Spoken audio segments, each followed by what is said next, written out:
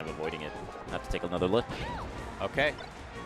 That was honestly pretty brave up air from Joshman right there. That's such a common position, I think, at lower to mid-level where a Peach is on platform, and the Fox is really, really shaky and hesitant to jump into that because you just eat a down smash for 50 damage. Ooh. Speaking of down smash, that one's sending off stage, but no real continuation on the edge guard here from Trif's end. And even that nair there was so nice. Just like pushing forward and being aggressive is kind of scary for Peach sometimes. Wow. Yeah, Josh is just all over it. Cross up on the wave dash through shield. Means Trif can't find shield grab right there. Even gets the jump there, too. And even just the delay after the shine, right? Like, a lot of times you'll do shine, jump, side B immediately. There was definitely, like, a big delay before the recovery option there from Joshman. Oh, God. Chillin'. I mean, chilling. Trif staying relatively grounded, but, I mean, oh. Staying alive for now, yeah. I mean, this is definitely a rough position to be in. Anytime the Peach goes into float could be rough, or just a strong back air will do it, too. That was a really nice edge guard, though, from Trif prior to the stock that just got taken. Josh looks locked in, man.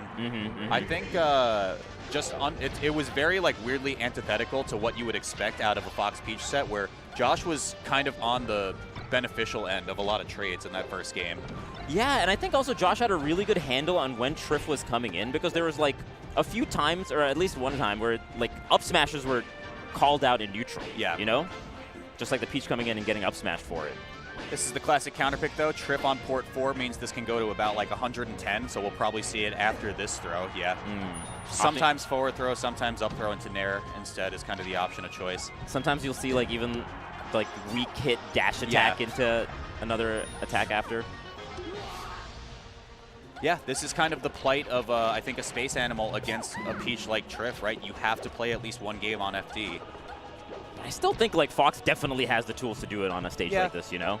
Like, aside from the chain grab, I think this is still a pretty strong stage. It's kind of similar to, like, old Icy's narrative, right? Where it's like, they kill you in 4 grabs, right? But if you can't get the grabs to begin with, then there's really not much of a discussion to be had. And it wasn't as though in the first game, Trif was landing a lot of grabs, right? Right.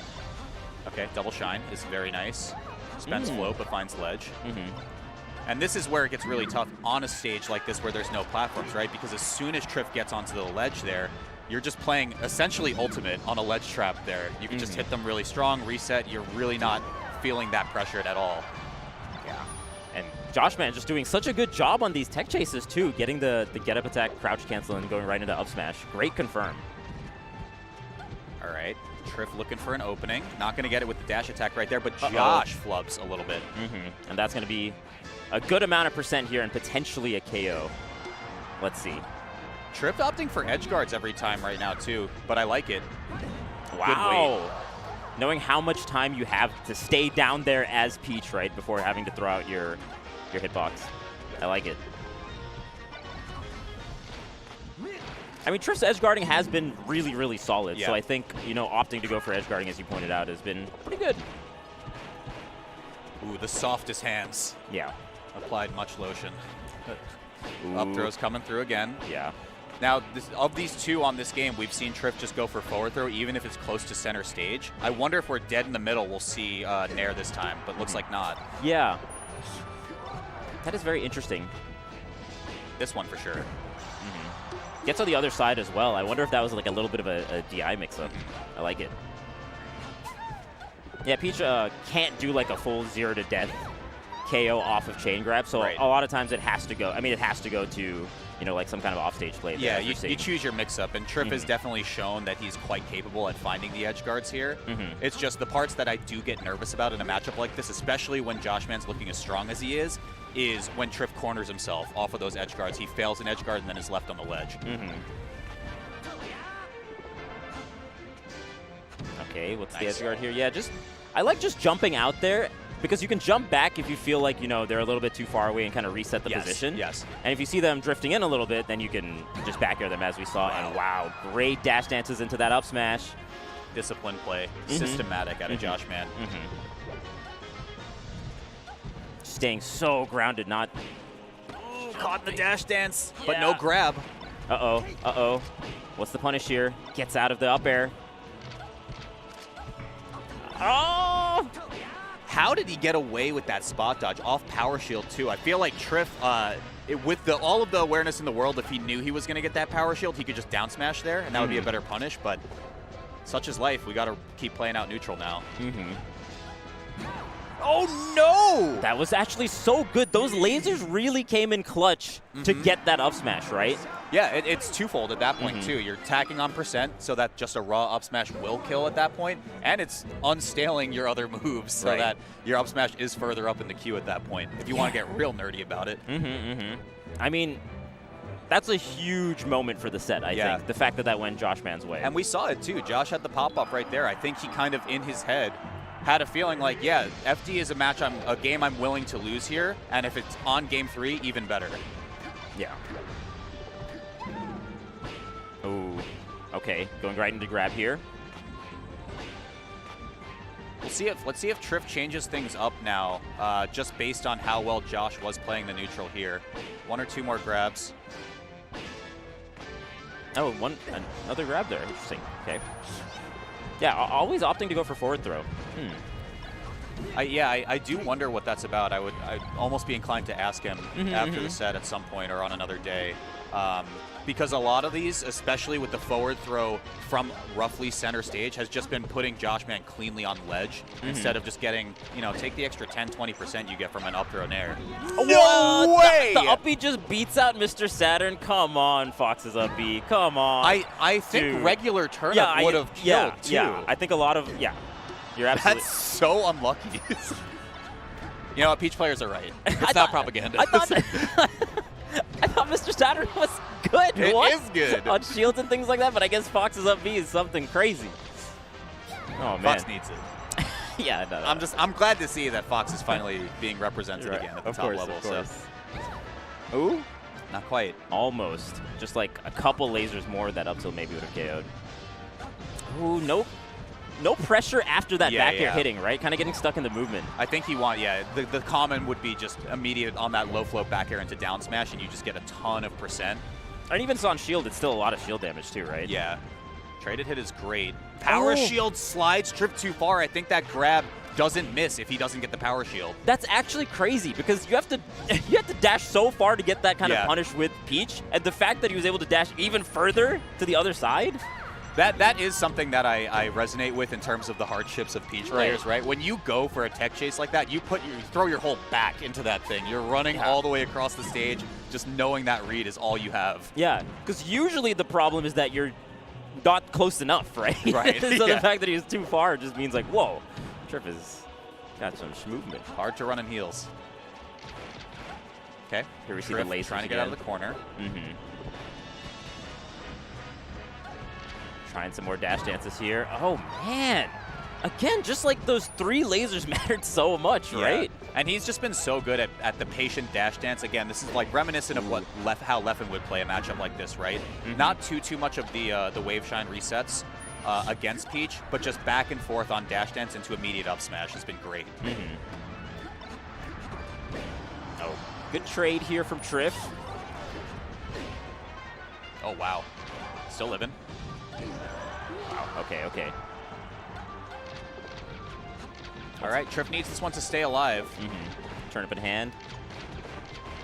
Yeah, Bish, I'm pretty sure every single set we've gotten has not gone past either a 2-0 or a 3-0. Yeah. So this is an opportunity to flip the script a little bit here. Yeah, but the margins have been small among the sets we've been watching, right? Yeah. Oh, man. Okay, not quite getting a full conversion there from Josh Man's in. Yeah, nice. That'll do it. Very nice. And again, I mean, this is kind of like, in my mind, I don't want to put words in Josh's mouth, but I think almost like a low expectation of winning the FD game on game 2. So to take it there and be on set point is huge for him. Yeah, now got 2 counter picks to play with in order to win the set. Yeah, but you can't count out Trif. Stadium is the location. Potentially Josh Man's moving into top 48 winner side with this game. But Trif is looking so good right off to the races. Yeah, what a start. Punishing the mistech super hard with that forward air. Gets the shield out in time so that the side B doesn't hit. Oh, drop! dude, That the was drop of the turnip was so nuts. nice. You can pressure as you're falling down. You put that turnip to have that pressure. Insane. I need a replay on that one after this set's over. Regardless of who wins, that was freaking crazy, man.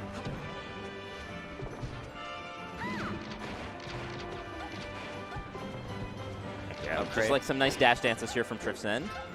Not biting even amongst the lasers that are coming out, but taking a few more lasers here would... I guess that's just actually percent. Yeah. Wow. I think Joshman knows the percents really well because he stopped lasering after he knew that this is like the up smash threshold, right? It was pretty crazy too, and also coupled with the fact that Trif went for early float there, so there was just zero opportunity for a CC there. Yeah. That was just wonderful by Joshman all around. Yeah, props for Joshman for knowing those percents. Oh, God. That's great. Platform actually supporting Trif right there to pick up that kill. Yeah, see, those are the up smashes I was talking about in the prior games. It just feels like Joshman has a good handle on Trif coming in and got a few of those up smashes. But right now, Trif looking real good. Josh scouting out a ton of landing options, though, from Trif. Hasn't amounted to too much. About a full stock lead still in favor of Trif. But now we're at, like, basically kill percent, like you had mentioned before. Yeah.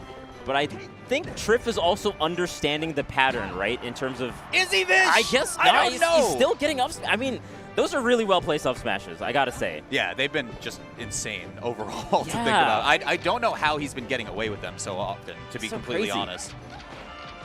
Because once you're at that percent, you kind of know that that's the option that Joshman is looking for, right? I think. Nice tech. Yeah. Again. Oh my God, Joshman with this crazy comeback right now. Yeah, really turning it around. Oh, that's actually so good. God. So many other Foxes either refresh or like jump back air there, right? Yeah. The fact that he went for up air, insane. Yeah, Josh is looking quite comfortable, and it honestly looks very unique to what other Foxes bring to the table in this matchup, right? Like, we haven't seen a lot of just wave shining Peach across the stage. We've just seen a ton of straight up neutral wins. Wow, even gets the jump out too, so high percent means Peach can't find a confirm off of up throw. Gets it off the back air instead. Last stock, Trif needs it. God, this is such a close game. Who's gonna get the first opening? That's so huge. The light push off. Trif can make this a game 5. It looks like he's gonna get it, and he does. Insane. One open up is all it took, Walt, for Trif to take that to the bank. Well, I'm glad we stayed on for this one. This is game 5. Potentially a reverse 3-0 for Trif? It's crazy. Like, for as much as Josh has had these like moments of brilliance, I really feel like Trif has brought this all the way back now, super hard. And this is potentially a reverse 3-0 for Trif also. Yeah, exactly. Oh my goodness. And it also felt like Joshman was making such a comeback even amidst that game. Yeah. Right? Because it was like 3 stocks to 2. Joshman took one clean. But man, going back to Stadium for game 5. We're running it right back. Joshman said it earlier in the day, this is probably one of his harder draws he could have asked for at this tournament, and it's for winner's side as well. Winner makes it into top 48. Patient dash dances here, but the dash attack's such a good option to kind of combat that dash dance, right? Because it goes a little bit more forward than you might be expecting sometimes. High angle doesn't get scouted out by Trif. We reset once more. Ooh. There's that up smash again. I think... Okay. That just covers the whole platform. I love it. Don't lose patience, Josh. Again, like some of that, oh no, a little bit of frustration. We lost our feed as well, so we don't know what's going on. But I think, the frustration is understandable, right? I think Josh is starting to not let Trif bring the action to him. All of that stock came off of the back of an approaching up air that that Trif rather blew him up for. Yeah. And also just like it takes a lot out of you mentally to know that someone is coming back on you over the course of like the set like that, right? That and to keep playing in the disciplined and kind of patient way that Joshman has been showing so far. Oh, that time, good mix up there from Trif, not going right into down smash. So each time he's doing a back air, it's something a little bit different. Again, those up smashes are so impressive. I can't believe he found that and picked up the kill as well. There's the average percent KO from Joshman's end is going to be like hovering around 90 to 100. It's actually like pretty insane. Which is low. Yeah. So low against this character. Okay. Aggressive dash attack. And again, Joshman really patient, just runs opposite side, doesn't want anything to do with a Peach on a platform. Oh, standing lasers. What's the punish? Oh, okay, not too big of a punish there. I love that Trif is actually... It feels like Trif is like turning around in shield. I don't know if this is on purpose, but it's catching like whenever Joshman is going to the other side of the shield, right? Yeah. And then getting a shield grab. That's happened a couple times now. Beautiful dash back from Joshman to not get picked up by the shield grab there. Trif is just falling slowly behind here. It's another stock for Joshman. Again, another low percent, 87 only. And Trif just slowly clawing his way back into this set, but Joshman says, nah, you're going to start running away with this one now. Yeah, and also Joshman looking out for the dash attack in particular, and that last neutral exchange, it looked like. Okay, there's the drills that we see so often right there. No shine back here, but bad position for the Peach. And it's over! Joshman takes it back. The reverse 3-0 will not be happening. And we see a little bit of a pop-off from him. I think it's well-deserved. Definitely. And oh man, Trif almost making such a huge comeback after going down 2-0. Man, what a set. I think he can breathe. It's a breath of fresh air for Joshman here. Like I said before, he had mentioned it earlier to me today. This was a tough matchup he was not really looking forward to, I think. Definitely one of the harder draws, and again, with how few Peaches there are in just this venue alone to warm up with, it can be hard to practice for a matchup like that. Definitely. Oh, man. What a set. Really back and forth, even amidst the games themselves, really back and forth. That last one, though, was probably the most decisive of the set, right? Yeah. I mean, the first two, that looked more like the first two games, because it looked like Josh was dominant game 1 and 2, especially game 1. Yeah. Just like taking like the first 2 stocks cleanly. Those up smashes again, I cannot, like I truly am still processing. This was the most insane thing ever, though. Peach needs buffs. Oh, man. I mean, honestly, that particular moment of the set mattered so much. Yeah. That one up smash read on game 2. Amazing stuff. I mean, both of these players, of course, top seeds for this tournament. Trif will be falling to the losers bracket there. Joshman qualifies for winner's side, top 48. Amazing right there, too. Crazy. Yeah, just really strong punishes here. Oh, my God. Power shield, yeah. Power shield grab. And I think this is one of the last ones, most likely. Right. But yeah, no, I still, again, you pointed it out really early in the set, but just Josh being able to find very unique up smashes in situations and positions where I think not a lot of other Foxes would even consider going for that is pretty impressive overall. And even that forward air, I want to point out, just the edge guarding, it looks like, okay, Peach is edge guarding with forward air, right? Like that's similar to the previous stocks where you saw that kind of forward air. That one was kind of more stationary, waiting for the Fox to come in. At the end of the FD game, he went out there a little bit more, you know, so it's definitely like not easy to pull off this kind of consistency that Trif was showing in the edge guarding. But man, yeah, Joshman really just ran away with it. Dang. Let's see. Were you right on this? Look at this total damage. Well, See, I guess we got like a 5 right? damage. Yeah, 5 game set. But yeah, around 100. Crazy stuff overall. I mean, yeah. I can't sing the praises of Joshman being very competent in that matchup enough. Trif, of course, very high-level player in his own right, but couldn't bring it all the way back in this one. Right. Man, and again, just the neutral wins are so close. 50-49 in a set going the distance to game 5. I mean, just a couple of interactions going the other way is really the margins that we're working with here, you know? Crazy. It's a wild time we live in, Vish. Yeah, see, 0 self-destructs. Everyone's good. Yeah. Everyone. Except me. No. Everyone is good. Everyone is good, Walt. I'm so upset because I'm pretty sure we're done, and I finally hear Mario that I can talk about and be like, wow, I can talk about this matchup so well and knowledge bomb so much stuff about how this character is terrible. Wow. But I'm pretty sure we're done. Yeah, I think that...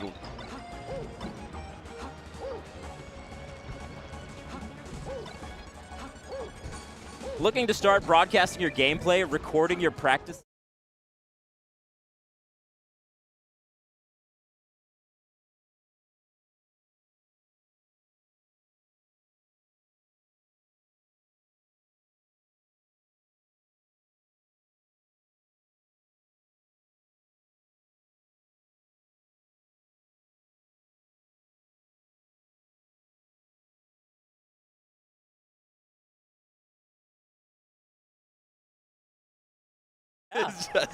I wonder why I did that. Yeah, there's no specific reason whatsoever. But that's going to do it for us, ladies and gents. Thank you so much for joining Vish and myself for this wonderful and exciting block of Melee. We got a ton more left in the day. I believe Zoo and Dark Genix will be joining us on this stream coming up next. But there is a lot more Melee left in the evening, and we hope you're here to join us for all of it. Thank you for joining. Watching Battle of BC5. Keep it locked right here. We'll be back after a short break.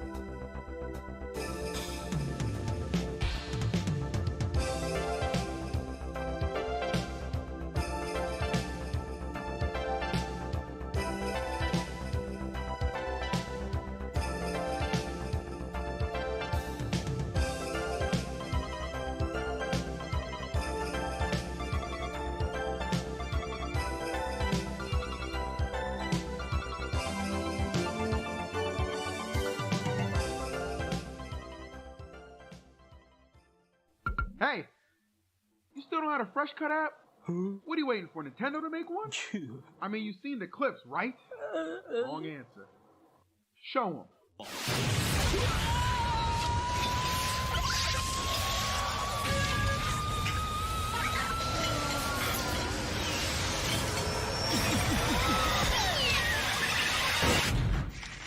You want to see more?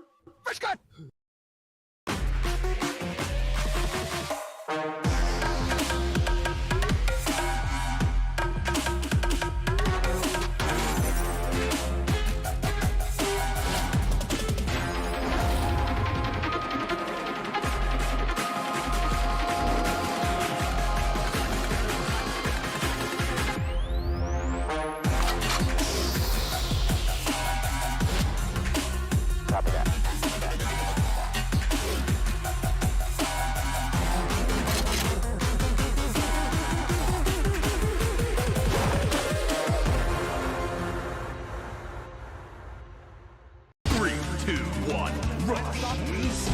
Rush cancel. Parry. Burst. Maybe if Axie's able to get a huge opener. Okay, gets the grab, platform tech chase. Parry beats the burst as well. Axie's in a great position here. Gets the hit, trying to follow up. It does get it! Axie popping off!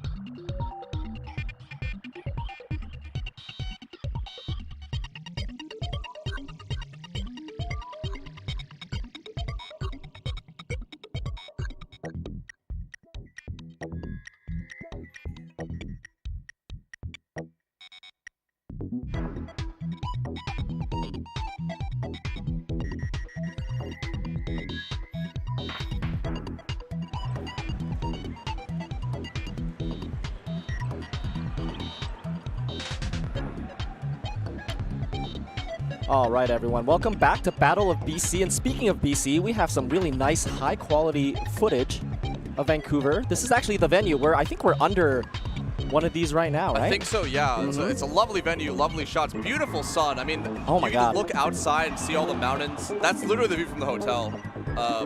I think I'm in the Pan Pacific, and it looks just like that outside. Open water, beautiful sunset. I mean, it's May right now, but like sunset was at like 9 p.m. and it was just gorgeous. Yeah. It's nice and warm. I think when I arrived, it was the sunset at like 10 or something like that. It's really late. Great views of the city. Man, I wish I could fly and have this view of the Canada Place / Canada or the Vancouver Convention Center, right? From the air, that would be cool. It is Zoo and Dark Gen X. What is going on, everyone? Hello, and I hope you're ready for some good quality melee singles action. We're at Wave D or Pool D. Is it Wave D? Is that what it's called? Yeah, Wave D. Yeah, Wave D. Wave D. So we got a bunch of top players in our pool. The return of Mango. That's going to be something that I know a lot of people are interested in looking forward to. Moki, who's been on a hot streak, super massive rise. Definitely a top 5 player right now by results. Ooh, that's a hot take, kind of. I don't know. He's been doing really well. Yeah, recently took a tournament off of AMSA, right? Which is crazy. 3rd at Genesis. Yeah, that's right. Taking a set off of Cody and winners. And Plop. That's right. Collision, a top 8 finish at Collision. I think he beat Hungrybox at Collision as well. I think he's top 5. He's a top 5 seed of the tournament. Ooh, you're convincing me. I don't know. I'm We're feeling gonna it. find out. Maybe this is Moki's tournament to win. Ooh, I don't know. We'll see. I kind of like J-Mook. J-Mook's stock's been hot too. I mean, you're talking about returns. Like, you know, J-Mook had a little bit of a break. Him, Mango, like you mentioned. It's good to see Leffen back as well. Yep. Right? Yeah, it feels like there's a little bit of a lull, but Battle of BC kind of just brought everyone back together yet again. I feel like Deer just, I don't know, like during the online era kind of was just constant with like the Gallon Gaming Opens and all of that stuff. It just feels like, I don't know, Battle of BC is just where it always happens. Yeah, there's always like such a great plethora of players at these events. From all over too. Max from the UK is here. Ingen, who did unfortunately drop the losers from BZ, due to BZ, pretty close 2-1 set. I don't know how Ingen's doing right now, but I would love to see him move on. I think he had a Game 3 versus Otest, the Toronto Fox player, but he moved on. So I believe we'll be seeing more of Ingen later today. Okay. That would be good because, yeah, I'm just a big fan, and also he's just, again, his story is like... Slippy Kid, not playing that long. Pretty unique style, I would say, as well. Plays White Marth. That's weird. I don't think we see a lot of white Marths recently, or in general. No, not at all. Terrible color. But I feel like, I don't know, it's kind of cool when he does it. I agree. Make your own way. Pave your own path. Yeah. For our first match, we have Hotwire versus Shif. Shif? Spelled with an I? C-H? C-H-I-F, I believe. And this is going to be Fox versus Dr. Mario. So, yeah. I don't think we see a lot of... I've never seen that color.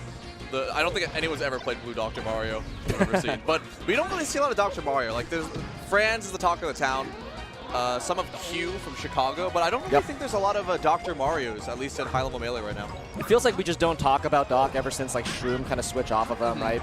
People kind of just wrote off the character, like especially after like the main Doc player kind of switched off for a different character. So, and I mean, right now, unfortunately, Shift lost the first stock super quick.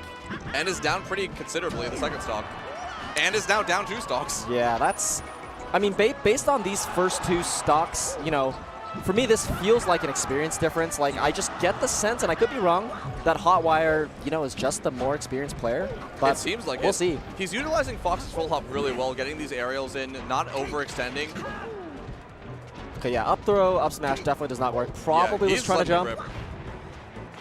Oh, I love the wave dash back there. Yeah, that was nice.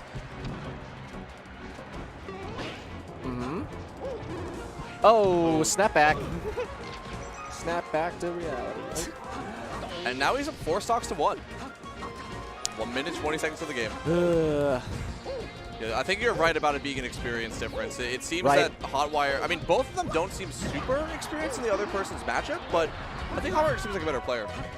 Yeah, I think that's basically kind of what I'm just getting at. Like, it doesn't feel like a very specific, like a matchup specific thing. To me, it just feels like he's just throwing out moves. Like he was doing a nair at the beginning of the stock, just trying to get him off stage, throwing out a forward smash, kind of hoping it would work, but not really linking anything together, just throwing out moves. And Hotwire is kind of doing something similar, but Fox's moves are better than Dr. Mario's.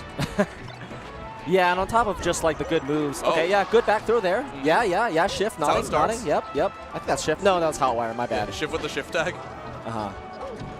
Based on the cameras. Yeah, lots of early up Bs from Shift as well. It's like worked out every time, though. It has, but you know, like... It's not going to work forever. Right. It's just like the thing that you really like should kind of do is kind of go for the ledge. Like even there, like maybe Shift could have waited a little bit longer to kind of force... Yeah, sweet spot or force Hotwire off of like the ledge. Like little things like that I feel like, you know, you just kind of see with... well, Melee's kind of a unique game where it's like the average player's been playing for like 10 years. Yeah. So like anything less than that is just like really obvious sometimes. Okay, well, knows to pick FD, so that's good. Interesting it wasn't banned. I think Hotwire could just be like not intimidated. I think maybe the read is that like Shift might not know the chain grab or might not be able to execute it. We'll see. But I don't think he's fast falling. Oh, you're saying like in general? Yeah. Yeah. Oh, man. Yeah, I'm seeing a lot of, like, you can see the wave dash backs on Hotwire. I think it just needs more experience. I also really like this that, I think in a lot of, like, lower and mid-level Fox play, they don't really respect the Mario brothers at the ledge. So when Mario does an up B or Dr. Mario does an up B, they get, like, caught all the time. And Hotwire has been respecting it and going away and going to center stage and just letting Shiv recover, and then attacking as he's going to center stage. Just like that a lot. Oh. Yeah, I wanna see one chain grab. I want to see a grab. I want to see a grab. That's true. I'm not sure if we're gonna see it, but yeah, that's kind of what I'm hoping for. Okay, yeah. Okay, so Shift is learning in real time. It's like watching an AI. Okay, down smash. Yeah, okay. Good. Ah, there's the hey. game. He's nodding his head. He's yeah. Like, yeah, you got me. You're not going to get follow off that. 140%. Ooh, yeah, that's tough. So no, I think there, like, maybe Shift could have gotten the DI away on the dash attack. Really, the only thing I think you could have done there, maybe SDI the up air, but... Okay, grabs the ledge. He's got these follow-ups on point. He actually caught the wave dash back with the pill. I don't think it was intended, but interesting how the interaction worked out. Ooh. Good CC. Still gets the pill anyway, though. Man, Yeah, Schiff, I'm very, very curious just like how much tournament experience he has. But like, you know, this is one of his first tournament experiences on the big stage, on stream, everything. It's tough up there, right? Yeah, it's definitely really hard, especially if there's like a crowd of people cheering behind you. I mean, the ultimate crowd on the left of the stage is going super crazy. Great cape. Hey. And I'm sure he's going to be happy with getting the tournament experience. Yeah, yeah. And 2 big capes too, honestly. It's like that's kind of one of Doc's signatures, and it's just like, I don't know, you got 2 of them on like what looks like a pretty good player in tournament. Yeah. Can't be upset. You can still do it. Oh, not anymore. No, not anymore. All right. But a good showing, nonetheless. And I was actually pretty impressed for a round 1 winners. Pretty impressed by Hotwire. He had a pretty solid game plan, was getting all of his conversions, not really overextending so much, and he looked like he was in control of his character. Definitely. I think, yeah, the tech skill was definitely there. We saw some like drill shine, up smash, follow-ups, some creativity with like down throw, jab, jab, up smash, you know, whatever, just having fun. A little bit of everything. I wonder what T1D means. I also like that fair. I don't think we pointed it out on the first game, but he got caped and then faired in reverse and edge guarded. I think this is the second cape. The second cape? Yeah, so that was nice from Schiff, like going all the way out to have the cape actually extend past the ledge. Exactly, exactly. We have the stats. 620 inputs per minute on Hotwire. Yeah, yeah. The L cancel rate of 83 to 9. Oh, 9. Ooh, that's tough. I think he's learning. Yeah, that's what it seems like. That's okay. And you know, I think that's something that in the Slippy era, a lot of people, it's good to know, like, no matter what the skill level of the player is, just go to your events and go to tournaments and show up. Because showing up is like half the battle. Yeah, definitely. Definitely. I think, like, I don't know, like, putting yourself out there in any form of competition is just, like, not a thing that most people do. Yeah. And, like, having experienced it myself and now that I'm, like, out of it, it's really hard. Even thinking back on just, like, doing it again potentially or just like seeing other people still struggle with it to this day, like it's a really, really difficult thing to do. So props to anyone who still continues to do it. Like I saw Blooded Object today competing. Like I think he's more old school than I am. He's been playing for like 18 years or something, 17 years? Yeah, that's so nutty. So nutty, right? When did you start? I started in 2016. Okay, so relatively recent, yeah. But like I'm saying, like the average player in Melee specifically is like 10 years experience. Yeah. That's crazy. It's even crazier thinking, we talked about Ingen earlier. He's been playing for like 2 or 3 years, and he's already, you know, being flown out to majors. So I'm told that our next set is a big one. We have 2 very well-known casters coming up. I'm going to say one name, you're going to say the other, right? Sure. I'll start with Toph. And I'll start with Dukes. Does anyone know Dukes? Anyone in the chat know who Dukes is? Apparently it's slime. Yeah. I don't know what Dukes means. I asked, I Googled it, checked Urban Dictionary. There's a bunch of options there. I don't know which meaning slime intended to have with that particular, you know, that word. I asked ChatGPT, doesn't really know either. There was a bunch of variety of responses to. One of them was a dog. One of them was just like a cool dude. One of them was a cigarettes. Some 18+ options. But yeah. A lot of mystery behind the name, but there's no mystery to the fact that Slime is the one playing right now, and that is the identity of the Mystery Dudes. Right. Loving the Slippy hat, loving the Sonic shirt. What's up, Toph? And loving Toph's smile. Big smile. Huh. Slime mesmerized by whatever is happening on the Ultimate side, because there's some crazy sets happening there. Yeah. If you're looking for Ultimate action, definitely check it out on BTS's other channels. So, oh man, hold on. I need to look up something just to make sure I get the right name, but I actually commentated Slime. Oh, whoa. They're going crazy over there.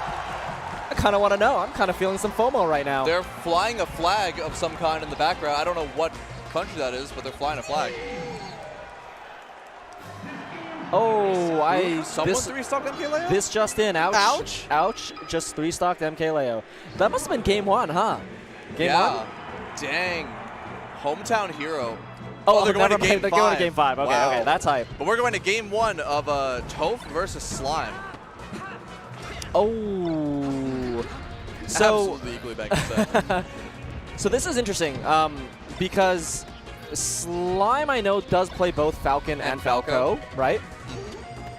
And I think it's kind of interesting that he's going Falcon in this particular matchup. Like, I commentated Slime last year at Battle of BC, and he beat a good Falco, and I'm blanking on... It was Graves. Thank you so much. I was trying to look that up. But, so Toph actually has God's only son in his pool, potentially. A Falcon. Another Falcon, and I've been playing a good amount of Falcon versus Fox with Toph. And I think Toph is pretty good at this matchup. Like, this might be one of his best matchups overall. Is there anything you think that he does that's really good versus Falcon that we might see in the set? Yeah, I think Toph, well, one, his pressure in general is good. He hits all of his edge guards. He's really good between stocks. Like, he grabs ledge, refreshes, ledge dashes, whatever. I think the way that he has, like, his aerial drift is really good. Like, he'll do these kind of, like, drifting back airs, and it just kind of cuts off a bunch of space. Strong back airs as well. He's just, I don't know, he's just overall very solid in this matchup as far as I can tell. So I mean, it looks like it right now. He's up 4 stocks to 2. It seems like it's been very hard for Slime to get a strong opening on him. Toph's been getting in and out of Falcon's grab range, and he's been recovering really well too. Like, there was the last stock, he did a quick stall and then side B sweet spot of the ledge. Right. Yeah, his recovery as well, definitely very good. I think he really understands, like, what Falcon can and cannot threaten, and I think Falcon is dead. So is Toph. So is Toph, but you know, I don't know if that was a good trade for Slime, because he's down. He can't really afford to lose his stock like that. So okay, well that's good, but I think Toph is fine. Yeah. And it seems like Slime's gonna die off that. That was a great down smash on Toph's part. Great awareness and knowing that it'll cover past the ledge. It really is, and like that specific situation, I actually played with Toph a bunch, and it's like, yeah, he actually is totally fine to take the hit and recover back just like we saw and convert into like the kill, like from his end. So like we just saw. Yeah, it was. So I'm just curious. Okay, so Slime opting. Yeah. Oh, that shocked that hit, but who gets back to ledge? Yeah. That could have been huge. I think Slime. Well, I don't know. I think he was surprised that that knee was a strong knee too. Yeah, I mean, I definitely was. I was not expecting to hit, but yeah. I mean, this is just. Oh, this is a best of 5. Okay, so if Slime does happen to lose this game, or if he wins, I'm curious if he does choose to go Falco. We'll see. Oh, yeah, just the best of 3. Never mind, everyone. Apologies. Yeah, it makes sense because they are playing fairly early on in pools. Oh, very nice up air. A great angle on Toph's part to make it back to ledge. Right. Just making that read that Slime was going to do a ledge hop aerial, which is exactly what Slime did. So, yeah, good stuff on Toph so far. Amazing conversion. Ultimate crowd is getting very, very rowdy right now. I mean, ouch, MK Leo. Game 5. So. But we have Toph versus Slime, game 2. Which the crowd is very much cheering for right now. Oh, well, MK Leo won. MK Leo did win. Game 5. You can hear it in the crowd too. I think if if Ouch won, I wouldn't be able to hear you right now. Yeah. Anyway. Oh. Another thing is Toph's up tilt. Okay, well, I mean, doesn't really matter. I'm not even sure if we're going to be seeing a lot of the stuff we talked about. The sets are quick, and it's just you have to adapt super fast. So let's see if Slime... Okay, what's he got? What's he got? All right. Goes for the raw read. Hey, I mean, that's kind of what I saw as well, honestly. You got to have to go for it. Especially at the edge, you get so much. All right, gets another grab. Okay, here we go. Oh, a little bit late there, but keeps it going. Yep. Catch the shine and wake up shine. Yeah. Slime jumps the wrong way, gets a forward smash. Big smile from Slime. Good stuff. All right. This is how it starts. Oh, yeah, good. Oh, good air dodge. Just dodging everything. Oh, my God. Oh, great going to ledge, but it might not be enough. He's that's going to be it. Yeah, good have special Toph's part to seal it. And great warm-up for God's Only Son. Yeah, definitely. I think, like, yeah, that was just really solid stuff from Toph overall. Again, I just feel like he's just very well-rounded in that matchup. There's, like, no category of, like, important thing that you have to do in that matchup that Toph does not really excel at. I think, you know, like, especially relative to his other matchups. So I think that's a really tough draw from Slime. Like, yeah, it's funny, like, 2 commentators, whatever, playing each other, but, like, in terms of the matchup, that's a tough one for Slime. Especially when Toph has been warming up specifically for Falcon recently. Right. and with my Falcon, Oh yeah, absolutely. which is, I mean, actually just not that good, but you know, It got the job done. play Check some the Falcons. stats. All right, stats. Yeah, it's been interesting. Yeah, what are you seeing here? A lot of self-destructs and Toph up in everything, including inputs per minute, actually. Everything.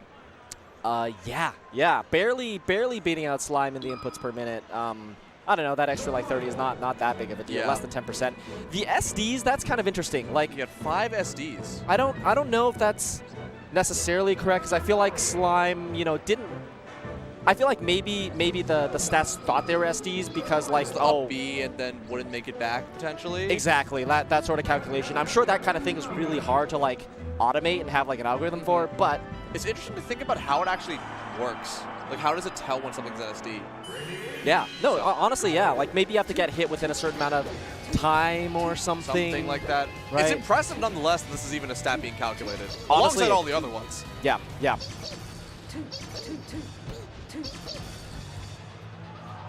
Okay. So, Steez. oh, I'm sorry. Steez. Okay, so I think this might be Steez from. I watched Steez versus Big Kid at Battle of BC 2. And he was a Pikachu. I mean, he's still a Pikachu player, as seemingly it seems.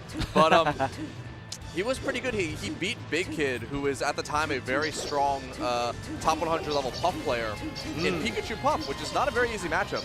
True. And I also remember him because he had the same tag as a Tri-State player named Steez, and then I guess eventually he changed his tag from Steez to Steez Nut. Well, wait, so it's Steez Nut versus Nut?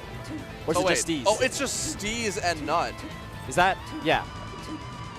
Okay, it's Steez Steez and and okay, Nut. never Okay, mind. yep, I'm yep. completely wrong. This is Steez, the Pikachu player then, Yes. from Canada. Yes. So I had the exact same thought process, and then I saw that Nut was there. I'm like, oh, that, you know, we must have misheard. Yeah. So Steez versus Nut. I actually played Steez a good amount yesterday.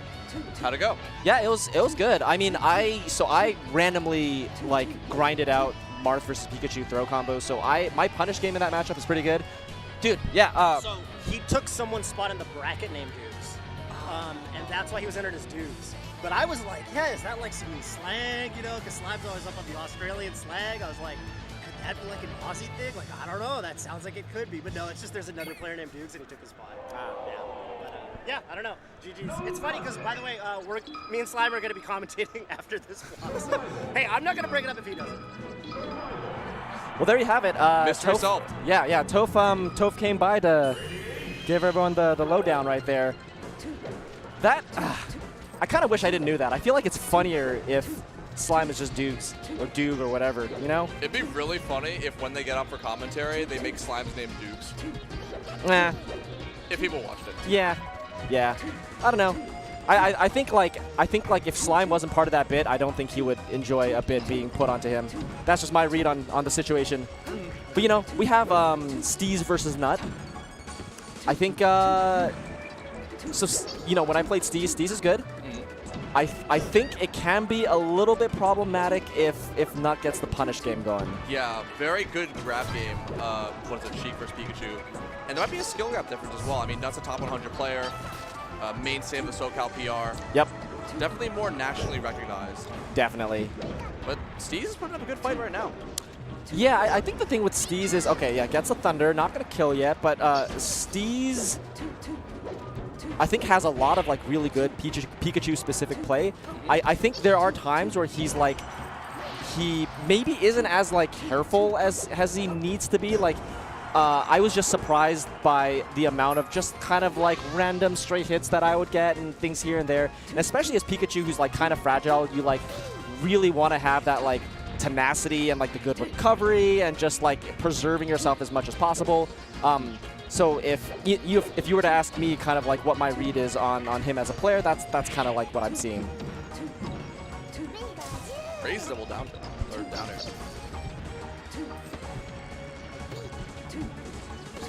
Waiting on the ledge. Mm-hmm. And Nut's ready to react whenever Steez is getting up. It's a really crispy platform movement. Like, is able to catch Steez trying to get to center stage. He's caught him like 3 times doing it. Yeah, I mean, Sheik on the platform is just so good. And even on the platform, it's like you're still making that wall by threatening that shield drop aerial, which is exactly what took the stock. So, okay. Oh, I actually can't believe Steez is still continuing this. Oh my gosh. Okay. Almost continued there. Oh, great needles. That needle actually just took the stock, really. Killed him. Pushed Steez really far low. And he Steez wasn't missed the able up to B. Yeah, even if he was able to up B, he would have made it back, I don't think. That's actually very possible. Oh. Yeah, It seemed so close for most of the game, and then in the last, like, 30 seconds, just crumbled. that's, you know, that was kind of my experience sometimes in, like, certain games where it's like if certain things didn't go his way, there would be, like, little things here and there that would snowball, and I feel like that's kind of what we saw in game one. Snowballed there, yeah. Right? And especially someone like Nut, it's just like he's not going to give, like, stuff for free. But if you are on the flip side, you know, that's basically the explanation for that stock differential. So for most players, I would just recommend, like, yeah, just raise your floor. Just don't give freebies. But also harder said than done, obviously. And also be ready to, if your opponent gives you a freebie, take it as far as you can. Oh, yeah. Laugh in their face. Make them feel bad for it. Take every advantage. Needle them off stage. I love the crowd shot. Yeah, so many people here. Oh, Yoshi's story. Okay. Interesting pick. You know, I don't know enough to really say whether this is, you know, good or bad. I think one advantage is that low ceiling. So maybe The like up smash can kill earlier. Exactly.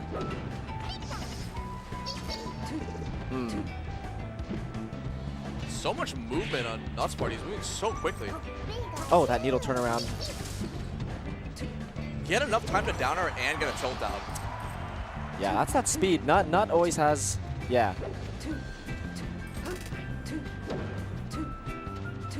I love the patience on Nuts part as well. Not always like holding forward. Great power shield. Oh, yeah, gets the grab there. Gonna get some damage here. I think forward tilt. Yeah, that's gonna be it. Oh, a big reversal on Steez's part. Okay, grab ledge. Yes. Oh, Oh, gets messed up by Randall. Man, the Melee Gods really do not want Steez to win today. This is... 2023 is the year of the Sheiks. They will make sure of it. Okay, and is that going to be it? No. Not quite yet. That's going to be it. Okay, yeah. Yeah, Nut's still with kind of like a very comfortable but commanding lead, right? And now it is on the onus of Steez to get something started, but a little bit hard when Nut's getting all these openings. Yeah, and very generous of Nut here to not chain grab. Would this be a stock? I'm hoping it is. Okay, Yeah. for Steez's sake. Oh, love that little movement there. 69%. Blue Pika. Not for long, though. Yeah, not for long. It never lasts for that long. I love the roll to center stage there, just knowing that Steez is going to attack directly where Sheik is standing. Oh. Oh? Man, that little wait from Nut was so scary. The backer covered the whole platform, too. Oh? That's tough. Yeah, it's so hard to get in this Pikachu, especially versus all of Sheik's tilts. Yeah, her down tilt in particular is just so annoying to deal with, especially if you're like a floaty. Oh, the grab range. Yeah, poor Pikachu. Yeah, man. Yeah, the down tilt again, like you said. Yep. It's like, that's just one of the many reasons why this matchup is just so tough for Pikachu. Like, you know, unless this is like, oh, like, okay, well, that was interesting. Unless, like, Sheik Pika is, like, for whatever reason, one of your best matchups, and gets the grab, any follow-up? No, unfortunately. And reverse grab there, and doesn't get a follow-up there. Okay. Up air. Okay, a little bit of sharking here, but yeah, Nut gets back, and yeah, very patiently. Oh, he actually lives. Randall take it away. All right. That's going to be it. Another down tilt, up air. Yeah, you know, they're talking about it, but I can tell that was pretty tough for Steez, right? A double 3-stock from Nut. He looks happy about it. Steez? Oh, or definitely not Steez. Not Steez. Nut looks like he's on the top of the world right now. Smiling, laughing, ready for his next set. Yeah, that guy's hella chill. Stelios handing him a controller case. Mm-hmm. I love the camera work here. Yeah, this is like some reality TV stuff, right? It's like following Nut. Yeah, Steez let's had see. more neutral wins. Steez had. I mean, yeah, I think that makes sense. Even if the set was like closer, I would expect Pikachu to have more neutral wins, right? Yeah. It's just the punish game it's like so much harder for Very Pikachu. lopsided on Sheik's favor. And Pikachu getting like a run in Nair, that's a neutral win. Yeah, exactly, Yeah. right? Whereas Sheik getting a grab and then dealing 70 off of it is one neutral win. So. Yeah, it kind of makes sense. So in that situation, or in that case, it's just like, okay, well, if Nut had 8 neutral wins, Steez should have like 40 if he's trying to win the set. I mean, maybe, yeah. I don't know about that much, but I was going to say, like, with 8 neutral wins, Nut took... Wait, hold on. With set 8 recap. neutral wins, he wait. did 338%. That's interesting because Nut took 8 stocks. He has 8 neutral wins. Does that mean that Every that time can't? he won neutral, he took a stock? I don't think so. I That don't doesn't seem know. quite right. So maybe my understanding of a neutral win is a little bit different. But I mean, it did feel like Nut, for the most part, did have really good openings per kill. That's that's undeniable. I don't think it was one good. Also, because Steez did SD that one stock. That's true. Okay, so maybe not 8 full stocks. So, you know, maybe it's right. Either way, Nut was playing well. Yeah, Nut looked fine. Oh, Nut we have looked fine a to big me. match coming up next to what I'm seeing. That's Prof and Lowercase Hero, I think. Who is? Okay. Lowercase Hero with Amrak. Yeah. Amrak, okay. Amrak. With the... I thought it was Prof from the hoodie and beard. Yeah. You can, if you see over there, that's Prof wearing a black hoodie with a similar beard. That's true. A little bit shorter. Yeah, a little bit shorter, I would say, overall. Yeah. But, you know, similar. Similar builds. So Lowercase Hero, #1 in Wisconsin, has been putting up pretty good results all year. Yeah. He beat Typhoon at Bemi, beat Ben 3-0 at Wisdom Melee. Yeah, that's good. He beat Fat Goku 2-1 for 129th at Genesis. So he's doing pretty well, looking like a contender to be on the low end of top 100 at the very least. Yeah, recent win on Unshore as well. Typhoon, like you mentioned. Zeo at Genesis. Zeo, yeah, that's big. Oh, lost a stone. Okay, Yeah, interesting. he lost his stone at Genesis and made it all the way back, beating Fat Goku and losers before losing to Khalid Game 5 for 65th, I believe. Yeah, that does look right. Yeah, and Amrak. I mean, let's see. Fox player from PNW, I think from BC. That's my impression as well. And he enters a lot of netplay events. A lot. He enters, like, I've seen him enter like every TMT, every, what's the word? Spudfest he enters a lot. It's that's the old tournament Dusky used to run. So he's very active. Man, I love this. Downtown Melee #5. The one with Josh, man. That's hilarious. That's such a funny Losing to Polo in Losers Finals 2-3, which I'm guessing Josh, man, probably just won. I would assume so. Right. It's the one with Josh. I love the other name of this tournament, the Truth Lest We Forget, featuring Amsa. At 11, they seem to name their events after the players. I like when they do that. Yeah. Do you remember the Boss Rush series in AZ? Oh, kind of. They would have a regional. They had a regional. And they would fly out a player. That's and right. Theme it. Boss That's Rush right. Rishi. Boss Rush, like SFAT, etc. It's basically what this is. You know? I think it's cool. Okay. Going right into it. So Dreamland Fox Ditto. Yeah, is that normal? Do you strike the Dreamland when you do Fox Ditto as much? Normally it's Battlefield, but also I'm like a tri-state player, so true. people just start Battlefield always. But I don't think there's a problem with going Dreamland. You have a lot of space. You kind of feel how your opponent tries to get openings in neutral and take center stage. Dude, right there, well, hold on. Let me just make sure. Okay, so 306 is Amrak. Yeah, that makes sense based on the area code. Okay. Ooh, catches the jump with that back here. Would you say that if Amrak is Amrak the underdog? Yes. Right? That's kind of how I'm feeling as well. He's seated lower. Lowercase Hero has more top 100 wins this year, so I would say Amrak is the underdog here. Well, it's only been one stock. Yeah, it's dead even, but one stock is not that much. Yeah, especially in a matchup like Fox Dittos. Exactly. So we have lots of time to see what happens here. Oh, okay, no follow-up there. Well, this could be a big stock. Huh, interesting. I thought it was going to jump from Legend Shine. thought that's what he was setting up for. Oh, yeah. The Armada, kind of. I feel like he was the first person to really start doing that. Oh, okay, not like that. That's one way to take back center stage.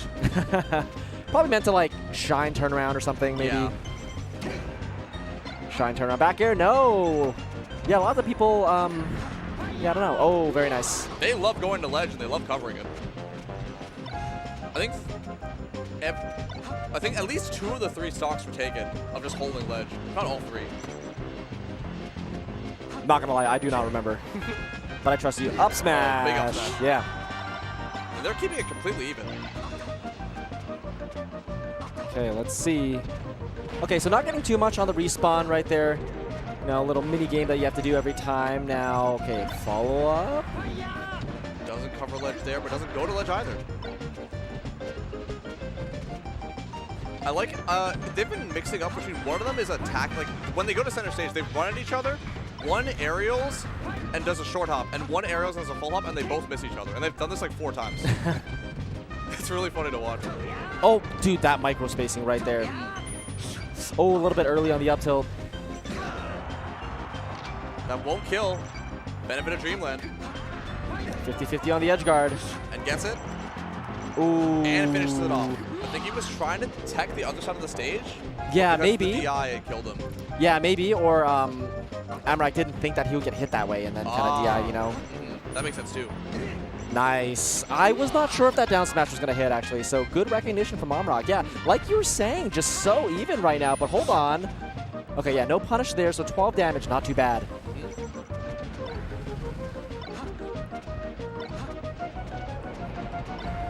Oh my god. Big knockdown. Okay, this is where it starts. Oh, but Texan gets knocked off stage. Oh, that dash attack. I like the idea, but risky. Yeah, big reversal here. It's going to be more damage. Catches them off the air dodge. Ledge? Yeah, you have to go there, ledge. I think he didn't want to risk it, and it might not work out in his favor because of that. Okay. Just maintaining center stage. The softest nair, and that's probably going to seal it. Oh, he's not making it back from that. And Lowercase Hero barely edges out that first game. You know what's crazy? That entire thing happened because Amrak went for a dash attack on the up B towards the ledge. And then because it didn't hit, Lowercase Hero had enough time to counterattack, and that whole sequence started because of that. And then Lowercase Hero just never, like, let Amrak go. Like, yeah, I don't know. Take every hit as far as you can. Seriously. Yeah, that one decision really led to the outcome of that match. So, good stuff to Lowercase Hero. He's been in this situation so many times, so kept his composure, and he kind of need to do that. That's a big opening. Yeah. Okay, what's gonna get? No. Oh, good nair there. Back air, yeah. I feel like that was a trade that both players were okay with. It's like Lowercase Hero went up, took the hit, and it's just like, okay, well, I'm going to recover again. And then like Amrak's like, okay, I got a hit. Not too bad. Better than nothing. You're just getting to the magic percent where you can set off stage. Oh, a little bit early there. A great tech on Lowercase Hero's part also not get hit off that. Definitely. Nice. So, you know, right there, Lowercase Hero did like a full hop, I think maybe to bait Amrak into thinking like, oh, I'm going to grab the ledge, right? I'm not sure, because some people actually look at their opponent and see what they do before they like make their up B recovery decision, right? So, you know, just something to point out there in case like they were actually playing that mix-up.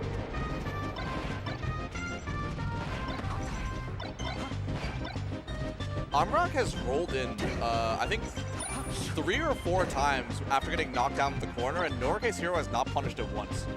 So I'm kind of curious to see if he's going to start picking up on that option. He did it again there.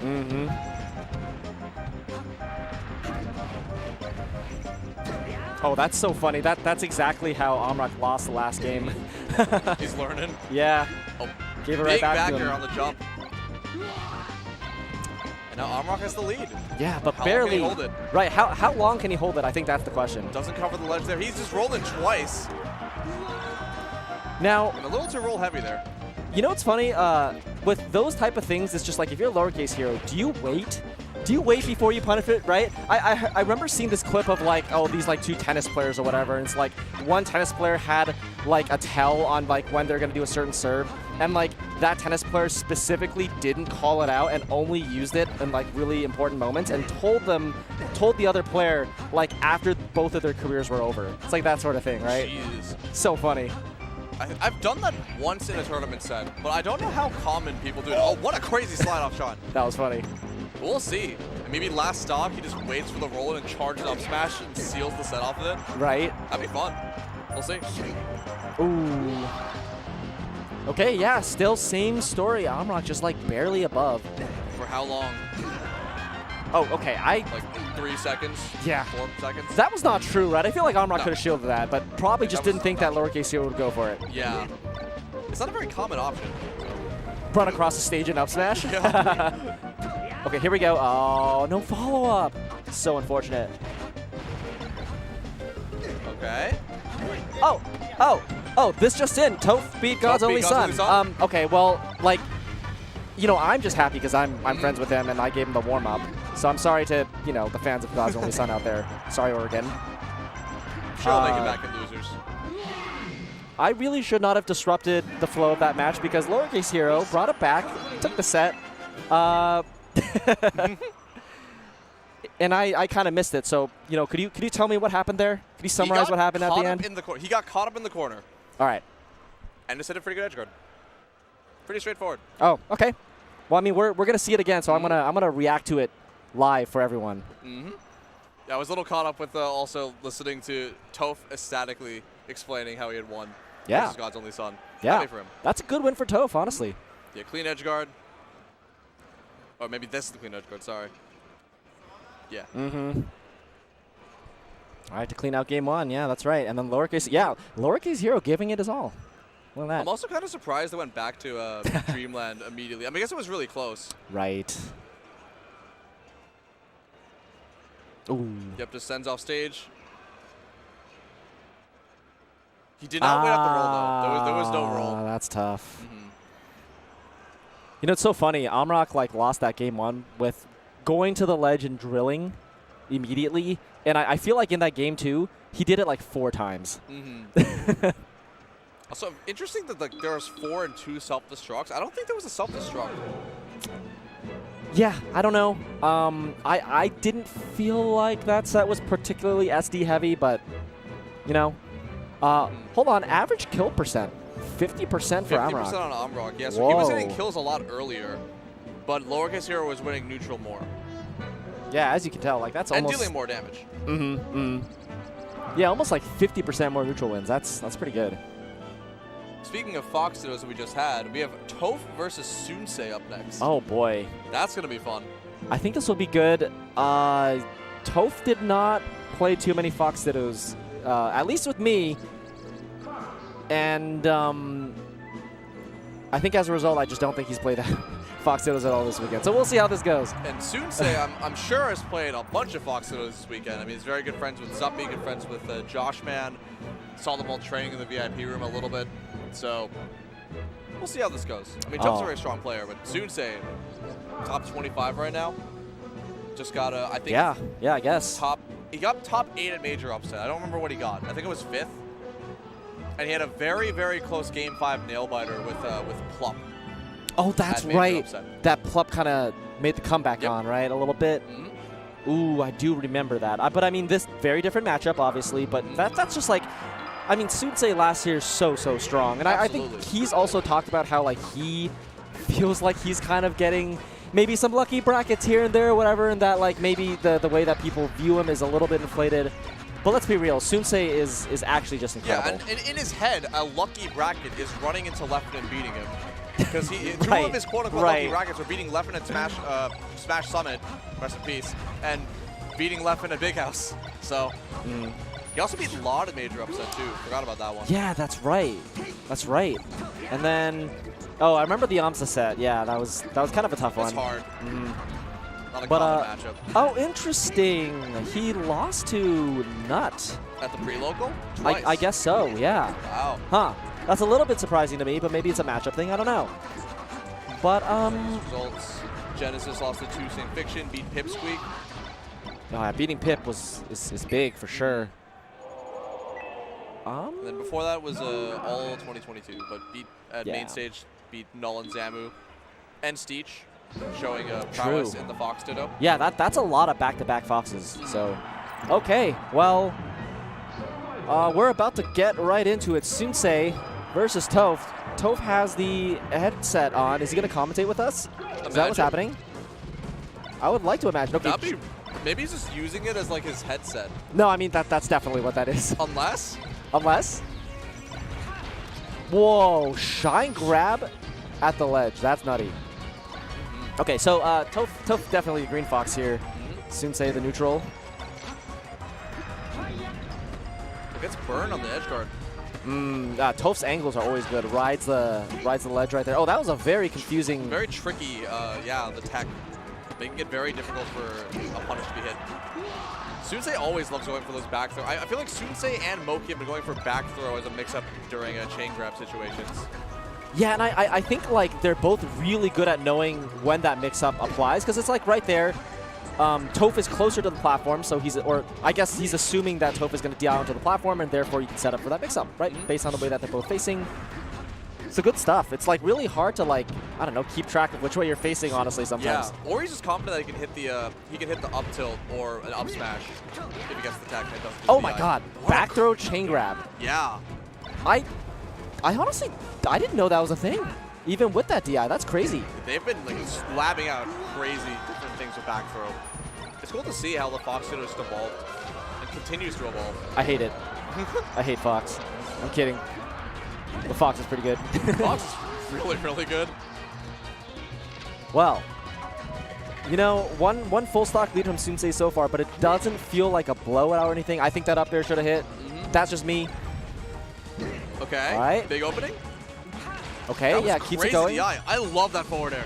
Oh, and the reversal. No. Wow. So smart on Sensei's part and so devastating for Toph. That's just tough because I think Toph had the right idea, and like, I feel like he was right to be confident there as well. But yeah, Sensei just smelled that one out. So there's definitely a big difference between the punish that they get off of a grab. Like Sensei is running away with so much more off of these grabs, and it's making the biggest difference in the set, I think. Yeah, that definitely could be the case. Then I like the idea there from Toph, but moonwalk, little style. So I think like two big interactions was that one obvious reversal with you know, Toph trying to edge guard and then him losing the stock, and then like there's another one just there, but I feel like with both situations it just feels like Toph might be, I mean, and granted he knows that Sensei, great player, great defense, so it's like maybe he's thinking layers ahead, but it just seemed like if Toph went for the straightforward option, wouldn't necessarily have needed to take those risks and like kind of lose as a result, right? Makes sense. That was almost massive. That was massive, actually. That was tough. Ah, man. Okay, let's see. Big opening? Just barely off every time. Doesn't get the back to the regrab this time, and now it's Sensei off stage. Yeah, went for the read there. Don't blame him for. Goes for it again, and Sensei just going to stage every time. These tech chases. Jesus. So what, was that pivot? Pivot power shield? On the get-up attack? That was crazy. So precise. Oh yeah, Toph's recoveries, gotta say. Just rolls past. And Sensei still lives.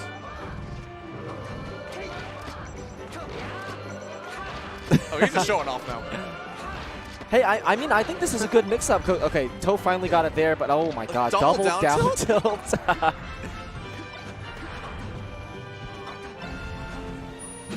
Oh. Wow. This was looking like so close before. Now we're on the verge of a four-stop. Not quite yet.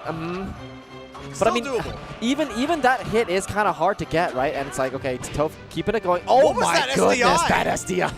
Oh my god! Like a machine. Oh no. Okay. Okay, I love yeah. the reset there.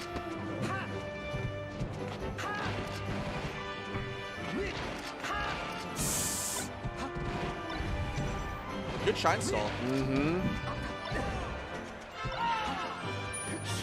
Oh, I really like that read from Sensei, honestly. I like that read, but Toph actually decided to go on stage. I don't think either player has actually opted for ledge yet. No, not yet, but...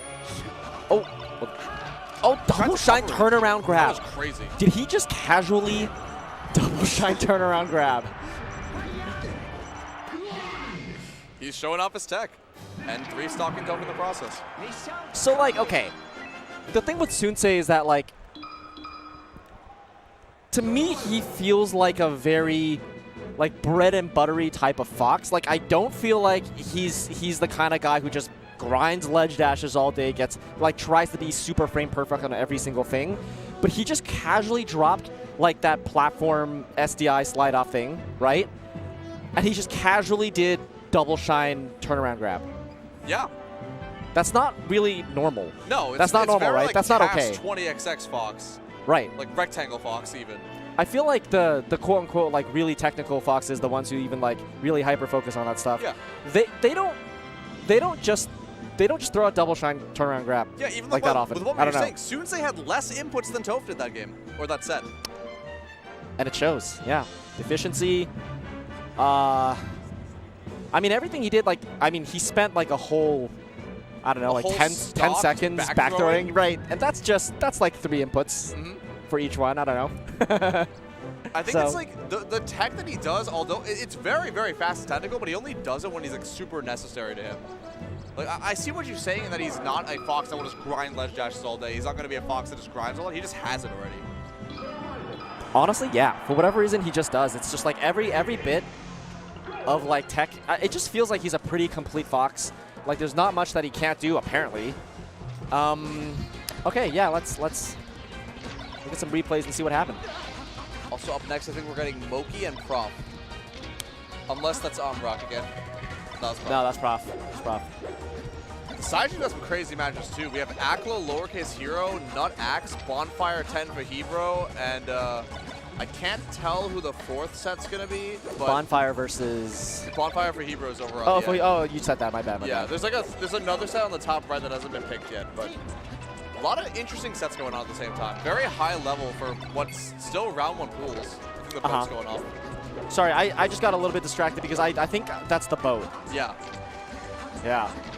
I guess this is the dock for like Alaska cruise or something like that. I know there's a cruise later on Sunday for the Battle of BC attendees. So. Sorry, there it is. There it was. The double shine. Double shine turnaround grab, and also after that, Sensei did a shine land on the platform. Now I don't know if that was intentional, because I mean, okay. Okay, yeah, this just in. I mean, we've seen it in the previous pools as well, but this is a best of 5 top 48 qualifiers match. So, yeah, the stakes are on. So, we talked about Moki a little bit earlier. The stakes are very high for him. I mean, he wants to cement himself as high as possible on the rankings, go for #1. Had a phenomenal year so far, having great performances at Collision, great performances at the come-up, winning the come-up nonetheless, and a great performance at Genesis, getting 3rd. And Prof is also a player he's been around the block for a while.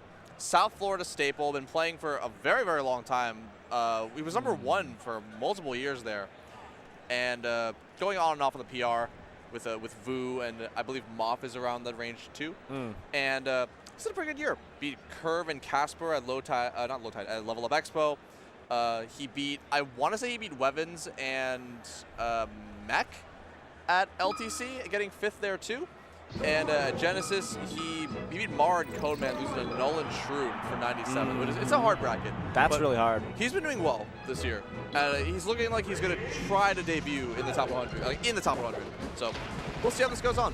Plays both Marth and Sheik, and has a Mewtwo too. Oh, I do remember the Mewtwo. I would be shocked if we saw the Mewtwo, right? Imagine. There's no way he goes Mewtwo. And given Moki's prowess versus Sheik, it's no surprise that Prof is opted to use Marth this set. But Moki with a fiery start right now, already taking the first stock. Yeah, that's right. You know, I don't know how Moki does against Marths overall. I feel like he's like pretty good at the match. Does Moki really have a weak matchup other than like Ice Climbers? Yeah, Ice Climbers, maybe Peach like a while ago. I don't know if that's still the case right now, but He beat I think he beat Laud. I think he's fine. Yeah. Oh. So is Prof. Yeah, man. Yeah, Moki does not have a weak matchup, I don't think. I mean, he plays Zane all the time. This used to be one of his weaker matchups. Yeah, but if you play Zane enough like that, you're going to learn a thing or two. Oh, yeah, absolutely. I mean, this last set with Zane was a game 5, if I'm not mistaken. That's, yeah. I do feel like Moki typically does, well, okay. Ooh, good DI from Moki, though. Get out the up airs, but I think Prof could have extended it, maybe. Oh, interesting. I kind of like that idea from Prof, like grabbing the ledge and maybe going to up air the side B.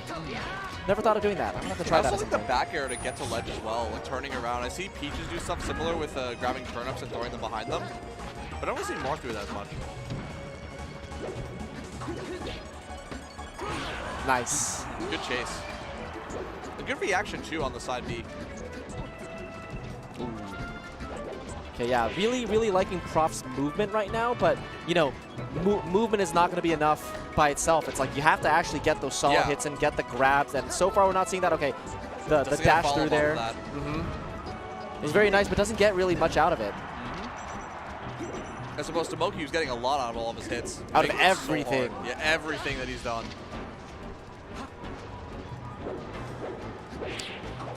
That's... Yeah, Prof gets a stray hit here or there, and then Moki gets his hit and takes it really far.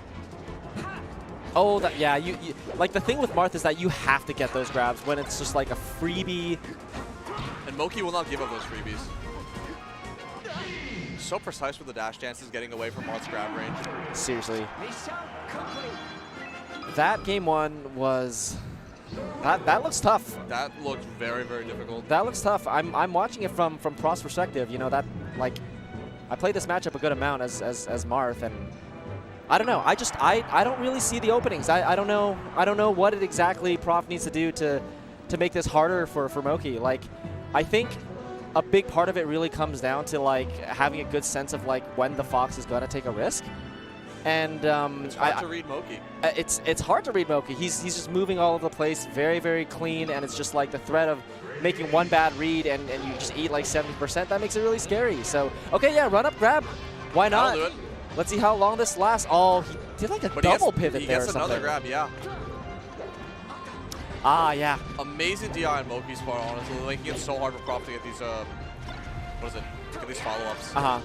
I think, yeah, I mean, I think right there that was kind of on Prof because it's just, Moki just DI'd away and Prof just didn't realize that the up tilt wouldn't actually reach at that percent. You can just run up JC grab there, so it's, you know. Oh, I like this, I like this, I like this. Go out for the back here. Okay, this is fine. Wow. Oh, accidental roll, probably meant to wave dash. Just trying to dash attack his way in. Oh. Waits out the stall on Prof's part. The double bait, yeah. And now Moki will emerge on top of the stock. Okay. Wow, yeah, nice SDI from Prof. I think Prof has gotten out of every single up air pretty much. Yeah, every single one. Every single one. I think he got out of one in game 1 as well. Now, Big Prof reversal? has to hit this. Yes. Yeah. That's the don't test me. Oh, love that dash through. Okay, no grab there, unfortunately. That's going to be the stock for sure. Rinse and repeat edge guard right here.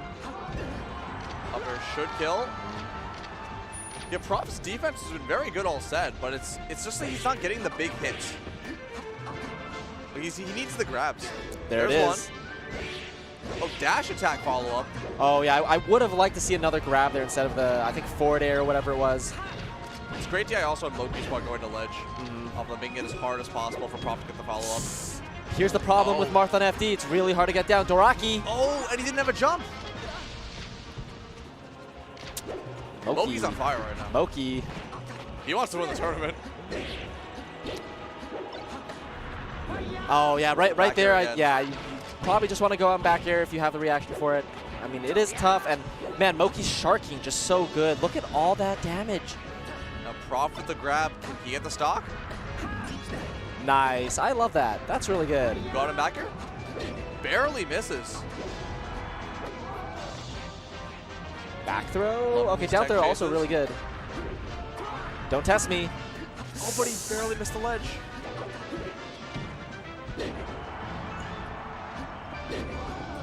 Oh, Oh, whoa. kinda got tripped up on his own movement.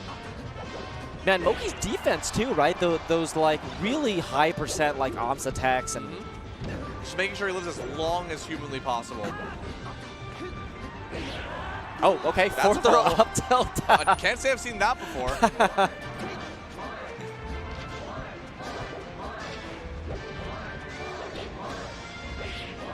Oh yeah, okay. Packing up some damage with those down tilts. Yeah, gotta get the grab there. Big Let's grab. see. Okay. Whoa! Oh, that was so clean.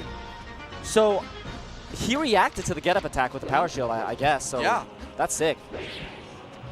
Oh, good DI there on the jab, DI'd away. Otherwise, an up smash was coming. Doesn't get it that time though. Gets Amazing nared. DI on Prof's part to survive. Goes to ledge. Moki doesn't cover it. He's trying to get a back air. He's in Fox back air mode, but I think that's gonna be up air. Yeah. yeah. But honestly, like Prof was fighting his way back. That really good stock, the second to last stock with that very nice sequence, ending with the down air. He's got some life in him. I think he can do this. I think so. I think so. It's tough because it's just like you spend the entire game like just trying to figure out neutral at all. So it's like when you get the punish, it's like you're just not completely ready. But you know, there was that one sequence. It's just I think from Prof we have to see that every single stock, every single grab. Like right? we know he can do it. It's just will he do it and can he do it? Yeah, is he ready to do it? Yeah. Really, right? Like I think in the second or first stock we pointed it out, he went for up throw, Moki DI'd full away. And then went for the up tilt and just up tilt. Like that percentage just doesn't work. It's just you have to be ready for all those things. So I think we're gonna go back to FD here, of course.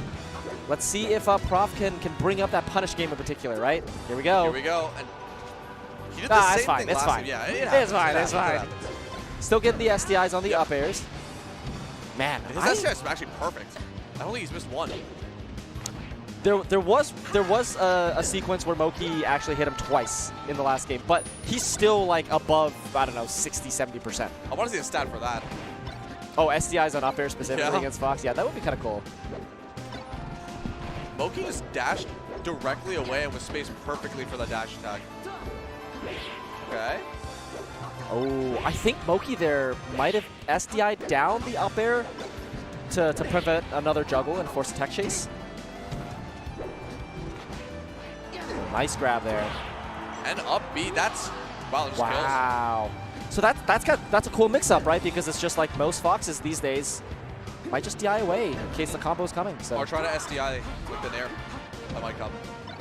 Forward air from Moki, very nice. Okay, I'm loving these down tilts, getting some more percent on Moki. Can he recover? Wow, Moki waiting out the up tilt there. Oh, he actually got ledge first. Very surprised. This could be big. Nice. He actually gets the kill off that. Wow.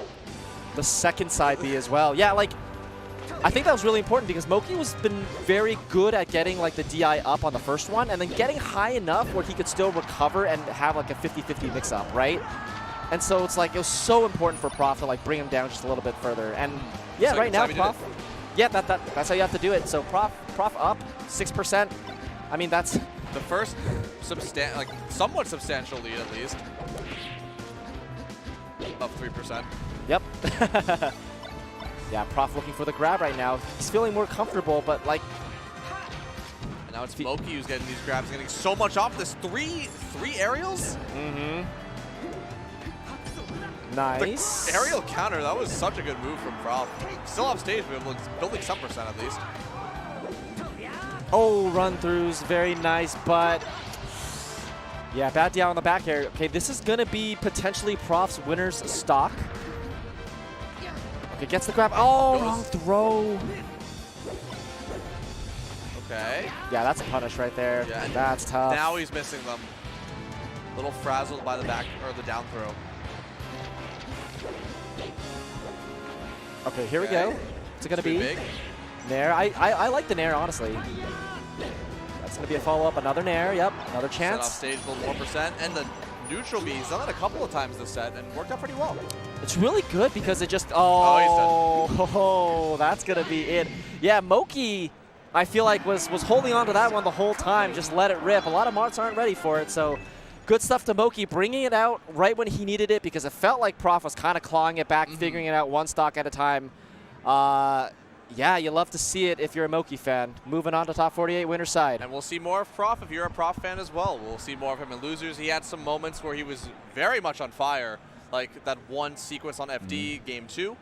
But Moki just a stronger player today, or at least in the set. And we'll see how much further he goes. Yeah, I'm trying to take a look at the bracket really quick. I'm just kind of curious. So Moki probably has to play, or not probably, will be playing Sensei. Because we watched Sensei. Well, actually, no, yeah, that was right? Sensei versus. No, that was a best of 3. Oh, good point. Oh, Sensei plays Spark. Sensei's going to play. Okay. Yeah, Sensei plays so Spark beat Yard Sale. Because Yard Sale beat Pato. Oh, that's a good upset. Okay, yeah. Any that's other interesting upsets that we've seen throughout the bracket? You know, I don't know of too many other than like Ingen, you know, dropping to BZ, which I don't even know if you would say that's an upset, but it's just like a notable match. BZ is, I think BZ's been like a really good player for a while, like double 3 stock 2 saying at the last battle of BC, but definitely not as nationally known. Okay. Could you check if there's been any upsets in D? And there are the stats. So yeah, let's. 1,372 damage on Moki's part with an average kill percent of 120. So both of them ended up needing a pretty high percent to get a kill. Not a lot of like quick gimps or from either player. Prof right. Neutral more. Very surprised Prof had more inputs per minute than Moki. Yeah.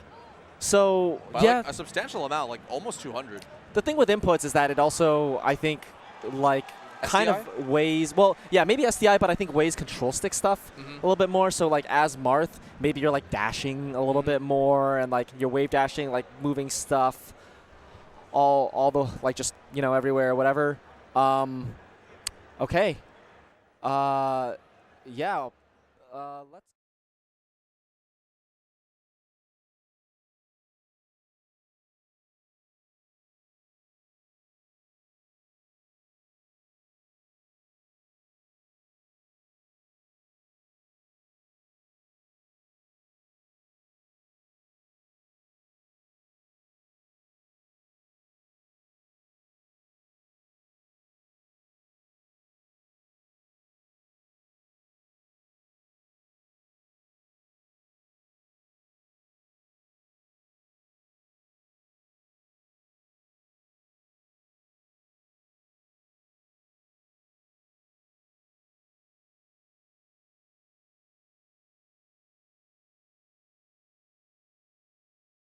Something that we don't really see. So it's really cool that they added that. A lot of the mixing of the genres. That is really cool. And to your point, I think you mentioned that they open beta, closed it, and now they're, you know, finally going to be launching May 26th, right? That's super awesome. I think that's like a sign of maturity when like you're willing to take your time and be like, hey, like we know that there are things that we want to improve on. We're listening to the community.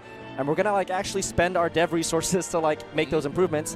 I think that's really cool, and the sense that I get is that like, yeah, they're like really taking it seriously and like listening to the feedback and everything. So I'm gonna make sure to check it out. That's 2 days after my birthday. So oh wow, happy birthday soon. Yeah, in advance, right? But you know, I don't even need this as a gift because it's you know, it sounds like it's free to play. So so we've got a set coming up next between two legends of the game. Oh, this set, okay, this set is so funny because, like, you know, I keep talking about, like, okay, well, I was at dinner last night. It's funny that Dewan or Shroomed, SCJ, and Zane were all next to each other because the winner of this plays Zane, right? Really? Yeah. And so... they work together. Shroomed and S2J do, as well as SFAT. They've been playing at the office, and they have like some tally thing with some money on the line. Round robins. Round robin, something like that. Apparently, Shroomed has not really lost any sets. So he's like really, really up, at least at the office.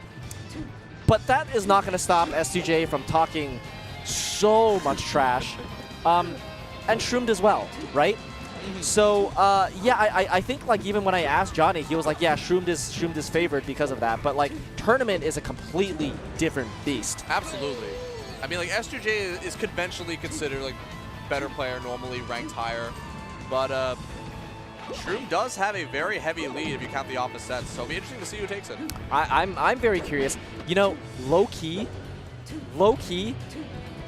I'm kind of interested to see if Shroomed wins, because then he'll play Zane. And then Zane and Shroomed were also talking a lot of smack yesterday. Just about the Ices versus Sheik potential. And, yeah. Because Zane's going Ice Climbers versus Sheik. I mean, in the future. Yes, exactly. He would go Ice Climbers against Shroomed's Sheik.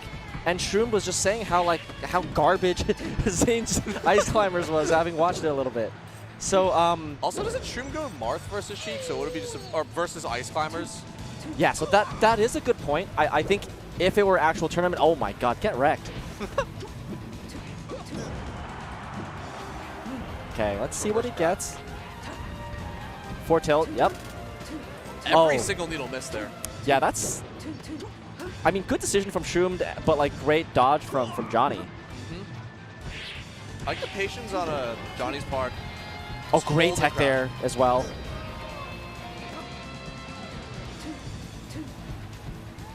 Now it's Shroomed maintaining center stage. Gets the shield grab. Wow, how is Johnny still alive? Just amazing defensive play. Yeah, his defense is so good. He's gonna lose his stock here, but like, man, just the number of chances that he's just pulled out of nowhere. Really, really good stuff. Oh, just raw shield grab on there. Is he gonna make it back? Oh, Great very forward nice. air. Yeah, that was so sick from Shroomed. Unfortunate air dodge. Could have brought so much more to that punish. But he's still up a good 53%. The onus is on Johnny to get the first opening. Okay. Oh, big call out from Johnny there. Doesn't get the double hit of the Nair, but calls out the jump. Okay, this entire time, like, really no damage from S2J at all. And this is just all Shroomed right now. Okay, lets him go, but still has the advantage. Hasn't taken any damage, really. Sent very far off stage. Oh, love that. Still, still has coverage. And is that going to hit? Oh, what? Knockback stacking. Knockback stacking. Wow. I have never seen it stacked. Because it's just like, okay, getting hit one way, getting hit the other, and then it just like neutralized itself, right? Yeah. I don't think I've ever seen it for fair like that. I've never seen it. It went like the other direction too. Like I've never seen that. Well, I'm excited to revisit that in the highlight reel. I'm sure production likely has that one. And Shroomed asking if it is best of 5. Which it is. Which it is. I feel like the Shroomed was prepared for it too. He was like positioned, or at least he reacted to it. Like he was positioned in a very good spot to be able to follow up off of it. I mean, the fact that he did follow up that, like, you know, very impressive. Speaks volumes, right? That's a tough one. So, like, okay, you were saying, and I definitely agree with you, right? S2J is definitely like the overall higher ranked, higher seeded, you know, you could say better player, but Shroomed is so strong against Falcon. I feel like Shroomed, like, despite being like more of like kind of like the all-around Sheik, maybe not as micro-focused in like the nerdy ways or whatever, has never really struggled with Falcon. Like I feel like he's actually just beaten all the Falcons. I think has a overwhelmingly winning record on all of them, other than maybe Wizzy, and maybe he has one on Wizzy as well. I'm not sure. Yeah. It's crazy. It's kind of crazy to think about, but like there was that time period where Shroomed with, I mean, after he switched off Doc, was a top 10 player with Sheik for quite some time. Yes, he was. There is an entire era of players who have never seen a top 10 Shroomed. That's true. So that's true. It's interesting to think about. And I think this is the first time since the COVID era, like since SCL, that he's been super like active at events. He's been entering NorCal events as well. Yeah, he entered Genesis. Yeah, entered Ludwig Championship. Ludwig, I don't remember what it was called, but it was at a... Oh, just the LCS, right? LCS, yeah. In October. So, interesting to see, like, Shroomed's return to competitive Melee on the national scale. Yeah, I was just curious to see, like, on the head-to-head there as well. Like, it looks like Shroomed actually 3-1 to SGJ at Nightlife level 2. Now, you know, I don't know how, like, serious or sober the sets were, honestly, but, you know, that's a data point, at least. That's the, I think that's the Science Museum tournament that's hosted by Waffles and Jade and Connor. So oh, I think that's you're right. I think that was a serious set. You're right, yeah, that's more or less serious. So yeah, I mean, Johnny fighting back right now, right? Let's see. Ooh. Okay, big grab. Oh my god, dude, I love, oh my god, he got the ledge. Pressure. I love, like, the attempted bait, like, looking like he's going to moonwalk to ledge and then just stopping himself. Just such in control of his character, but also being able to, like, control neutral there, too. Seriously, I definitely got tricked there. Knee? Nice. Oh, the dash dance was so clean, waiting for Shroomed to roll and catching him. Here's the thing with the stadium, it's just like, this part's kind of tough with Sheik because it's like, especially if you're down, like Sheik in general has, I think, a pretty hard time, like, quote-unquote approaching Falcon, right? It's like most of Sheik's strengths in this matchup are like kind of reversaling him, right? But it's just like if Johnny's doing it all safely and if he's like ahead, like, you can't get the grab.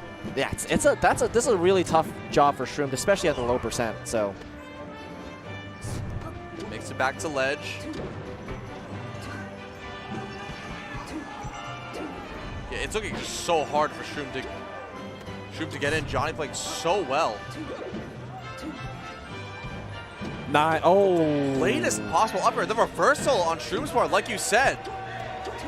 The reversals, like Sheik's reversals on Falcon are where she shines. And she has, like, arguably one of the best punish games on against Falcon as well. It's most consistent.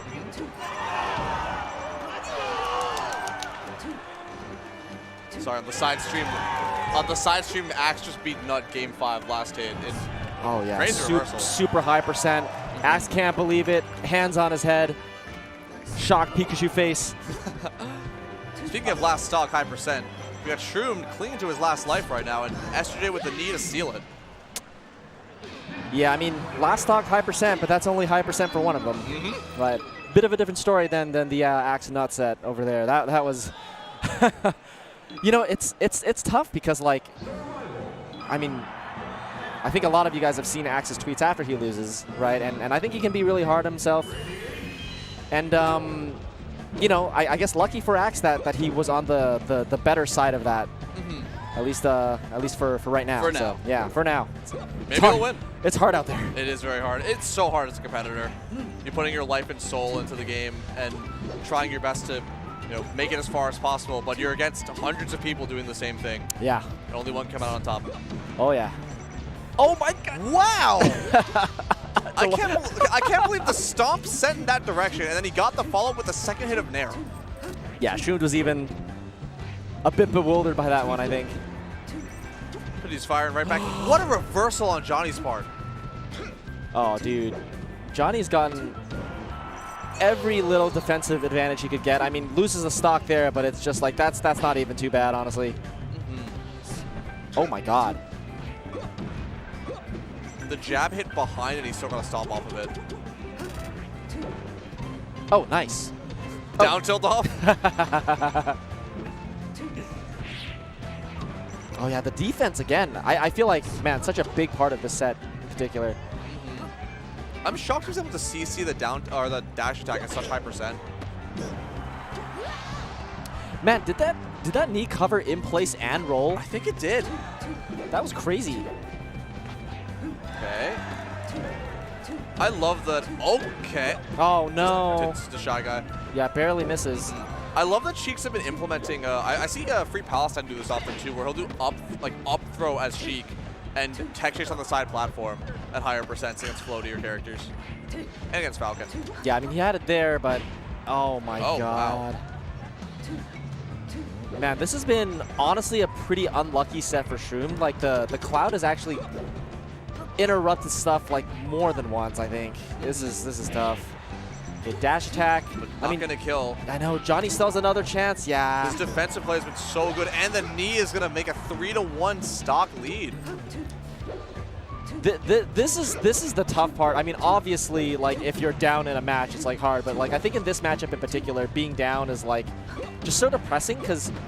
And it's just getting further and further away. He's dead. He's dead. It's just wow.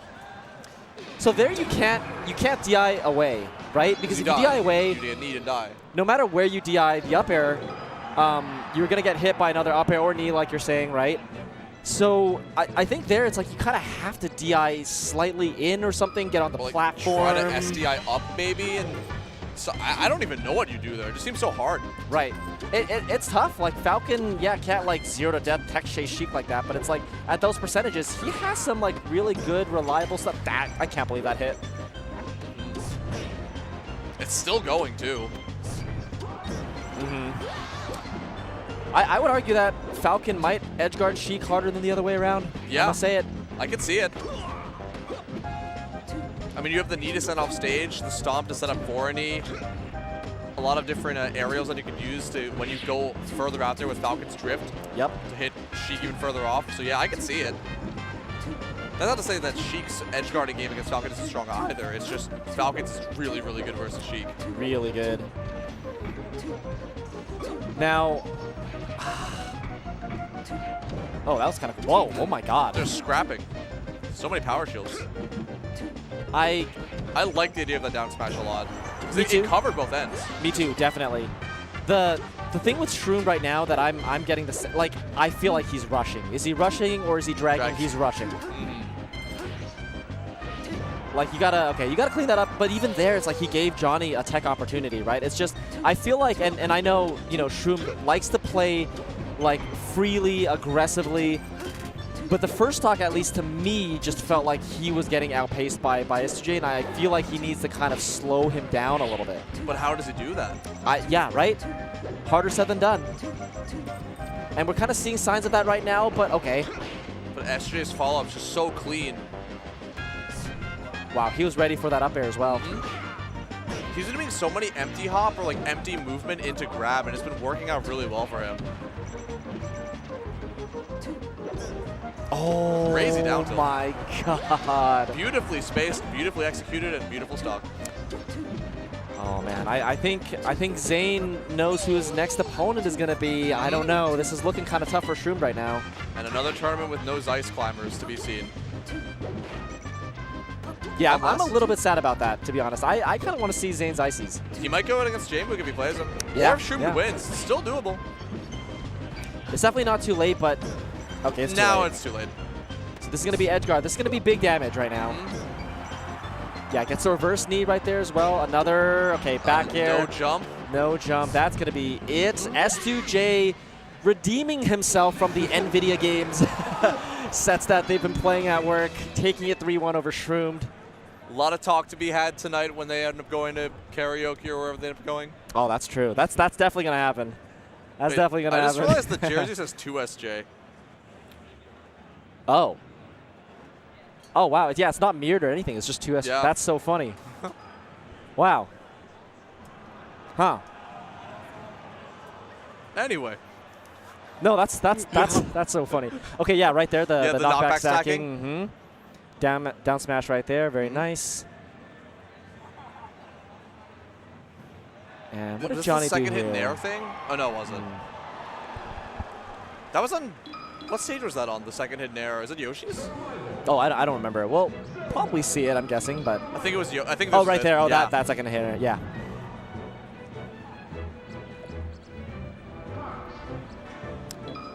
Wow. Okay, yeah, I remember. We've got a set coming up next.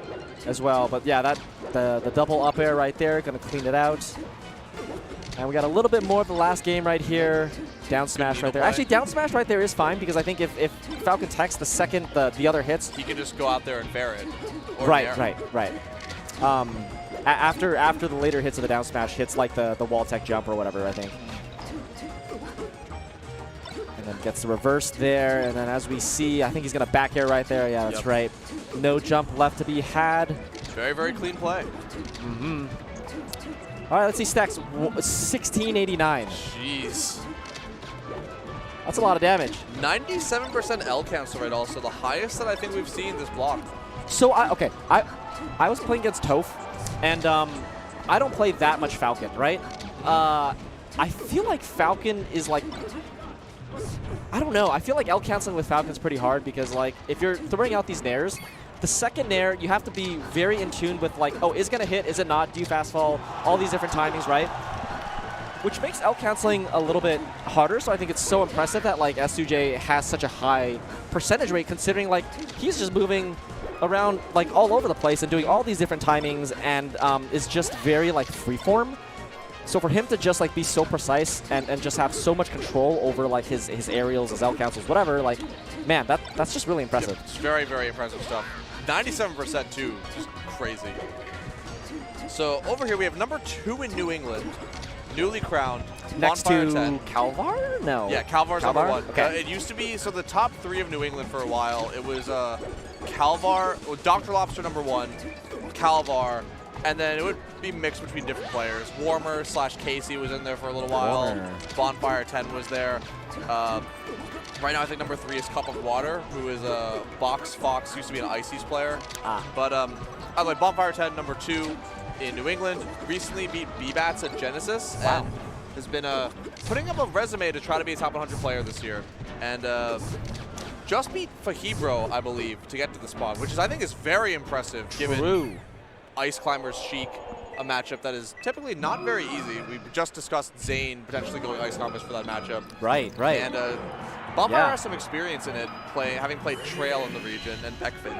And Mango needs his own introduction. I mean, he's been gone from the game for a couple of months, but he seems to be back at it, primed to try to win a major. And you love to see it with Mango in particular, because I think, like, you know, it's hard at the top, and it's hard being Mango. It is very hard to be Mango.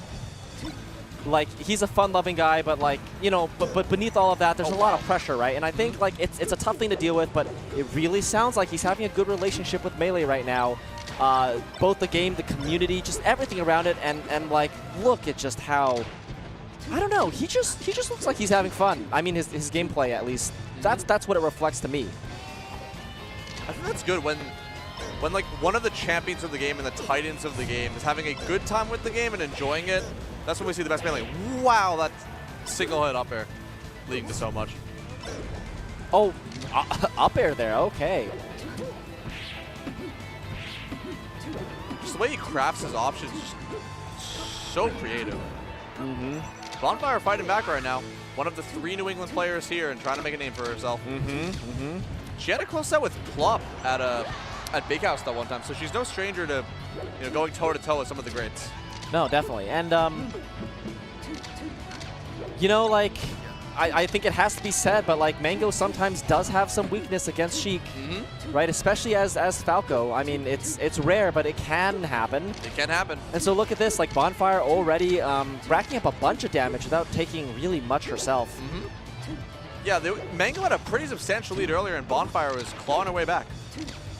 Yeah, just really good stuff from Bonfire. Yeah, just like kind of holding Mango down a little bit. Right now, oh, that's not a good trade right there. Good slide off though to not get hit any further. Okay, I'm kind of curious what Bonfire's gonna do here to take this. Okay, man, yeah, Mango's been giving up a couple of freebies, but Bonfire hasn't taken any of them. Ooh, very nice there. Yeah, Mango kind of holding her off as well. Gonna take the stock first after what looked like was gonna be a comeback from Bonfire. So, okay. Okay, lives. Yeah, Mango's not gonna take that one. Nah. Bonfire was smiling there. Good to see now, like tilted. Just you messed up a little bit. Go right back into the game. The thing with playing Mango that's kind of nice in a sense is that, like, I mean, he's the GOAT. He's the GOAT. He's just been #1, right? He's done it all. I feel like, in a way, there's almost less pressure because it's just like, if you lose... It's Mango, like, so yeah, what? it's Mango, right. No one's going to, like, make fun of you for losing a Mango. It's fine. Yeah. So, in a way, I feel like it kind of allows you to, like, play your best, in a sense. I don't know. At least that's kind of how it was for me. Oh, Oh, wait. I think he should have died there. I think, oh, wow. Yeah, I'm shocked that Mango didn't die there. Maybe it's Bonfire who dies here. Ah, it might be. Yeah, Mango still has the pressure going. Okay, Bonfire back to neutral. Getting center stage, but so much pressure that Mango's putting on. Oh, nice tech chase there. Oh, that dash Okay. attack sneaking under what, like the maybe like a short up laser attempt or something like that. Either way. Short up laser, I think. Bonfire could still potentially live this. Actually catches Mango, but doesn't get so much off it. But this grab could be huge. Yeah. That's it. That's it. Okay. Wow. That back throw into what was that, like a full hop, kind of like delayed back here to just kind of linger there, right? And just take up all that space. Hitbox lingering out. Mango can't recover. That was really sick, actually. I don't feel like I've seen that exact positioning yet. So that's a really cool idea from Bonfire right there. I love Oh, the Mango's run-up dead. spot Mango's dodge. Mango dead. should be dead. And now Bonfire up 3 stocks to 1. Yeah, I mean, this is the thing against Sheik Falco. It's like, this is just not one of those matchups where you can just bulldoze her like that, because it's, I mean, her... You will get shield grab, you will get back thrown off stage, you will die. Right, and she just has so many quick, like, unreactable moves, and she punishes so hard, and yeah, that's going to be game 2. Seemingly out of nowhere. I feel like that it was pretty close for a while, and then Mango just lost all of his stocks, like, kind of in tandem. And I think that's the thing with Mango. It's just he will lose those stocks because he goes for reads on recoveries, reads in neutral, and it's just like when they work, he's a genius, and he builds and builds it into his advantage. But when it doesn't work, you know, matches like that will happen every now and then. This is the Mango. It's the Mango, really. I mean, right now he's doing a pretty good job. I'm shocked that Shine missed. Have you seen Falco Shine's hitbox? It's pretty small. Exactly, it's pretty small. Can we just like patch it to make it like Fox's, please?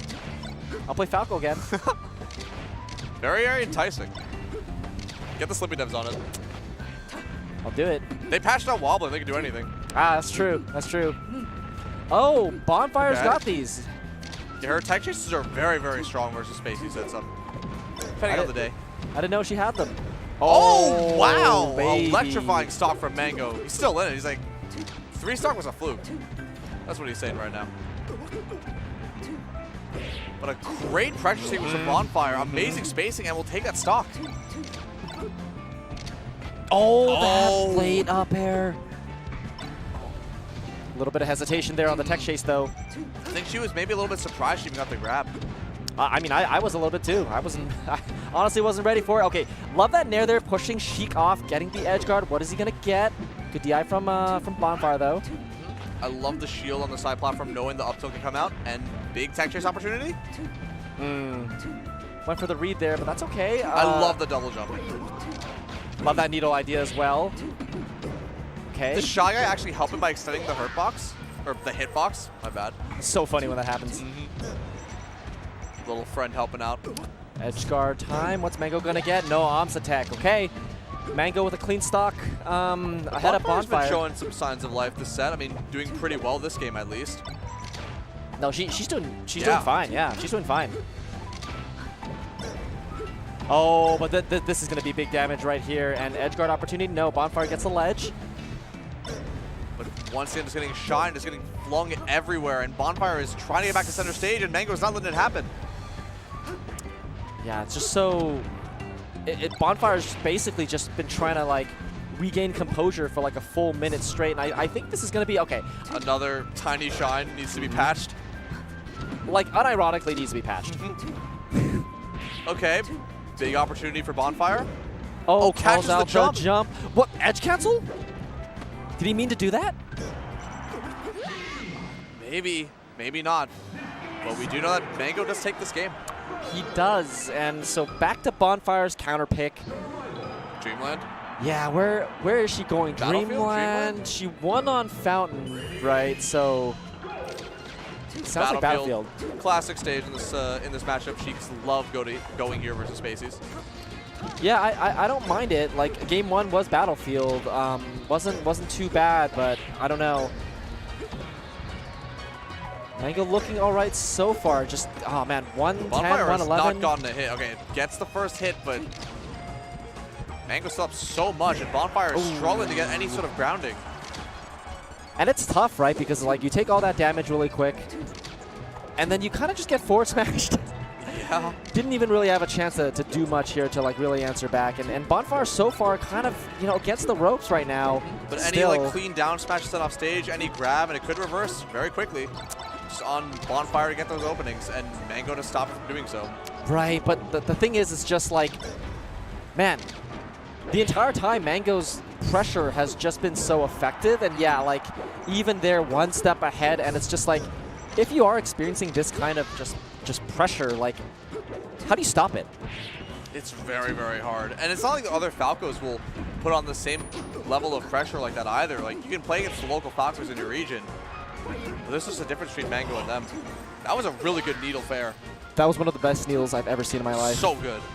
I don't think I've ever really, oh boy, I don't think I've really ever seen that that specific recovery get covered like that. So that's really cool. Needle trap, let's see. Oh, doesn't grab the legend time. Double up air, triple up air? Magi.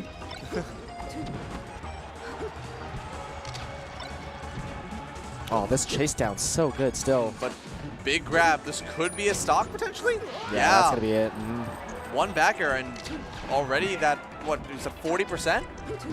Another one?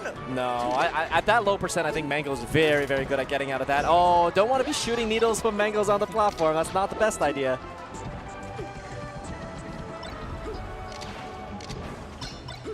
Whoa.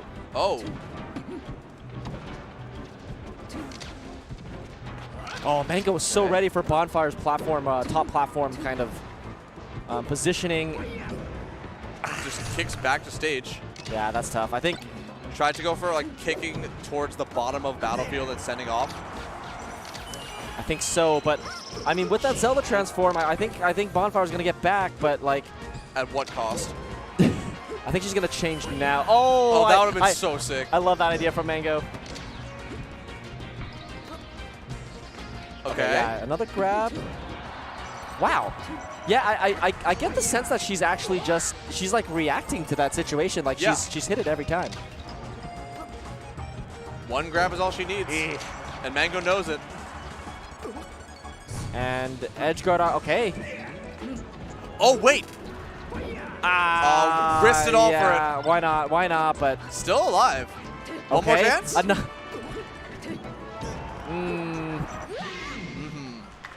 Very strong showing from Bonfire and from Mango, honestly. I mean, Mango's playing amazing. Yeah, I mean, Mango overall was playing amazing. There was that game, too, that, you know, maybe kind of flashes of the side of Mango where it's just you kind of worry for him a little bit. You know what I mean? It's just like, okay, game 2 happens. Once game 3 starts, like, what is that game going to look like? I don't know. Do you know? I don't know. But, yeah, he pulled it back, was relatively solid by his standards for the rest of the set. So, you know, I think it's good because it's like he's solid. He's not, like, playing super crazy hot or cold, which, for me, I think that's a good Mango sign or sign for Mango because sometimes when he plays really, really extra hot, it doesn't... It fizzles sometimes. It does fizzle sometimes, right? So, I don't know. I feel like Mango's just, like, playing pretty solid right now. Absolutely. And, of course, like, New England love to see Bonfire. Oh, that was so sick. That needle that you brought up before was also really, really good. She had some good tech chases. Yep. Great edge guards. It'll be interesting to see how far she makes it. I definitely know that she wants to make a name for herself, get top 100, and Mango's a very hard draw. So we'll see how she does against the rest of the bracket. Oh, yeah. Yeah, I definitely want to see a few more. Man, in the last game, like, she definitely had some opportunities. And like, unfortunately for her, just, like, kind of guessed wrong on those mix-ups. Yeah. Take a look again. Like, we would be at a game 5 if she got one of the mix-ups, like, correct. You just got to go for them. She had it twice, too, like the last stock. Yeah, exactly. I think we'll see it in a little bit. Yeah, that needle right there is so good. Good stats are coming along the way. All right, here we go. Let's see. Okay, one back throw. Okay, let's see. Yeah, anything stand out? Maybe average Mango kill percent. had over 500 extra damage. Sorry, you're right. That's actually the big one. 50% more damage. Like, just difference potentially in punish game, just to how much he was getting hits on Bonfire. Input's also a little bit higher. Yeah, yeah. That does make sense. I think that actually might be one of the last sets for us. That was the last set I for think us, that confirmed that is the case. So we are now in top 48 territory. I Mm-hmm. wonder if maybe even some of the matches Are have started. Probably not, actually. I don't know. I don't think so. Not sure. There's nothing on the mainstream, nothing on side. Hungrybox versus Fiction's next. After the break. So, you know, everyone stay tuned. Obviously, this stream and the side stream. But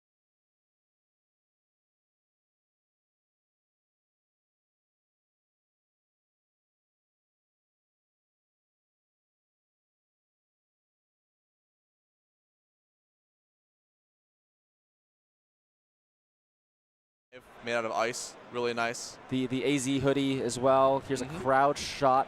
This kind of looks like maybe people kind of looking at the ultimate side of things. I can't really tell. think That's so. that's the. That's Kameme, or I think. Well, we're showing this specific shot because that's the merch booth. Oh, that's okay. That makes perfect sense. I'm so if you guessing wanna- that's the reason if you why. are at Battle of BC in a hotel room or watching and you can hear us and you want to get merchandise, don't know where, check out that booth. Yeah. Oh, okay. Oh, so fresh there's cut. Fresh cut. Yeah, so there's a fresh cut milestone goal thing that's currently set up, like a promotion, and the number of downloads that fresh cut gets based on Battle of BC, I think you can use a certain code for it as well. But it's the code BOBC5 or scan the QR code, and if you get the event at the specific event, if you get enough downloads on the fresh cut app, they will have different events or different goal redeems. So one of them was 24K. The guy who makes the really funny videos on Twitter. Oh, here we go. Oh, those are the milestones. So yeah, we got the Twitter takeover from 24K. We got a merch bag. So a merch bag giveaway. At 1500, we get Apollo Kage doing an ask of anything. Nice. At 2,000 downloads, the community can vote for who Meister should 1v1. Ha. It'll be interesting to see who gets voted, especially given recent events at other tournaments. Spicy. Spicy. Speaking of spicy, Zomba eating a ghost pepper at 2,500, a Team NA vs. the World poster at 3,000, a Battle of BC controller at 3,500, and Asus. Okay, hold on. HBox is download gating a special announcement. Yes. I mean, he's like working with Fresh Cut. I get it. All It's right. an announcement of an announcement of an announcement. Yeah, that's insane. All right, makes sense. He is content pilled out of his mind. Look at the Pog. He knows what he's doing. So if you want to get the special announcement that gets announced at this event, 5,000 downloads. Get downloaded. Tell your friends, tell your family. Get your pets in on it. Buy like 12 phones. Okay. Yeah. Well, you know, fresh cut again, being very generous. You know, providing a little bit of income for the TOs of Battle BC. Again, the code is BOBC5. Check that out. You know. Yeah. Yeah, so thank you. It's been an honor doing this block with you. It was very, very fun. Oh, super fun. Got a lot of great matches. I'm excited to enjoy the rest of the tournament, so everyone stay tuned. Again, the next match coming up, speaking of Hungrybox, HBox versus Fiction, I believe is what it was, right? I think? Yeah, Xbox versus Fiction. Right. Okay, and then, yeah, on the side stream, I think I see Vish and I think Hugo. that's Vish and Hugo. Yeah. I see Bonfire playing Joshman, or I think. Yeah, maybe. In preparation of J-Mook Joshman. That's And then fun. we're going to get Cody Schwab, Zuppy, or Amza and Kadoran. Wow, that's a lot of crazy sets right now. And I think Zane versus... I can't see. Zane, SUJ. Yeah, SUJ. Yep. Okay, So- I mean, I think you guys get the point. There are going to be a lot of great matches. Don't go anywhere. Stay tuned. You know, take a breather, chill. We'll be right back. Thanks for joining us. Hey, you still don't have a Fresh Cut app? What are you waiting for, Nintendo to make one? I mean, you've seen the clips, right? Wrong answer. Show them.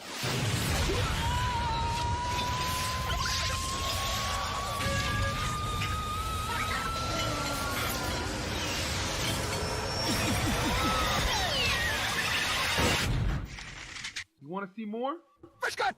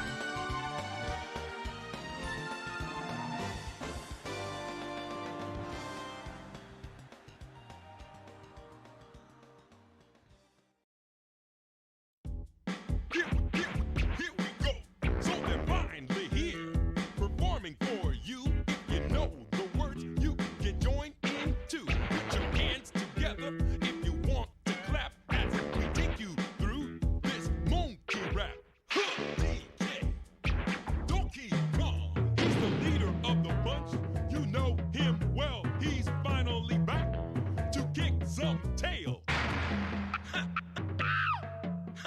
His coconut gun can fire in spurts. If he shoots ya, it's gonna hurt. He's bigger, faster, and stronger too. He's the first member of the DK crew. DK, Donkey Kong. DK, Donkey Kong is here. This Kong's got style, so listen up, dude. She can shake it, talk to her. Look. She's quick and nimble when she needs to. She can float through the air and climb up trees. If you choose her, you're not choose wrong with a skip and a hop. She's one good Kong. DK, Donkey Kong.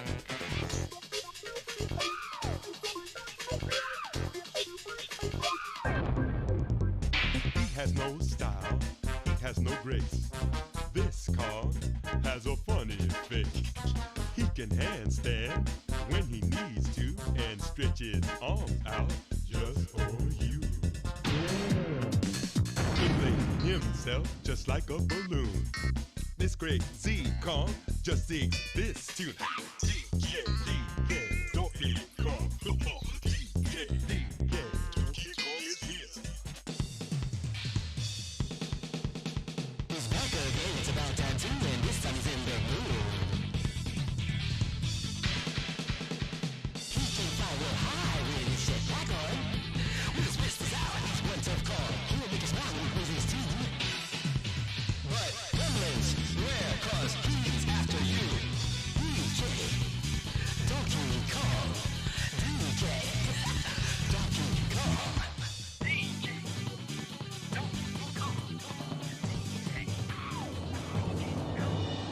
Finally, he's here for you. It's the last member of the DK crew. This Kong, so strong it isn't funny, can make a gremlin cry out for mummy. He'll pick up a boulder with relative ease, makes crushing rocks seem such a breeze. He may move slow, he can jump high, but this Kong's one heck of a guy. Come on, Cranky, take it to the fridge. Walnut, peanut, pineapple smells. Grapes, melons, oranges, and coconut shells. Walnuts, peanuts, pineapple smells. Grapes, melons, oranges, and coconut shells. Oh yeah!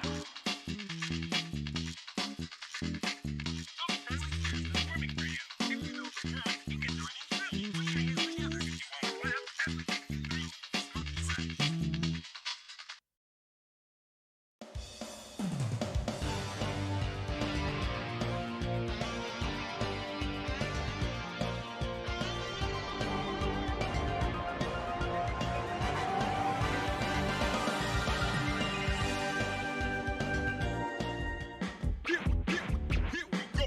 So they're finally here, performing for you. If you know the words, you can join in too. Put your hands together if you want to clap as we take you through this monkey rap. DK, Donkey Kong, he's the leader of the bunch. You know him well. He's finally back to kick some tail. His coconut gun can fire in spurts. If he shoots ya, it's gonna hurt. He's bigger, faster, and stronger too. He's the first member of the DK crew. DK, Donkey Kong. DK. And welcome back to beautiful, hey, they call it the city by the sea. Oof. That's right, Los Angeles, California. Here we are. I'm kidding, it's Vancouver. Wow. Battle of BC. 5? 5, yeah, there's been 5 of these So it's suckers. funny because there's been 5, but the first 3 were in like a room. Yeah. And then the last 2 have been a big deal. That's where we are. We're literally right there. That boat is real. Dude, I was walking to the venue. By the way, you almost had me. I was like, dang, maybe I am in Los Angeles, the city of angels. But, you know. The city by the sea. These days you get on a plane, you know, you never know where you'll The end Big up. Apple, they call it. Well, I was walking towards the venue, and I saw those, like, sails. You know, what do you call those? I Above don't the know. They're like sails, right? And I Yeah. was looking at them like, oh, it's like the Sydney Opera House. Yeah. Except in Vancouver. Or the Denver International Airport also has the same thing. It's Oh, weird. you're right. It's weird. Is Denver the one that I They got the horse digress. statue, and they got the tents. The tents, the Yeah. sails. So I was looking at them and I was like, oh, that's red. And what y'all at home, I don't know if this really is getting picked up in the camera, kind of, you can maybe see, but we're under those. That's where we are. Dude, So I didn't even notice. Right?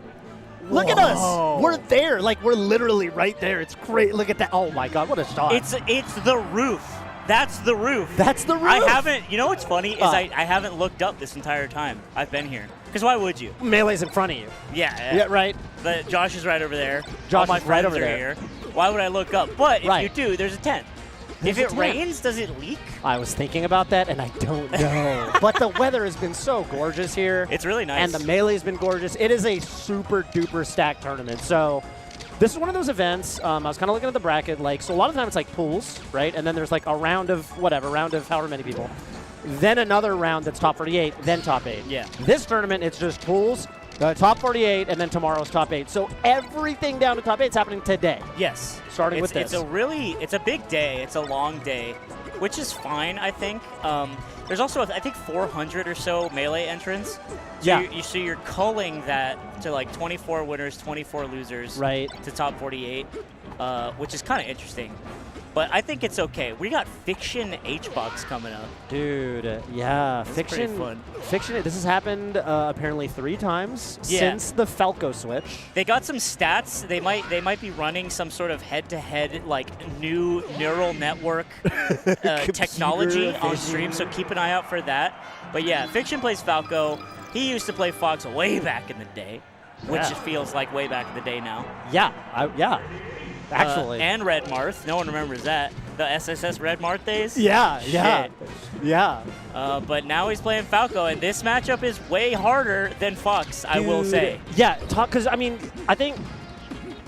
well, that'll happen. First That'll of all, happen. you play a good bit of Falco.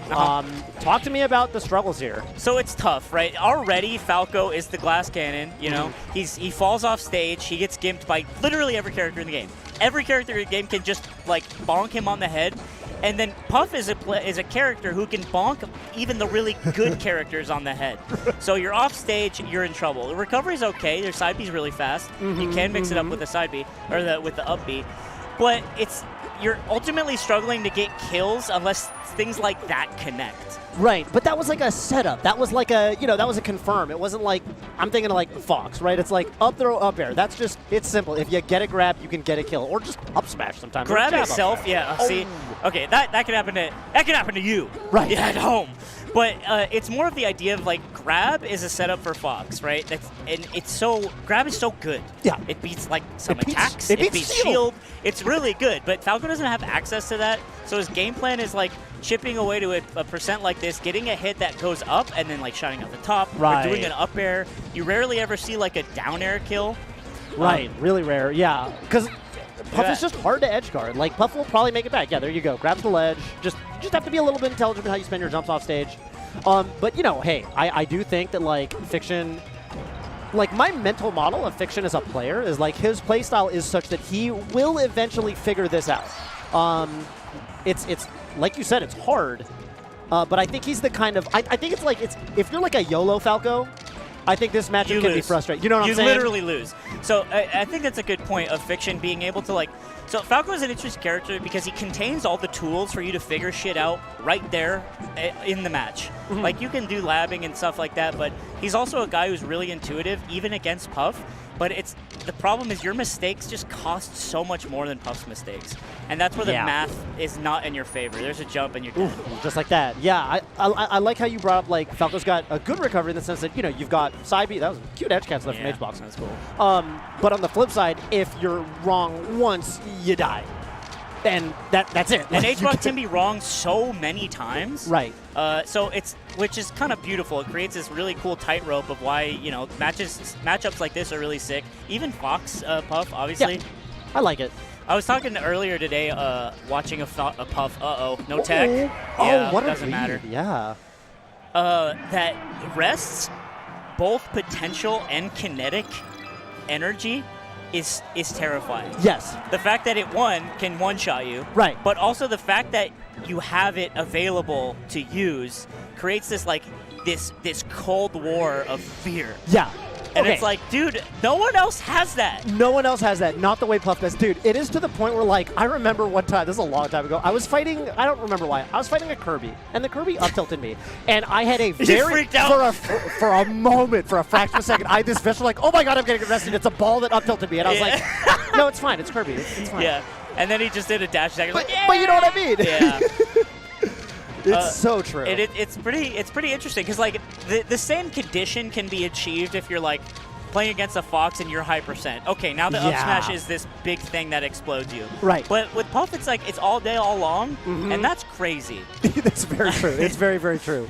It's very, very true. Oh, I like the corner carry. Nice DI from HBox. Up there, not able to get up there in time.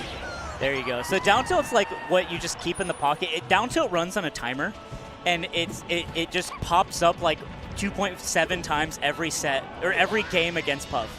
Right, I see. Yeah, because it's like a little situational. It shield pokes, and if they're ready for it, it will never ever work ever. But it also kills. Right. So and it's if you show it, like if you show you're looking for it, and if you don't get it right, then you're not hitting it. If you crouch errantly as Falco, they're like, oh, he's looking for down tilt. He'll never hit this. He'll never hit this. He's an idiot. He's a fool. Yeah. Yeah. Okay. That was cool. Shield poke. That was cool. Ooh. Yeah, Fiction down to just kind of. I mean, I like everything he did up until he somehow ended up in the corner, but he's down to crouch. He's down to scrap. That's really smart, too, in the corner, because the Puff just wants you to jump and lose that crouch cancel ability, especially as Falco. You fly off the edge and you hate your life. But again, you find yourself in the corner so many times, can't crouch anymore. Right. So it's like, it is such a beautiful uphill battle. When Falco beats Puff, the world stops and pays attention. I know exactly what you mean. I'm not even a Falco player, and I know it's Remember Ginger? Ginger was the down smash. The down smash was great. Hype. We all remember where we were when that down smash hit. That was an amazing down smash. Yeah, absolutely, absolutely. That time Mango did it at pools at Summit. Oh my god. That's why I love the idea of Fiction playing against HBox, because I think he's the guy who's like up next to make us feel that moment again. Yes. Right? Of the people that haven't done it, unless he has. Sometimes I'm just dead ass wrong, and someone's like, actually Fiction beat HBox. I don't think that's happened. Yeah. And if he did, I don't remember it. So there. Honestly, if he did, it was probably Fox, right? Like, yes. Yeah, it's just a pretty recent switch. There haven't been that many IRL events since then. There's that down tilt. Goes for it again. Sometimes you can do it twice. That's also the fun part. Right, because they don't expect it. But now it's probably on cooldown. Well, now the Puff's at 0, so it's not killing. But, you know. Oh, no! Oh! It's just like that. I know, Shep. I know. What's wrong? Shep, tell me what's wrong with the controller. And you know, sometimes there's nothing wrong, but you just gotta get it out. You just gotta get it out of your system, you know. The set we played on stream, I'm looking at my controller like it fucking said something like about my mom, and it's like my controller's fine. Right. But Right. I feel it. Oh my goodness. And yeah, Shep running it back to FD, which, frankly, I have always thought you want platforms here. I'm not going to do the competition thing. It was like, questionable counter pick, but I'm kind of doing it. Yeah, I think it's okay, right? It's like, because we've already seen Juan's ability to reaction tech chase rest on platforms. That's how he killed Shep in the first game. That's true. So it's like, look, rests. if you're going to get up thrown, you might as well land and roll away. That's a good point. No, that's actually a really good point. If you DI the up throw, you probably don't get rested here. So you're probably fine. Yeah. That downer does poke below the ledge. That downer is really freaking good. I've talked about this before when I watch HBox. Oh, barely. When he lost to, I think it was Wizzy at what was it? It was before COVID. I think it was Gommel. Okay. Oh my god. Gonna live. It's crazy that he lives that, and he's back. He's back. But when we see HBox lose, it's typically because he misses like 2 edge guards in the set. Okay, come on. He is drilling him. Yes. And that's what it takes. Right. If- Miss arrests or something, right? Miss arrest. Miss arrest will also do it. Tafo's theory is that if he misses arrest, like Leffen can beat him, but back in the day. But so there's this idea that like you are only as good as bad as Juan is playing.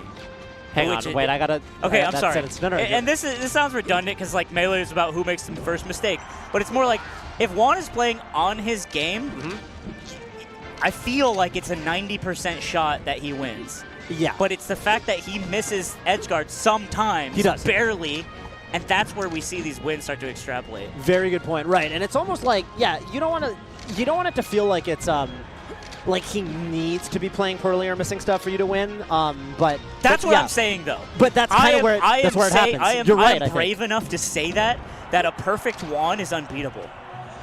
By anybody. By anybody, even Okay. Cody Schwab. Even Cody Schwab? Even Cody Schwab. I love it.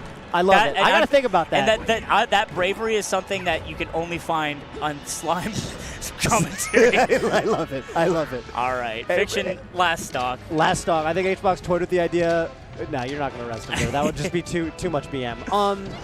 Yeah, I was gonna say like certainly I think at this level if you're oh my god, that's gonna kill off the top. Wow. That would have catch with the up air too. Going into your theory a little bit. Okay. Well, there's then the concept of, and it's funny because Mango's talking about this very recently. Mango's talking about it, I think, on stream, and I guess he was playing PP back in the day, and he's like, I got to get PP this one. I was playing PP back in the day, and I was like, I was like missing, whatever, it's friendly. And he's like, I'm playing so bad. Then PP was like pushed up his glasses. Did you ever stop to think that I made you play bad? so, which is to say, does Cody make HBox play bad, and how does that fit into the theory, and vice the slime versa, theory? right? Right. And you know what? I think to spin it back around to HBox being an unbeatable Thanos of a man is that we see a lot, like there's an obvious trend that is all in our heads where HBox plays worse online, but in person, he's that guy. Yes. And I think that comes down to he makes you make mistakes because of like this element of pressure and tension and IRL fear that cannot be achieved online, and that adds, again, to make him make mistakes, make the opponent make mistakes. Right. Which is badass. Look at the... El cancel rate? My eyes are drawn to the damage differential. That Fiction is did crazy. 1.5 times as much damage as HBox and got 3-0'd. Dude, remember we were watching Amsa and Kadoran on the other screen over there before the stream started, me and Toph were, and we were like, yeah, it's easy for Kadoran. You just got to get 1,000% a game. Because Amsa was like at 4 stocks at fucking 250%. We were like, yeah. And that's just how it is. That's a crazy stat. Also, L cancel rate is a very rude stat. Oh, that is a very rude stat. That's rude. That is so rude. No one needs to know that. I bet, and you know what? I bet that if you edge cancel, usually if you edge cancel on your edge, you don't L cancel, and I bet it skews it. You know. I would love to know if that stat factors in, because I think it'd be okay if you didn't count an edge cancel as an L cancel, right? And it didn't even factor into a failed L cancel. Right. Like maybe you only count it if they got to the end of the L cancel on him. You know, it's funny that you bring this up. I've been because Zoo's my roommate for this event. And, we're like playing friendlies in the hotel room on his laptop. He's got like a nice gaming laptop. And he's got the flash red. He's got the thing where you flash red when you miss an L cancel. He's got the training wheels on. And I was like, dang. And not even like both of us, honestly. Like we're like, it's like, oh shit, yeah, you do miss a lot of L cancels, just in general. It's like so interesting because it's like hard. It's humbling because you're like, wait a minute, right? Maybe I'm not as crisp as when I was grinding this game 2 hours a day or whatever, like practicing. I think I might turn it back on at home. What's and really just keep myself honest. The green after a throw overlay is extreme. I like that one. That helps you improve really fast. Because a lot of like tight, like especially Falcon, you up throw and you have to like dash short up air. You got to be quick. There is this concept in a lot of games, which is like, I've heard it worded different ways. I first actually was, I think, introduced to this concept.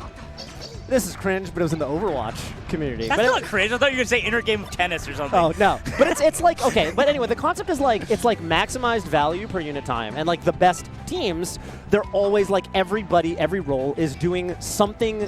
They're doing the most impactful thing they can.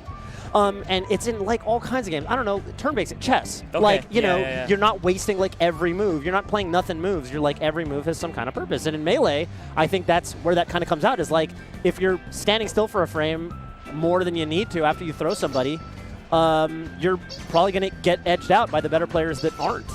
Especially in an environment where the people are like mastering that level of, like there's 60 frames in a second in the game, and they're not wasting any. Right. In fact, there is so much of a debate over who gets the extra frame off of a throw on the ports. Yes, that people rock paper scissors It's for enough that we play a different game to get the advantage. Yes, of that's one a frame. great point. So it's that's cool that we're hitting the top ceiling, right? Right. And it's and I think for a lot of people, probably a lot of y'all, maybe in the chat, like we're coming from, let's say, Ultimate or a lot of, honestly, most modern fighting games, like, it doesn't matter as much in a lot of games because you can kind of hold the next thing you want to do, and it'll usually buffer it in modern games. In Melee, it is almost always a manual timing, and that actually kind of adds an element of complexity to it sometimes because sometimes something isn't frame tight, but you also know that because you're the person kind of in control. Like, let's say I'm shield pressuring you. You see downer on shield work out a lot into Shine, even when it could get shield grab, because sometimes as the one getting pressured, you're not quite ready. Yeah. You don't control the interaction. The person doing the drill can at any moment fast fall and change the timing. Yes. And he's in control of that. The Fox gets to call the shots there, And that's just one interaction. In one matchup, really, if you have a Shine. Right. That's like one random example I thought of. And it's crazy to think about. This is a blast from the past. Yeah. You remember Flatiron? Oh, I wasn't at. What happened? That was the one Crush went to, where he had the Yu-Gi-Oh belt. Oh my God, yeah. And okay. And I believe Grand Finals was Leffen versus Axe, and it was me, Chroma, and Nick Yingling in the front, and Mikey. That's all tight. in the front, sitting on the floor, saying, "Solve the puzzles." Solve all the puzzles. Yeah. Because that's what Axe does. He gives you puzzles to solve. He really does, yeah. I was playing a bunch yesterday, actually, just friendlies with Steez, who's like I think Canadian. Pikachu Falcon kind of dual main, and I was talking about this matchup a lot. And I think it's really interesting because, okay, yeah, Fox definitely wins. Like, Fox does better, but I think there's elements that Pikachu performs really well at. Edge guarding in particular, recovering, that's always kind of going to be Pikachu favored. Yep. And I think that, like, especially when Axe is on point, I almost have a theory the way you were talking about H-Box's rests. If there are sets where Axe just does not get up to up air. Yes. And when that happens, it is a completely different matchup. Also, when Axe doesn't miss edge guards, or the up air, spike is for the gods are fortunate to him that day. Right. It's interesting too. I think most of us, even like players in the sauce or that play a lot, the biggest exposure you have to Pikachu often is watching Axe. It also a couple of years ago when he was constantly in top 8s and stuff. Mm-hmm. And the funny thing is, you really understand what he's doing when you play against or watch a Pikachu that is not Axe. And you realize the things that they're missing constantly and the things that are very difficult, we take for granted when we see Axe play it. Yeah, that's a really, really good point. I think that, like, there's a lot of dialogue on certain matchups. His Axe, by the way, is just saucing Leffen right now. Yeah, game one's going his way. It's just going his way. By the way, Leffen almost got little tidbit. You don't want to pressure the back of Pikachu's shield. You get up air. Leffen almost got God for that. And he might just, that might be God. it. Get down there, You're finish done. it. Ooh, yeah, just nair it. You didn't even need to do the up air thing because screw it. Just low. nair, yeah.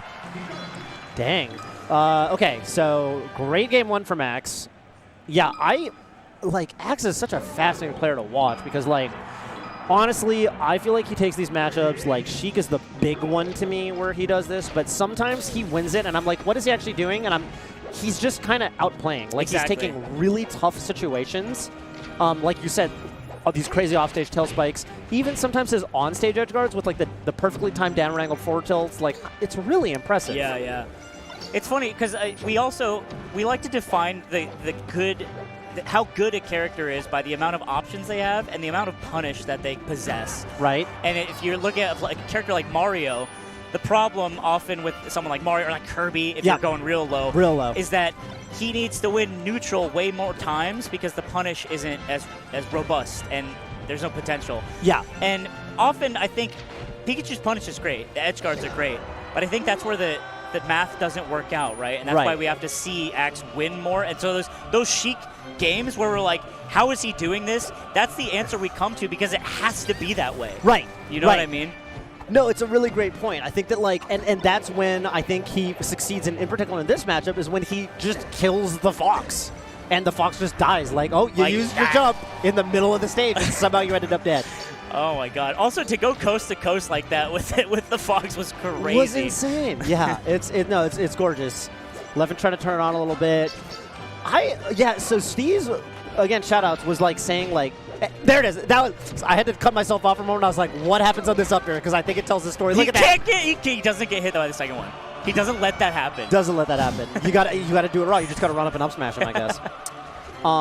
Axe is. I think the stars they look like they're in alignment right now for this to potentially be an Axe dub. But Yeah, he looks great. And remember, the last Battle of BC was won by Leffen's Sheik in Grand Finals against Zane.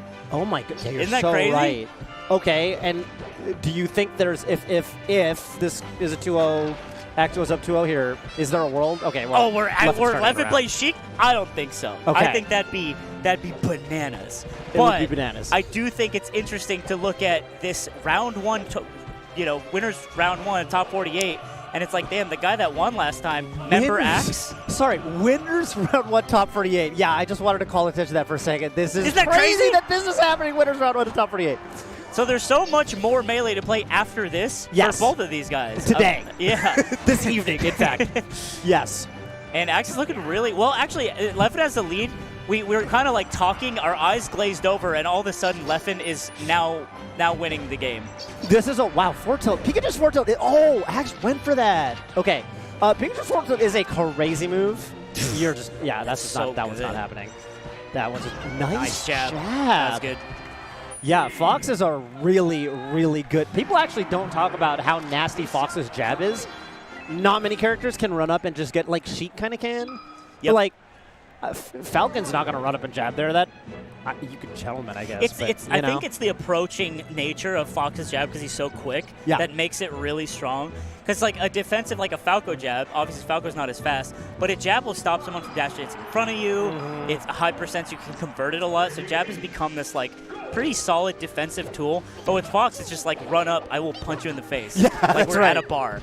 And you're like, okay. And you're not ready for it because it's like jab. You're like, he's going to do a kill move. I'm at 100. It's like, no, I'm going to jab you and then do my kill move. And by the way, wow. Okay. Tough way to lose a stock there for Leffen. Axe Nation needs that one.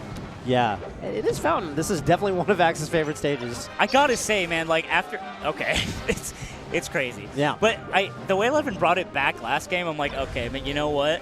I don't know what's going to happen.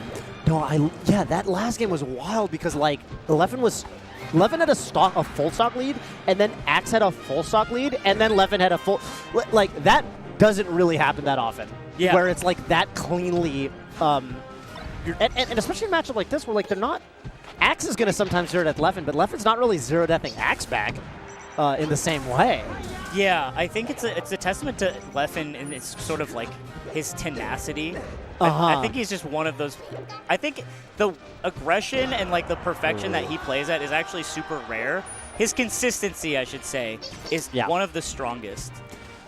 Besides Cody Schwab, who's now the new Leffen. Good, yeah, and he's the white Leffen. The white, I love it. The white Leffen. Okay, rare footage up to upper working. I feel like it's funny because Leffen. I love calling it consistency because I think with Leffen it's both micro and macro. I think he's got a really, especially like there's certain matchups where he really plays disciplined. And he will sometimes make these comebacks where he just he kind of locks into his game plan in a certain way. In a way that I think a lot of even the other really, really great Foxes, it's like more towards like maybe the micro. Well, they'll go a little bit more freestyle.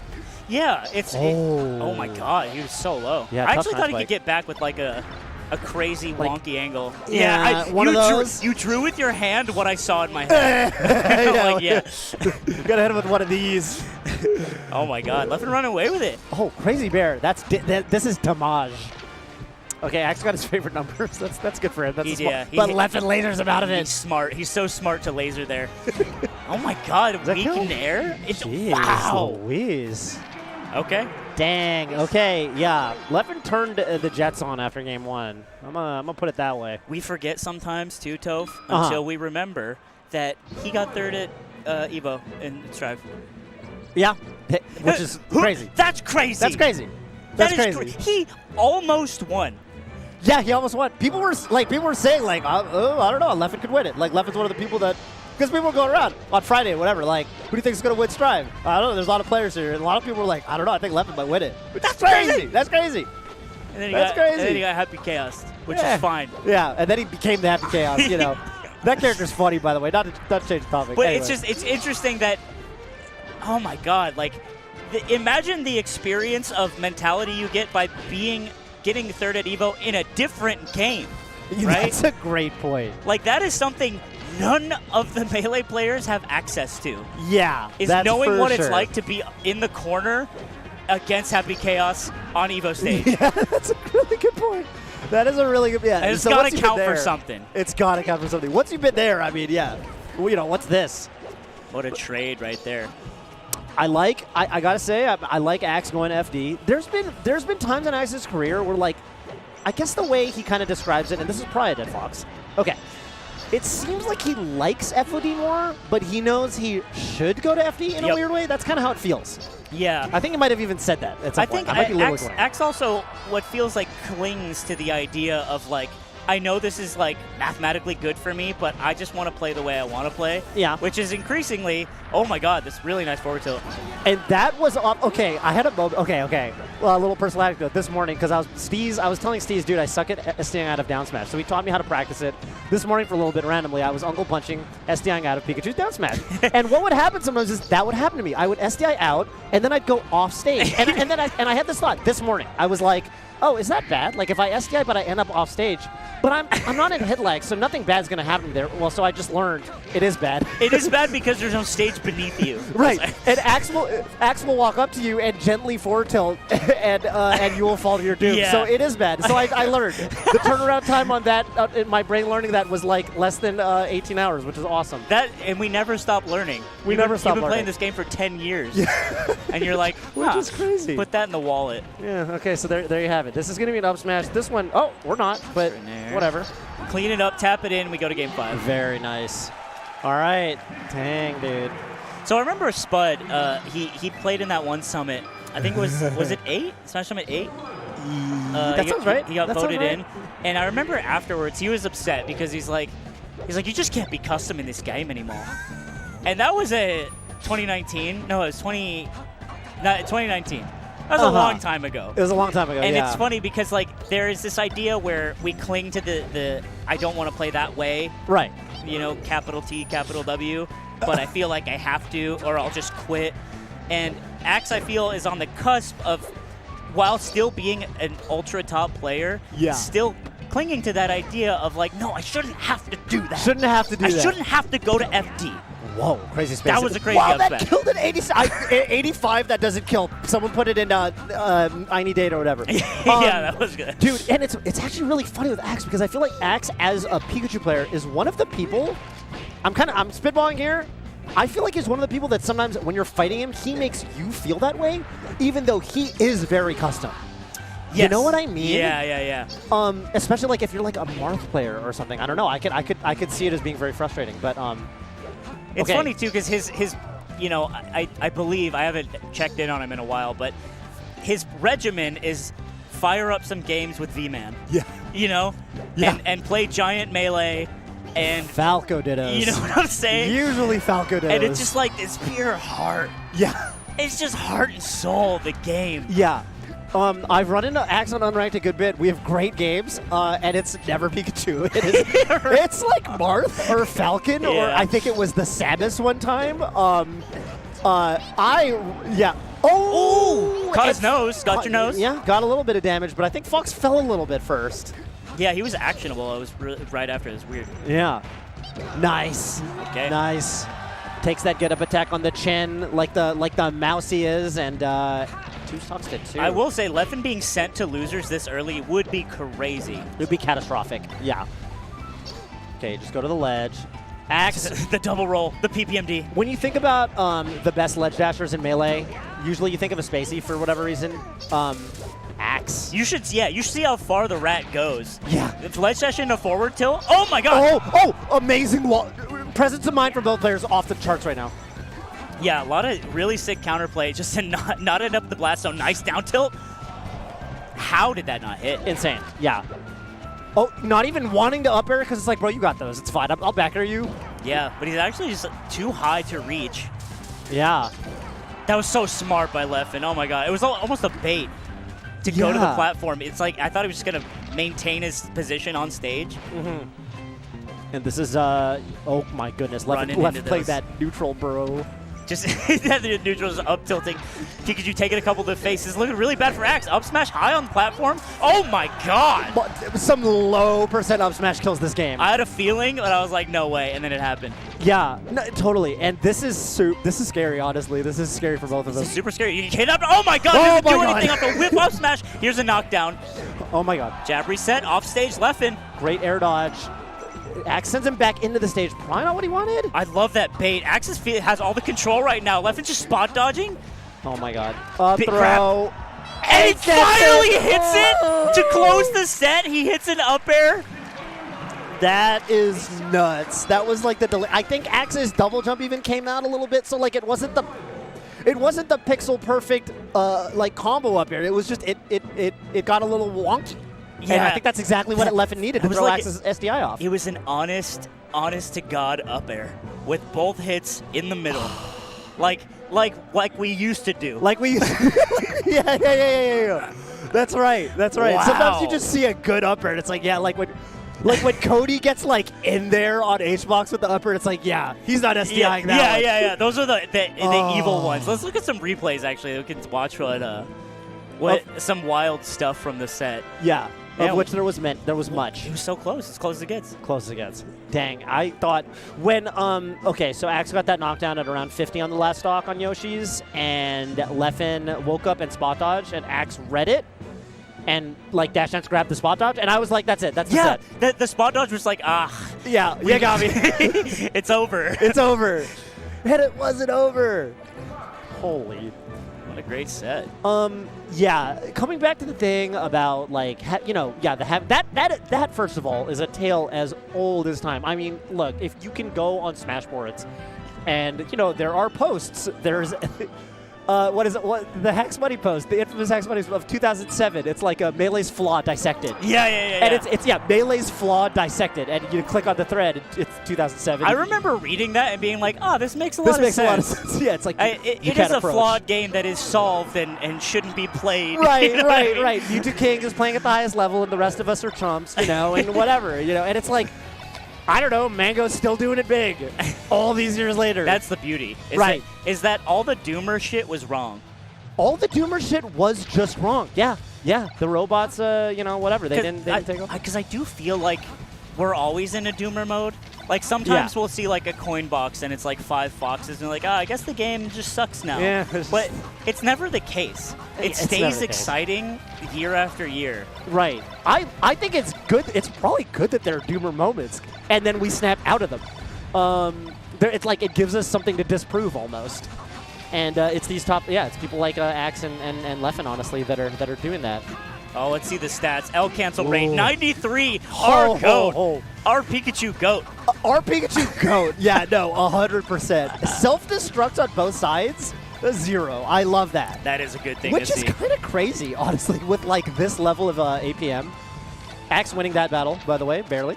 You gotta. Yeah. You know what I'm saying? The rat doesn't move himself.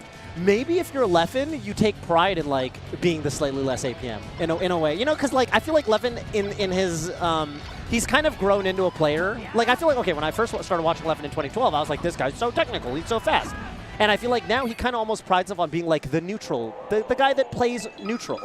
The balanced. The balanced right. Levitating like patrician. Right. Right. Exactly. So yeah, I don't know. Okay. Oh my God, this is going to be a crazy. So Sensei played a Fox 101 stream with me earlier, and that was brutal. He's just nasty. He's really good. Sensei versus Moki. Okay, I have lore. I have Hit me. coming in hot. with the lore from the 3 Fox main Triforce pyramid, which is Moki, Sensei, and Joshman. All 3 of these guys play Fox, and all 3 of them are in a Mexican standoff among who is more lame. Joshman thinks Sensei plays extremely lame. Sensei says Joshman plays extremely lame. Moki says both of them play extremely lame, and they don't say shit to Moki because he's the GOAT. Because he's, yeah. But there is this idea. So these guys have been arguing over and over. They'll play friendlies. At least Josh and Sensei will. Woo. They'll play friendlies. Yeah. They'll get mad at each other. Okay. Sensei will be like, I'm trying to stay positive. Josh will be like, there's no positivity in this. You are a Goomba for me to step on to get to top 8. And they're all friends. It's fine. But there's an animosity. The other part of this is that, so Josh had to play against J-Mook. He lost 3-1 in top 48. Yes. Guess who was warming up J-Mook? No. Well, one of these two. Sensei? Sensei. Isn't that messed up? And Sensei didn't even have a sheet coming up. These guys are trying. They're either trying to make each other better or they're trying to be evil at each other. I love it. While also being extremely good friends. So that's a little bit of lore. There's the Fox sphere is being. There's the tectonic plates are moving. Is all awesome. I love that because I never know like what the vibe or the dynamic is. So my take on like actually these two in particular is that on any given day, these 2 human beings cannot lose this matchup to anyone on the planet. Yeah, right. Because there was a good period, and I would say we're probably still in that period where the 2 best Foxes are like Cody and Leffen, but like Moki will just sauce Cody sometimes, and it's like GG's 3-0 handshake. Yeah, Moki comes out of the gate sometimes and like charging like a bull. Yeah, and it's the same thing with Sensei. Not to bring it up, but yeah, we gotta bring it up. We gotta bring it up. It happened, didn't it? It literally at Big House twice. It happened. So yeah, these 2 like there's an argument that these 2 are literally like the 2 best Fox tutors, and I do think Joshman is also like on that short list. So that's really badass. Yeah, it's fun. They're all in competition with each other to be the least lame player while also dash dancing in the corner, according to themselves. Right. I also was calling an early Moki sweep way back. I think it was at this before Genesis. It was actually during the 4-side fights at Genesis. I said this is Moki's year, and then he made a crazy run. Got like at third, Genesis. Third. Yeah, I believe it was 3rd, and I was like, I told you. Jeez. Yeah. I told you guys. So I'm a huge Moki believer. Yep. Yeah, I'm a huge Moki believer, huge Sensei believer. I gotta be a huge Sensei believer today. You have to. You have to. He sunned you. He sunned me, dude. He sunned me. But he's okay, and a little bit of intensity in the player cam from Moki. Little one of these. As a Fox player, how do you feel about the Ditto in this stage of your life? Honestly, yeah. I mean, I think it can be frustrating at sometimes when it's like, we were talking about this before the block, I think, when our mics weren't hot. It's like Melee is that game where, like, the Melee is, you gotta hit those. You gotta hit those. You gotta hit those is the Melee. Toph washed me, and then I almost beat the guy that beat Toph to get out in winners. I did not take a game off Pato, and you did. And so we were talking about this circular nature of like sometimes those need to be hit. Exactly. Yeah. And it was like little things. Like I just distinctly remember I up threw Pato on the platform and went for up air. That killed at 92. That's crazy. And he hit the SDI out and got out of the up air. And when he up threw me on the platform, I didn't hit the SDI and took 80 damage. Yeah. And that'll do it. It's that kind of game. That will do it. So from that perspective, it's like, yeah, the Fox Ditto's tough. Whoa. All right. Computer, explain. Yeah, like it hits. But I think conceptually I love it, and I do enjoy it. It's fun. I think it's really fun. I think that it is, like, it tests all the right skills. I think there's some people who are kind of like they're like, oh, this match, even a lot of Fox players are like, it's lame, whatever, it's too chaotic. I think it's really pure Melee, and I'm never really mad losing the matchup. Like, okay. So you're also not, like, you got to play against the Fox in bracket. You're not like, ugh. You're like, okay, let's do this. Yeah, and I'm like, ugh, sometimes if I'm like I'm not hitting my stuff and they are, but that's more like, but that's not at a conceptual level. I'm like, I'm down. If I'm not hitting my stuff, you beat me. That's a whole, yeah. You know what I'm saying? That's more macro than anything That's else. what I'm saying. Like, I can't be mad. That's Fox Dittos. Yeah. It's like if, I don't know, it's very physical, right? It's like, let's say I show up to run a marathon and I just haven't been running. Yeah, You know- and you're getting gassed and you're pissy and Whose fault is that? Yeah, So that's kind of how I exactly. feel about it.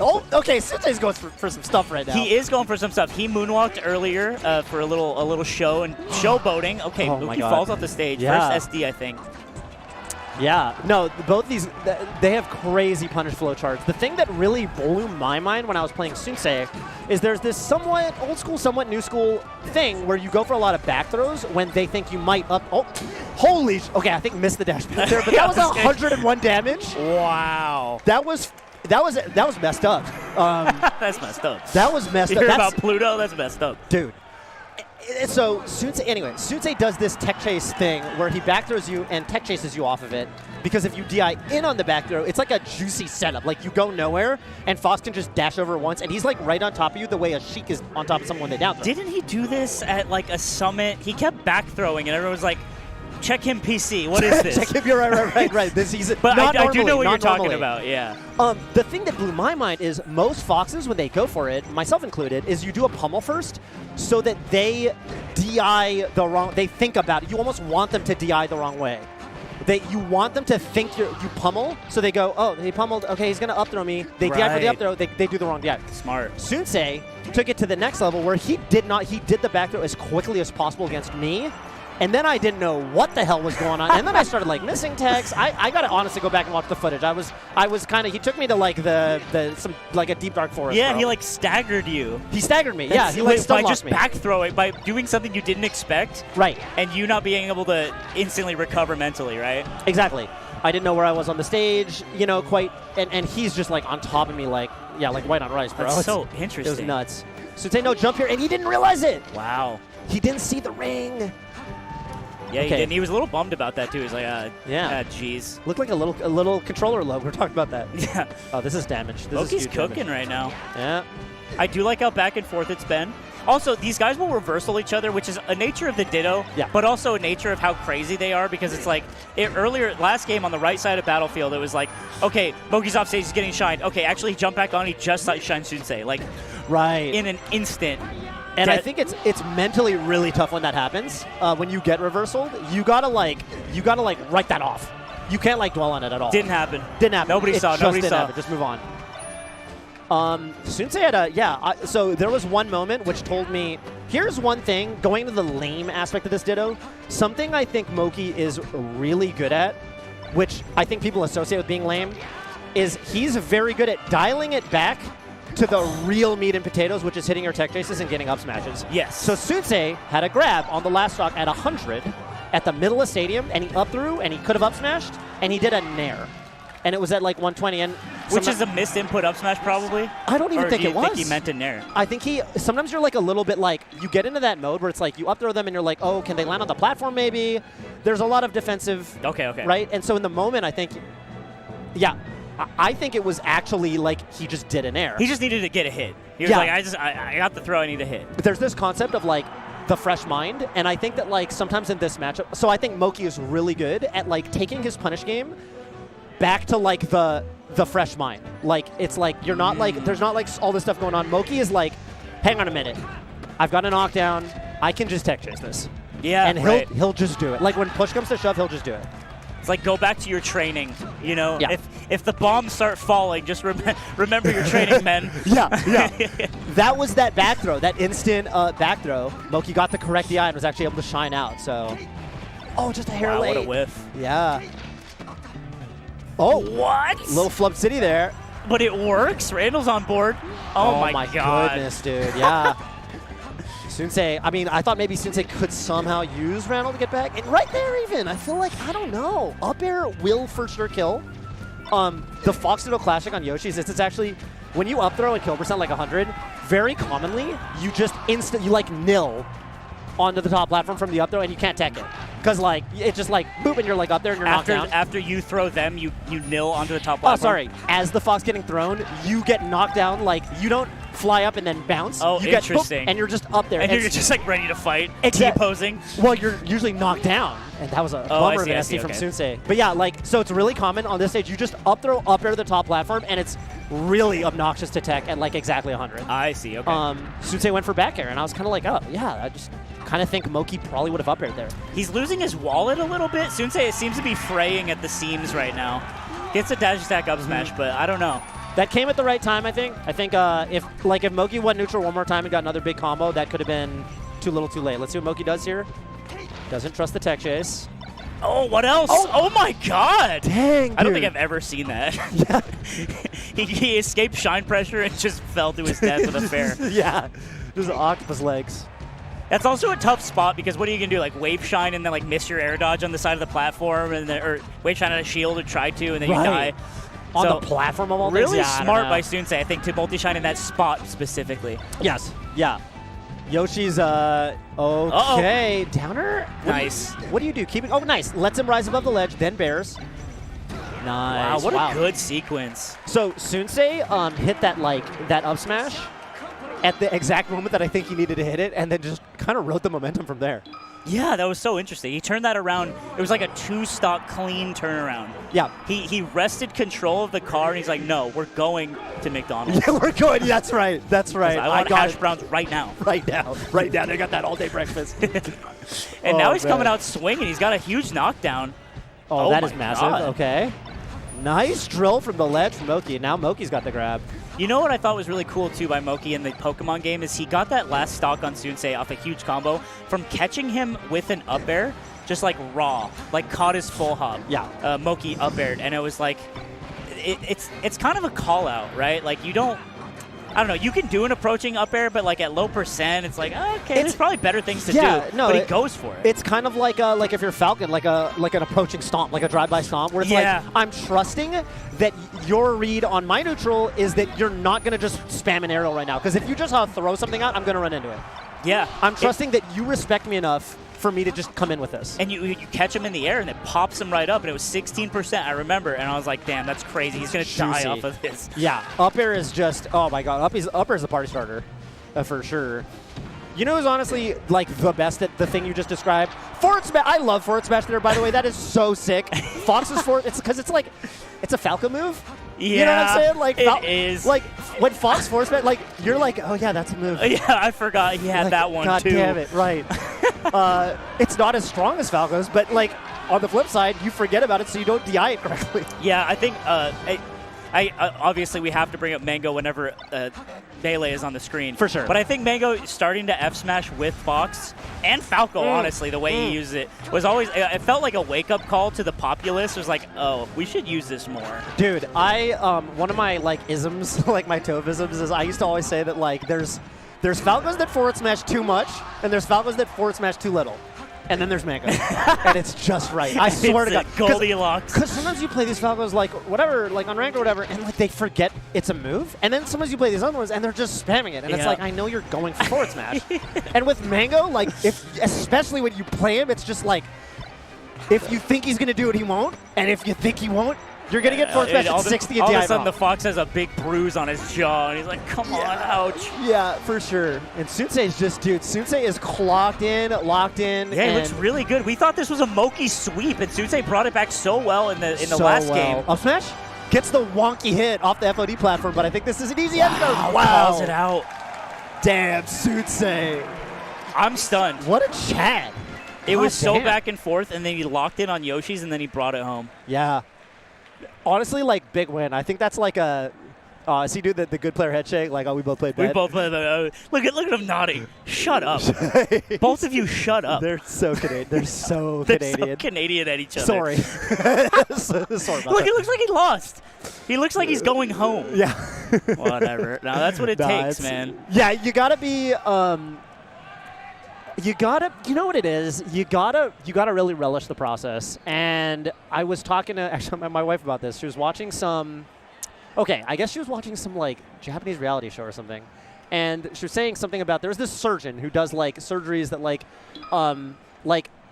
things like helps kids that have like fingers fused together, you know, stuff like that, little like cleft chins and stuff. And this surgeon was saying that his favorite part of his job was not as somewhat of a controversial thing, was not like the smiles that he brings to the children's faces and like when they wake up from the anesthesia and they're happy. It's like, oh my God. Yeah. It's not that. It's like when I like just like do the surgery like perfect, and it's just like I know like that was like the cleanest surgery. The cleanest one I could have ever done. It's like totally intrinsic. He's like, That's yeah, so F interesting. them kids. It's like when I'm just cracked on the surgery operating table, and like you just know like, oh yeah, that was. You know clean. what? That's who you want. That's who you That's who you want want. operating Yeah. on you. You don't want someone who's just doing it for the clout. Right. You want someone who is so obsessed with doing a perfect job that they don't give a fuck about you. Yeah. It's like all this person needs is to live through this and to be happy with it and for me to be perfect always. Exactly. And I think that is a thing with top, certainly melee players. Especially, like, I mean, Fox players too, right? Fox players, Like, yeah, especially in a Fox Fox Ditto player. where Also, Falcon players. Sure. Okay. Yeah. 91%. Sensei, the W is in the stats. We can just see that 1% of L cancel rate. Yeah. Dang, the damage done is insane. That's it's a actually year. crazy differential. And you know, Fox Dittos you'll get shine kills, and that just means you did less damage. Yeah. But that's good that you got the shine kill. L cancel rate. It's such it's such a rude thing to put on the screen. How dare they? I actually it is rude. I actually do want to go back now and watch. I hope they had it. I want to go back and watch the VOD of me losing to Sensei. set. Our set for sure, and I want to see me and Sensei. I want to see. That's a more better measurement. Because I'm sure he was at 91, and I'm sure I wasn't. And I'm really curious, and it's actually something I think I want to work on. Like, it's a good point. Yeah. Because it's like the first thing we learn when we pick up the game. Yeah.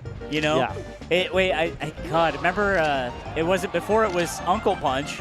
It was the 20XX hack track. 20XX, yep. And then it had all these, like, janky, like, setups that you had to, like... I mean, Uncle Punch is very straightforward and great now, but before that, we would even just practice, like, remember setting a Bowser to maximum damage? Yeah. What is it? Like, he doesn't get knocked back. Yeah, the handicap. You set a Bowser to max handicap, and you can infinitely, like, drill shine him, and it's a way to just practice hitting something. Right. And it's just like the the Uncle Punchers. There's the you can spawn the barrel in the L cancel training. It's just like the barrel, but it's a Bowser that doesn't go anywhere even when you nair him at 500. It's kind of useless. It's kind of because it's like. But it's kind of nice to know you can do it. Because shout-outs to Joey, who I don't think is here at this tournament, but at Ludwig Smash Invitational, on the morning of Saturday or Sunday, one of those days, but I saw Joey in the corner with that Bowser. No way. Because you can do it on any setup. Yeah. And I was watching him, and Joe's in some multi-shines, and I was like, dang, Joe's crap. What an ancient man. Yeah. You're watching Joey, he's like, he's really good at that still. Yeah, he's really good at it. Yeah, he actually is really good at it. Dude, Joey, like, shout out to Joey. I cannot do it like him. When he does shine into drill, because, like, you know, with nair, often you want to do a late nair or an early nair. Because it's like, if you do an early nair, like the hitbox comes out earlier, like on shield, right? But if you do a late nair, it's like safer when you land with it, right? With drill, you actually just kind of want to do it as early as possible because there's no late. It's so stupid. I hate it. You just want to get it out instantly. Joey, like, I don't know how he's inputting it. I should probably just ask him. He gets the drill out like instant. It's crazy. I can't imagine him clawing either. He seems too proud to claw. Yeah. Speaking of Joey, we have his counterpart. Yeah. We got C9 Mango. The Mangster. And we got Aklo. This is a dope set. I don't know that I've seen this. I can't remember either. You know what I was saying, though? Because I was looking at the bracket before we got on the mic, and I was like, Mango versus Aklo, he could lose that. Yeah. And then I realized that everyone in top 48, I'm like, Mango could lose that. Mango lose that. Yep. It's scary. That's kind of this tournament's so stacked. Like everybody is really here, so you can't really be mad. Okay, so the thing about Aklo, he went from being the people's enemy to, in a lot of ways, the people's champion. Yeah, and I think it's really cool. And you know what's funny is he hasn't really changed anything about how he plays. He's just kind of persevered and has been really nice to everyone. Yeah, that's a great point. That actually is true. I think it's really special. That's a great point. Yeah, he's got this kind of energy where he's like, you know, especially in New York. He's like the, you know, he's kind of the king of New York. He's the king of New York. He shows up the locals. He's sincere. He plays a low tier sometimes. He beat Kadoran and shamed our whole goddamn post. Yeah, well. In addition to also playing kind of wonky. Like, I think he has actually one of the most distinct face value play styles. Fully agree. If you can't see the player cams and stuff, you know that exercise we like to think about doing but never actually do. But yeah, you saw earlier, he'll just sit and just hold shine at the end of the stage against the Falco. Because what is the Falco going to do? Right. You don't want to shoot a laser, you don't want to hit the reflector, but you do anyway because it's a reflex. There's something to be said, honestly, for like in a game like Melee where it's so muscle memory based, anything you do like that, it instantly takes your opponent out of their flow. Even if they don't shoot the laser, they think consciously to themselves, oh, he's holding the reflector. Doing that? Huh. And as soon as you have a thought, like a conscious thought, you're no longer in flow state. That's so true, dude. That's effective. I like to think of it as like you're using up RAM to think about that instead of the game. Exactly. You know? Exactly. And that's why I think wonky playstyles through the years, you see these sets that get a little ugly or what have you. But that's really effective. But ultimately supplemented by an insane tech skill, an insane decision-making skill that Aklo all has, like clearly, right? I mean, best mid-shortens in the game. Best mid-shortens in the game. Literally best mid-shortens in the game. And it's kind of special, once again, how he's risen to where he is by, in a way, being unique in a way that a lot of players find it hard to do. Absolutely. Right? Yeah, I totally agree. Okay, Playstyle-wise, that's very cool. For sure. Playstyle-wise, personality-wise, yeah, definitely. Mango, I mean, this is Mango's matchup, so I think game one is not always good. There's your reflector, by the way. I know, dude. He wasn't even that far away that time. Yeah. I think for Mango, I'm not too stressed if I'm a Mango fan here, if Mango drops game one. I kind of feel like if Mango wins this, like if he just gets a fatty combo, I might be a little worried if I'm an Aklo fan in a weird way. Yeah, it is. Because he was up a lot. It's just too early to tell. He was up, but again, it's Fox Falco. It's true. I think we're really going to see the true Super Saiyan versions of these guys in Game 3. Agreed. Yeah, as the set ramps on. There's the, okay, nice. Wow. Gets the up smash, 138. Aklo kind of stops the bleeding there. Mango started to kind of not get touched a little bit, but yeah, Aklo very just composed. It was good back and forth. Yeah, I think the last stock it looked super uphill for Mango when it shouldn't have. And I was like, oh, yeah, he's just Aklo once again. Like he's a good enough player to where he'll do things like that. Things like that. 5% easy. Yeah, that's true. But he'll also hit his combos. You know. Yeah. And he'll make you pay. Wow, he charged in with the up air that we were talking about earlier. Yeah, he's doing the Moki. Oh my God. Oh my goodness. Okay, yeah, that was wonky for sure. Mango just not having a jump. Mango went too low. Mango's lasers are always so clean, too. The way he'll approach with one super, super deep. I know he's talked about it endlessly on stream as well, but it's like, man, and then you look at your Falco and you're like, yeah, we just can't do that, can we, boy? Look at your hands. Yeah. We can't do that, can we? We can't do that, can we? We just don't got it in us. Again, the reflector, damn. Reflector, and then he holds, and then wave dash in jab. So he's got a whole game plan based around this thing. Yeah. It's, okay, Mango catching the double jump, the up air. I think when you get the up air there, I think you want them. I think Mango unfortunately got the wrong up air that sent in. Nice. Yeah, it was a little odd. Mango also missed a laser turnaround up tilt. He did the high angled forward tilt instead. I hate when that happens. Doesn't bode well. You want to be hitting those turnarounds, but he gets the cleanup stock. You do. What? He's just doing them high on purpose. Yeah, that's the thing. This is so stupid. We used to talk about that like way back in the day. Which is crazy that Aklo's forcing that out. Nice edge guarded. That was a low percent. That was super low percent. It was from a really good call out. I almost think Aklo could have lived that if he's mashing up B, or at least lived for a recovery. Yeah, maybe. All right. Oh, nice. Great combo out there. Ooh! Baby. That was clean. Super clean. Laser and then just throwing out that downer is so sick because if they side B, they're dead, and if they up B, I'm pretty sure you can still kind of try to cover something. You can get pretty high. Yeah. I think maybe the only thing that saves him is an up B to ledge. Right. Like a straight on, but then you're kind of sitting there for a while waiting for the up B to end. Right. But yeah, that was really clean. Also, it's that was a gotta hit those moment. He hit those twice. Did. And it was two stock. And and that's how it's going to be at this level. Ooh, good up tilt right there off the bat. Got right under the Falco and just stopped his whole plan. Love the dash attack there. I don't think anything else would have connected. Dash attack is this funny move where because it comes out so fast, sometimes it's the only thing you can tech chase with or extend a combo with. You know, another thing about those lasers that Mango's throwing, those weird little turnaround lasers that just barely hit the Fox off the stage. They're really hard.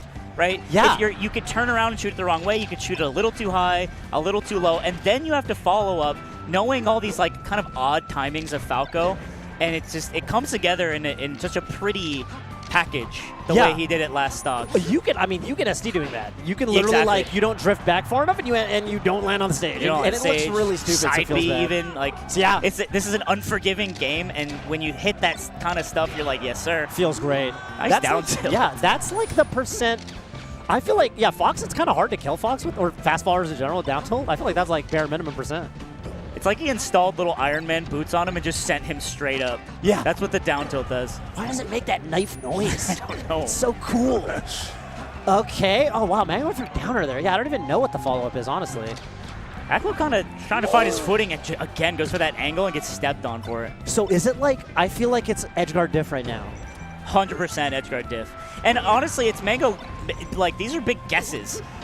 You know? Yeah. We talked about the coverage of that laser downer, which was great, but 2 of these have come from just, that's the angle you're going to, I'm going to put my foot out there, and he did. Yeah. It's really, really hard. Oh, wow. He knows. Knew? He knows it's the 4. Barely missed it. Mango, Nice that's a shine. huge pickup.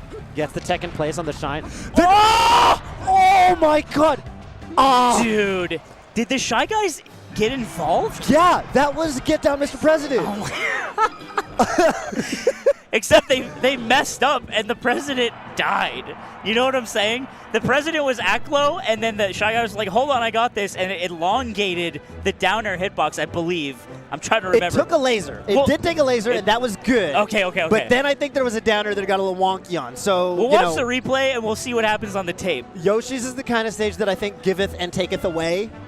You got the Shy Guys, you got the Cloud, Randall, and that, you know. That's how it goes. It's been pretty crazy. Honestly, if I'm an Aklo fan, I feel a little bit like, oh my god. Oh, that's he stole it. He yoinked it. He yoinked it from him. Give me that. I was gonna say, if I'm an Aklo fan, I'm like, okay, this set's a little goofy, and my goat Aklo, if I'm an Aklo nation passport holder, I'm kind of upset. But I also feel like his raw guesses, oh my god. It's also so hard because if you're an Aklo fan, you're a Spacey fan, and if you're a Spacey fan, you're kind of a Mango fan. You're kind of down at the end of the day anyway. But if you're from New York, you're like, okay, why does he keep guessing the right thing? This is bullshit. That's how it goes. That's that old school. Dude, I will never forgive New York. Not that they were totally in the right to do this, but having to hear them sing the damn Frank Sinatra song after Kadoran lost, and me and Blur just sitting there, just like dealing with this. Who is it, like Yokai Nels? Dude, it was they earned it. They deserved it so much, but it was top 5 worst Smash moments. It's like, get me out of here, bro. The first line. Yeah, I'm gonna get a cab. Woo! That was cool. Yeah, nice recovery from Mango. Aklo not trusting that one. What an odd. It was like a delayed shield drop down air that ended up just working so well. Oh, okay. Aklo tried to get a little bit custom with it with the reverse forward air. He's all over him right now. Even the shield is kind of stopping Aklo in his tracks, but he's keeping it going. Oh, didn't trust that one. Maybe you can like shield grab that, but honestly, maybe not. With Mango, you never know. No. Mango's so good. I remember Squid was talking about Mango's -6 down air or something, -6 or -7. It's like, anyway, point is, it's like 1 frame short of being punishable by a shield grab. And he consistently does this down air. Really? So it really visually, as the opponent, it really looks like he did it at the timing where it's like, he messed up, I can shield grab it. But it's like, you got 1 frame too little to get a grab out. Interesting. And for sure, Mango has not labbed this out, and for sure doesn't know he's not doing it like at the scientific level on purpose. It's a vibe. It's a vibe. Yeah. Well, I remember talking to Kira a long time ago, and I was asking him like, what makes Mango different, or at least what did in the past, because Dave's been around forever. And he told me, which I talk about this all the time, but he's like, Mango figured out, that was beautiful. That was really good. He was like, Mango understood shield mechanics way before any of us did. That's a really good point. And, because he played Puff, and like just the way that like you can act out of shield, how much time you get, the frames and stuff like that, he just inherently understood the shield shield and its mysterious ways. Yeah. And that translates to today, because you'll also see him catch like a wave dash under a shield or something like that, and it looks really crispy. Akla bringing this back. Yeah, Akla needs, I mean, you want that juicy knockdown. It's Nice dash back. Amazing space. Oh, got a weird roll in the platform instead of maybe a shield drop. Often that's a shield drop miss. Dude, Mango can't hit him. He's been trying so hard to hit him for the last 10 seconds, and he's just been impossible. He runs up grabs! He runs up grabs, and Akla was lasering of all things. Fox's gun doesn't hit stun. Okay, that's a big shine. This is the follow-up. Is Yeah. anyone's game, No but a side way. piece? That was on purpose? I have no idea. That Could would have been a laser. insane if it was on purpose. Oh, wow. Akla clutches it. Insane to clutch that. Dang, yeah, I think, that was honestly, it looked like it was going to be lights out for a second there. Really great point about Mango. I've got some, I've got some theories as to why that might be the case. I think the Puff thing is a great point, because, he used to dance around people's shields and not know how to move for, 3 seconds. Aerial drift is also something he's, uses with every character. So it's learning the ways of the Puff, I think, formed him into the man we see today with a clean stock up on Game 5. Clean stock up. Yeah, Akla's got to do it the way he did it last game, I think. Just stop getting hit, get a big knockdown, and kind of take him to town. And Aklo, honestly, he's just a Link player with a Fox secondary. Kind of low-key is. Oh my god, what a beautiful F-tilt for Mango. Yeah. Oh, I thought Mango would just go back to ledge. Okay, gets it anyway. Gets him on the pickup. Okay. Okay. Wow. 2 clean stocks. Again, a fat lead. But it does often just take a grab. And then you nail your edge guard, you hit those, capital those. T, But and Mango you're back in the game. It's true. Capital T those. Dang. Oh my god! It was crazy. The timing to do that down air in that way is just nuts. And it's so deflating because Aklo had just hit on the last downer in that combo, hit this ridiculous looking SDI that made it tricky for Mango until it wasn't tricky at all, and Mango ended the combo a second later with the kill. Yeah. Which is dang, well then what do I do? Mango up 2 clean stocks. He has a huge comeback if Aklo wants to take this set. Here's one. Okay. It's just like that. It's that quick. And Mango throws one away. And this is what, roughly where we were last game? Okay. You need that up air. Okay, looking for a downer. Wow. Yeah, he did a weird drill. Okay, and he extended it too. I like that shine too, but doesn't get anything because he's airborne. Oh. Mango missing a shine. Yeah, Falco shine a little bit smaller than Fox's. It's getting really scrappy in here. Yeah, oh my but God. Percent-wise, I guess, Aklo is holding a pool cue right now. He just snapped it in half. And he's like, let's dance. And Mango's like, okay. I was waiting for this. Oh my god, is he... Whoa! He shortened the shorten master. Huge jab. Oh, and then Aklo misses his shorten. The mid. Insane. He actually just out-shortened... The mid shortener. The mid shortener. Wow.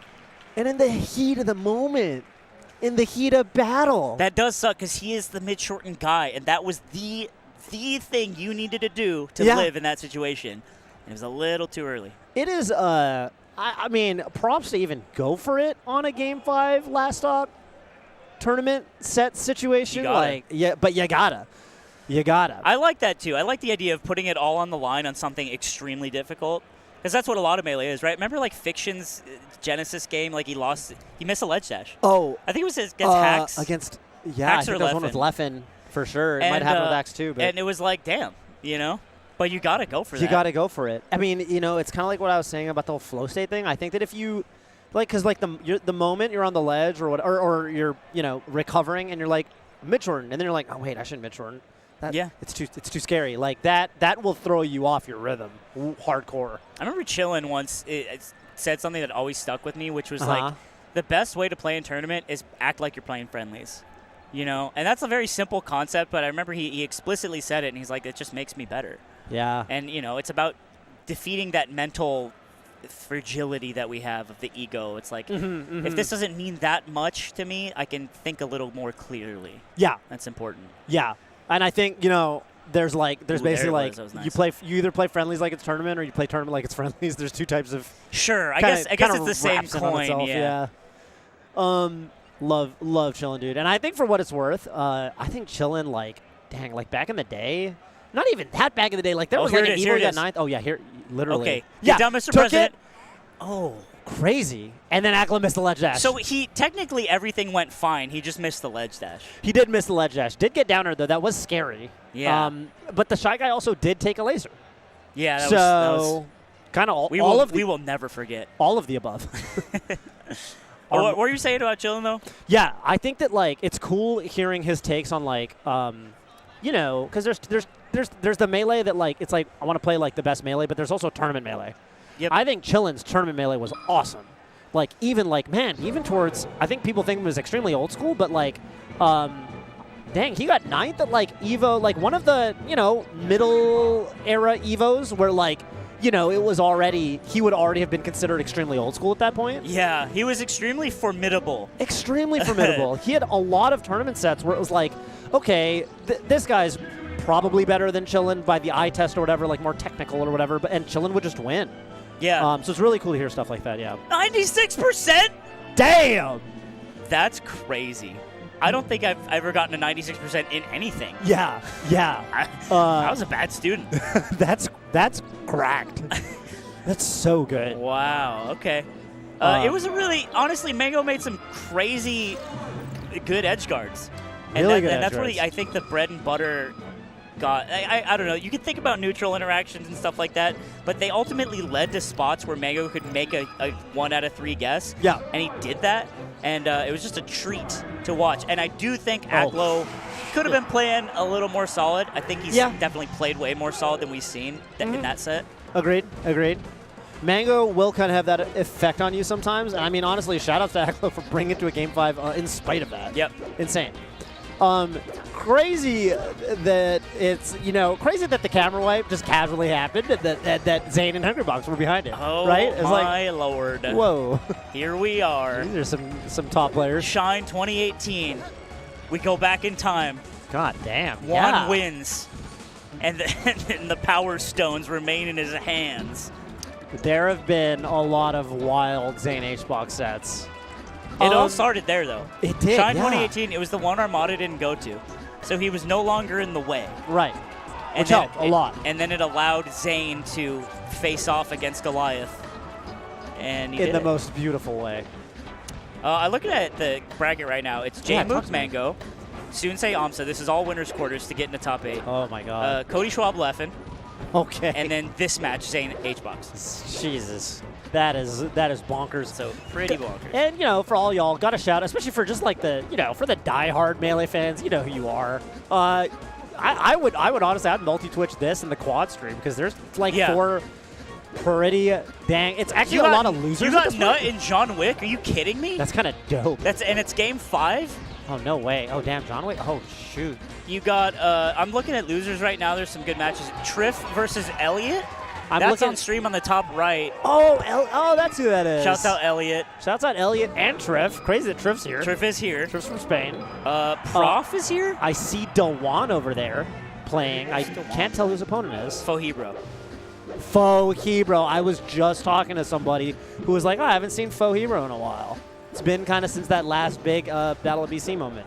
But here on the mainstream, you know, Zane H-Box, very recent. So for a while, Zane just had the box's number, had him on speed dial, Yes, you know? yes. And then I think it was Ludwig Smash Invitational, where Zane won the event, but I think there was a pools or a loser, because it was like a, you know, that Aiden format. Yeah. In one of the complicated Aiden matches, Hungrybox beat Zane, and it was like, oh, he did it. He did it. He hasn't done it for a while.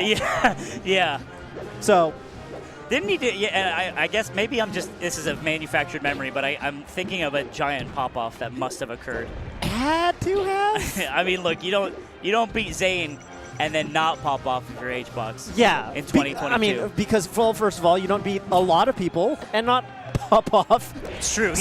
He does that against most people. Right. He would play like you and like, I don't know, like pop off. You know what I'm saying? Like you or me. It would just happen. Wanda pop off against me, bro. Nah, sir. But you really never know. He knows he wouldn't. If it's a Netplay tournament it's streamed, then you really never know. Okay, yeah, I'm getting. Because at that point, you know, you got to get those subs somehow. Okay, but Zane, off to a solid start.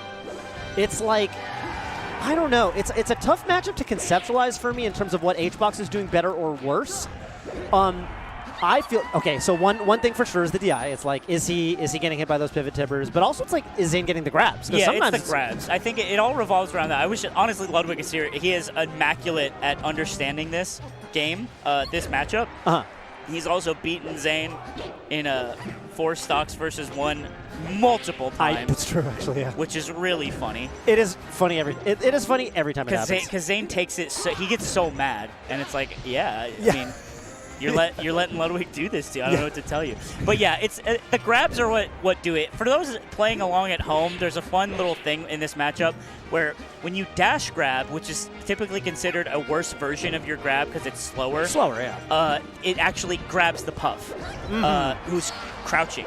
Yeah, because Marth, he leans forward in his dash and gets a little bit lower, and that's what you need. But if you do a standing grab or a jump cancel grab, which is the same thing, but you're moving, so you miss, and the Puff pancakes underneath the Marth's arm. So you need to make a decision as the Marth if you need to do a riskier grab to catch the Puff, which can usually lead to a punish, or just swing your sword. Exactly. Yeah, exactly. So he did it right there. You just saw a dash grab, and he got Ole bulled. Right, because Hungrybox did, instead of holding crouch, he spot dodged, and maybe jump cancel grab would have been fast enough to preempt the spot dodge. Yeah. Not 100% sure. It's funny because HBox is using what the manual says to stop to beat grab with. Which is spot dodge. Yeah, the community found out about the crouch at some point. Probably very early on. Probably 2001, but... What is he doing? He's done. He's going to the blast zone. Oh, he's changing controllers. Oh. Okay. Is he changing controllers or is he giving up? Wait, Juan's walking off stage? All right, no. He's reaching in his bag. A new controller. A white one. White controller. Okay. He's really upset. Wow. So something's going wrong with the conch. Yeah. This is not normally. This is check him conch, check him disc. Check him disc, dude. Oh my God, it's coming full circle. Okay, I've never seen this from. I gotta say, this is not that. To me, this is not that common in. I've never seen Shep do this, and I think every time I've seen Shep play on stream, he looks at his controller like it called him a name. So this is definitely unprecedented. I've never seen HBox take out another controller, but it may have happened before. But who knows? Yeah, it's a scary spot to be in if you're HBox. It is, yeah. And if you're Zane, it's got to be reassuring in a way. You want your opponent to be a little tilted. Oh, yeah. Right. Wait, if this happened to you when you're Zane, you're just waiting patiently. You're like, what else is wrong? Yeah, right. What else is going wrong? You need me to talk to the venue about the temperature? How's the... You seem to have a lot of things on your mind that aren't the game. Right. So. Yeah, right. Sounds like it sucks. Could help but notice that that's affecting you and not me. So. Anyway, we're going to Dreamland, right? Yeah, okay. Yeah, cool. Yeah, and I don't know. That's exactly what... Because you know what it is, too. The way HBox beat Zane 10 sets in a row before Zane beat HBox. And when HBox was beating everybody, he would beat them by being the guy that was mentally untouchable. Yes. So for Zane, how the turns have tabled. How the turns have tabled right now. And it's almost poetic. It is, honestly. It's like the Star Wars Episode 1 with all of the droid. Help me out here, bro. All the droids, and but they were the droids that they were looking for. You know what? Let me drown. That's he does a tomahawk grab with Marth again. Okay. That's very cute. That chain grab, yeah. That's like a DI mix-up every time, and you're probably wondering, those of you at home are wondering, why don't Marth just do that all the way to a kill or something? Well, one, if they DI properly, they can kind of get out. 2, each throw does 3%. Yeah. So you should really what you do is you do it a couple times to kind of mix up their DI, throw them off, put them in the blender, the way Sensei put me in the blender. And then once they don't know where they are, then you go for a 2 or 3 hit aerial combo that does 40. Yeah. To do that damage with the throws, you'd have to guess right 10 times in a row. It's not worth it. It would be crazy. It would be crazy. It's but something it you won't pull happen. out on a game 5. Right. That is just inconceivable, and it goes down in the Score Esports greatest fighting game moments in history. Ooh, right. Nice weight. It's very similar, honestly, to the Falco back throw on Fox. Yeah. You know that one? And Zoo did it 11 times in a row to somebody one time. It was what is going on? You probably never met Pogo. Pogo is a Falco player. He did that to me all the time. I have thrown my controller. It's the only recorded controller throw in Slime's career against Pogo. Who's a great guy. Love that guy. I mean, sometimes it's just about the melee. It's not about the how guy. he back through me. I feel Wasn't it. cool. Wasn't cool. Wasn't cool. It's like, come on, man. Oh, we're friends. We're running this tournament. Whatever. There's a tipper. Sick of Zane. That was off a wave dash. Actually didn't even do the pivot there. Yeah, he moved in for it. I think Zane, I'm pretty sure Zane, like, actually tries to be disciplined. Because, like, against H-Box, there's something there it is. okay. Misses the Wow. grab. Yeah. That looked like, was that jump canceled? I think it he was. He kind of lurched. It could have been, I think it was potentially dash grab, but I think the, like, certain parts, because, you know, the pancake kind of wobbles up and down. Yeah. At its lowest point, you still actually, I think, duck it. So there's also in this game there's a Z-axis if people don't know, but it's a 3D game. It's a 3D game, and some moves don't hit because of the third plane doesn't line up. Ooh. Again. Yeah. I think Zane is like, well, okay, the point I was going to make was there's something we said for against H-Box who tends to DI that in, just rip the pivot tipper. Yes. But I do think Zane tries to be disciplined about it, and I think he tries to confirm the DI. I'm pretty sure. Yeah, I mean, there's definitely a balance he's achieving, right? I don't think you can consistently beat H-Box without achieving a certain balance in that interaction specifically, the one that leads to a kill. Yep. So it's just like, it's just him just playing really, really solid. And it cannot be, ignored that something's wrong with H-Box's controller, his mental. Yeah, at least switch his mental. controllers in the set. No one does that. No one except does that. Sakazumoto. He did that once. I need to hear the story after the set. That might have been the whole story. He did that. No. It is more funny than that. Oh, okay. Sick. Was he Red Velvet by the or Russian Roulette? Russian Roulette. That was him? Yeah, that was him. Yeah. So cracked. So cracked. I think Mangohan. Mangohan? Dude, I remember him on Old Anthers. On Old Anthers, the location who lives in Norwalk, California. Because you could say you were in whatever city you wanted. But the ping was really good in SoCal. So I was like, so you couldn't really tell. So I remember I asked him, I played on Old Anthers, I was like, who is this? And he just said Mango. And I'm like, no, it's Mango, bro. But it's, I forgot his name. It's not Sakazumoto though. Oh, it's not. No. It's, okay. It's another old school guy who's really good. Okay. Now this is close. So this is where H-Box, suddenly, if you're Zane, you're like, wait, I thought he was mentally out of it. What's going on here? He's going for the side Bs as well. Yep. Get that side B up tilt, but he just the raw up tilt on the platform. He NIL'd up there, I think. The no impact. That's why it looks so crispy, huh? Yeah, and H-Box really wasn't ready for it. He kind of got into a zone with the sword where, as Puff, usually there's no sword. Yeah, but the nil changed everything. Really, yeah, and kind of bold to go for. But I guess the cool thing is, the only way you get in trouble going for that is if for some reason H-Box rips a pound. If you're nilling up there and he pounds, that's not. Oh, that's at nowhere. That literally said that was nowhere. Crazy. But yeah, if you like forward or something, like who cares? You just get knocked a little bit that way, you're fine. Yeah. It was really, really safe and smart. It's good stuff. Wow, CC take it. Ooh. Okay, that's a Ken combo, but Puff's got some jumps. Yeah, it's way too high up. Yoshi's that kills for sure, but he gets for another dare reverse style. PP MD used to always talk about how you got to count. And by the way, he was like one of the best in the business against H-Box for a time, right? Yep. Used to talk about you got to count Puff's jumps, and the later put the community onto that, and also put the community onto the later jumps are not as good as the earlier jumps. Just there's a Puff difference. Gets winded. Yeah, Puff doesn't go She's as high. tired. So Zane got the Ken combo because the Ken combo, it's like you use like 3 jumps just getting to where you can recover, and then those last 2 jumps are kind of baby jumps. And then you can edge guard Puff kind of like a normal character. That was really cool. And he just knew. And now he's stomping on him like a Goomba with the Marth downer. With the downer. It's so savage, too. It makes that big boom sound. The sickest noise. Leave him alone. Yeah. Even though Puff is all of our enemies. Yeah, for sure.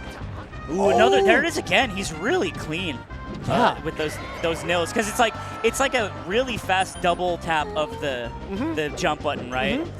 And if you mess it up, you just kind of your Marth looks kind of stupid. Yeah.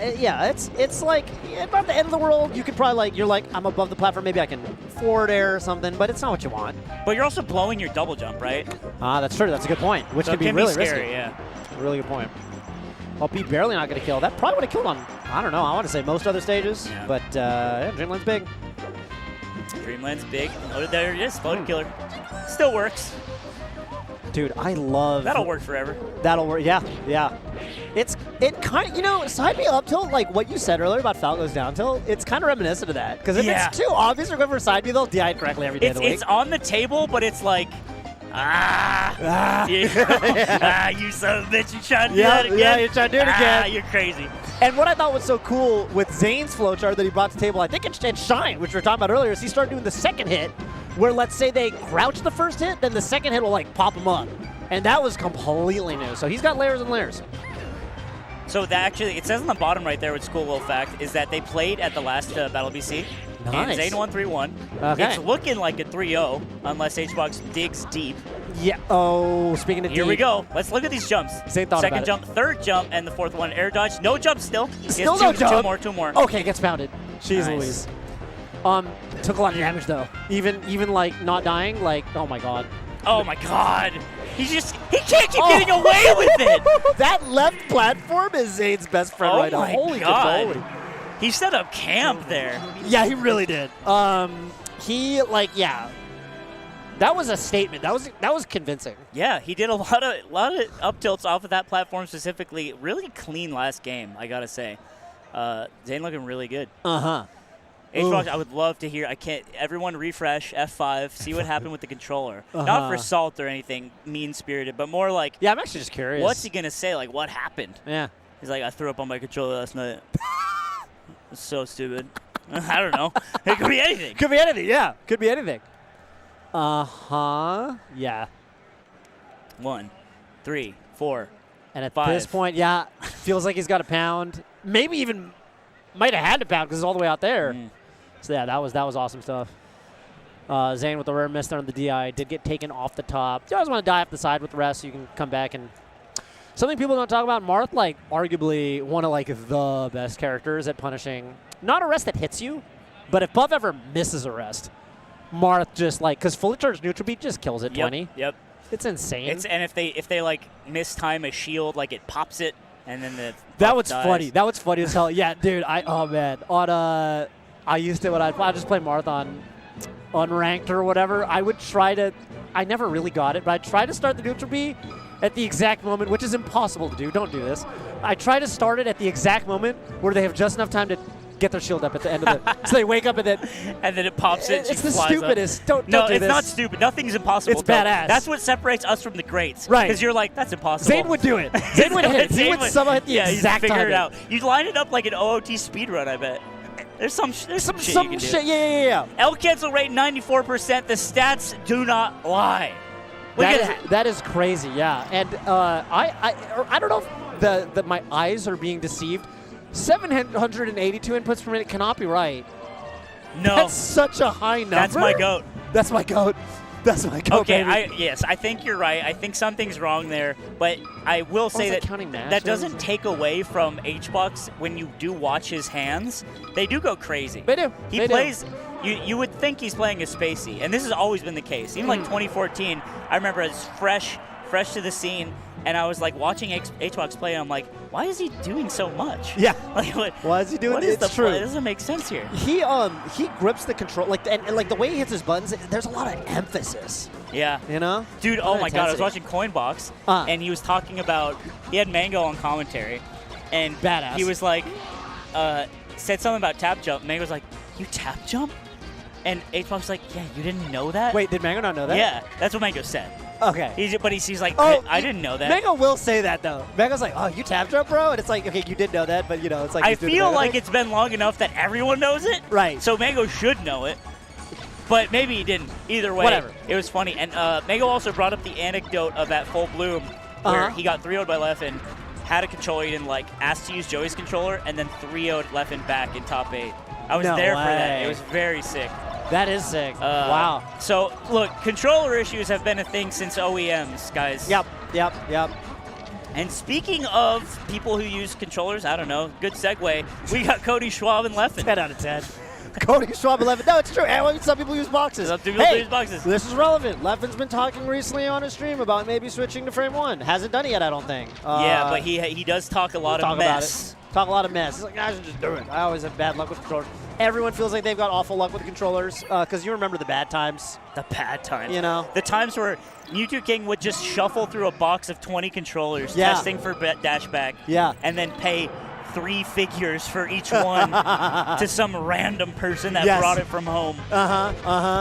Those were the bad times. Now we're in the hyper-capitalist times where you have to pay $400 for Gooms to quit hitting his bong to send it to you in the mail. And you're like, all right, whatever. It's all messed up. It's all messed up. Cody, this tournament repping Eggdog, I think, who is, shout out to Eggdog, it's like makes funny YouTube videos. Oh, really? Yeah, and cool. but also I think, but I thought it was cool because I saw the announcement on Twitter, but Eggdog apparently has like kind of always watched Melee a little bit, and is just a normie, makes cute videos. Oh, cool. But kind of just is into Melee, and like has like from years and years ago. So I just thought that was tight. You know what? There's so many secret Melee fans. Exactly. You know Jarvis Johnson? Yeah, I love that dude. Yeah. Yes. Yeah, I met him like last year, and we were just like talking and getting to know each other. And he's like, "Oh yeah, I know you from like Melee. Like I watch Melee all the time." From Melee. I'm That's like, that's so "What?" sick. That's so and sick. it's so cool. Jarvis Johnson. Well, first of all, was it Ludwig's birthday? Scuffed World Tour. No. There was like a dinner thing, like Oh, a really? year or two ago. Yeah. Like Cutie set up a thing. Anyway, Oh, Jarvis was oh, there. okay. And it was tight. I don't it was remember awesome. that. Yeah, Jarvis it all was there. blurs. Well, I'm such a socialite, Toph, these days.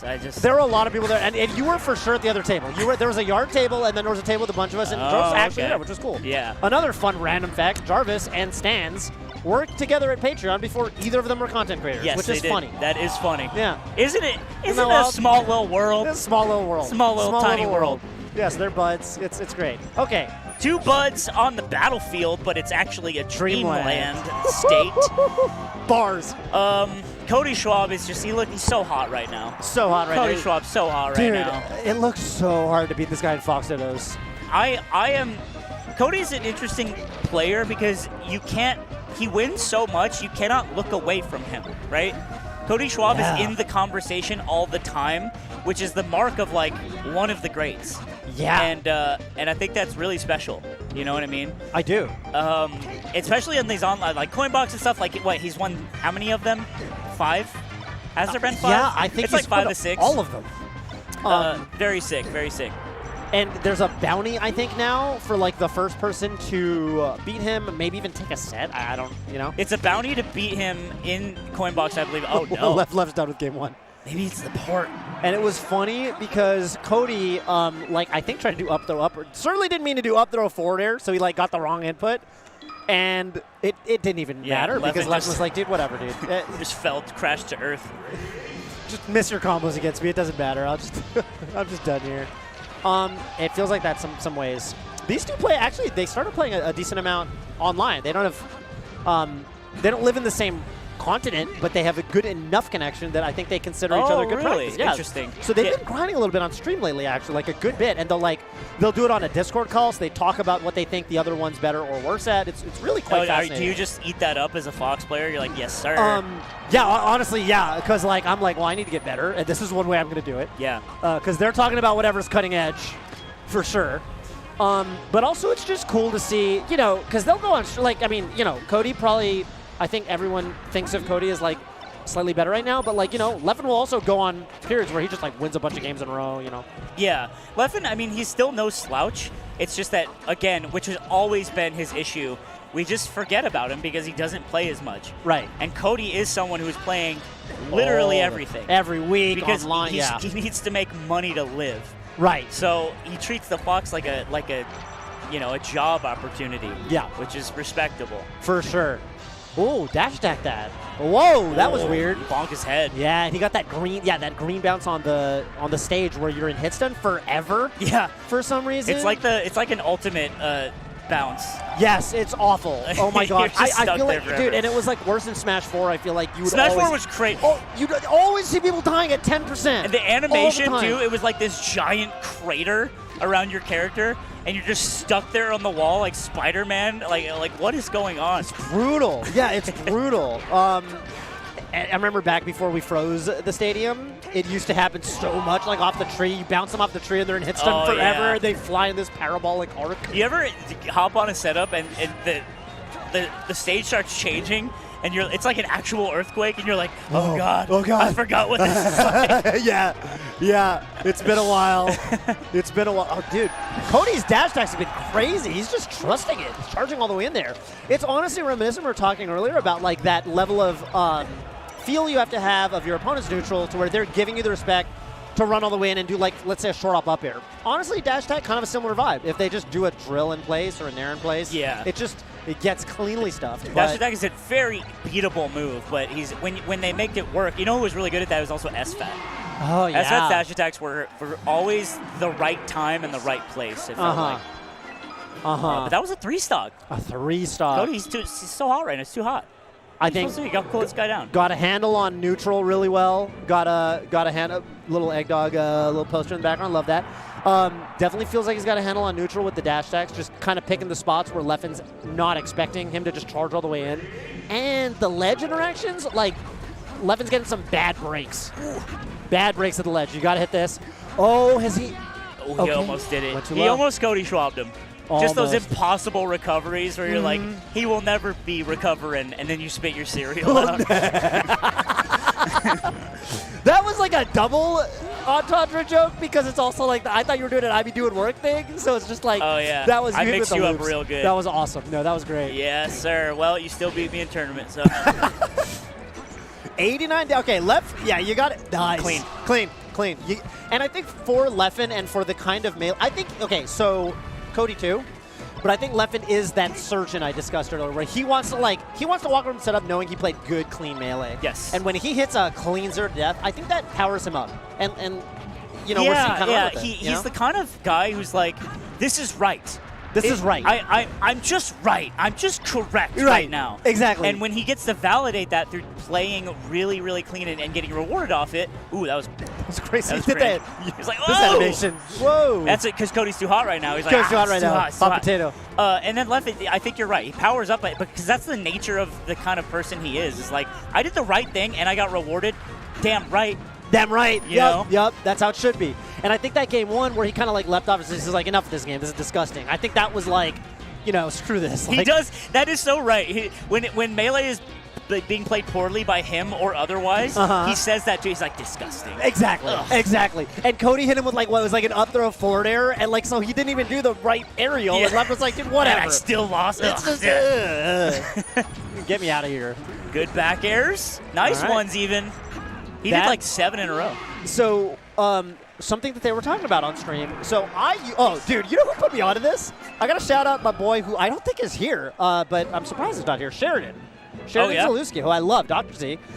And crazy that Dr. Z, of all people, noticed this, but back in the day, that Dr. Z told me Leffen is the best at back airing from the ledge to hit one Firefox angle and then having the perfect timing to like maybe cover a high angle with like another back air. You know where you you back air, then you land, then if they went high, you back air again. Yeah. And Leffen was talking about how his back air edge guards from ledge had gotten a little bit worse recently. This was to Cody. And how he wanted to start like doing it more. And so they were kind of talking about this. Okay. And that whole edge guard at the end of last game, that's exactly what that was. Yeah, that was. Because he hit him like 5 times in a row. Unironically, 5 back airs in a row as Cody just desperately tried to get back on stage.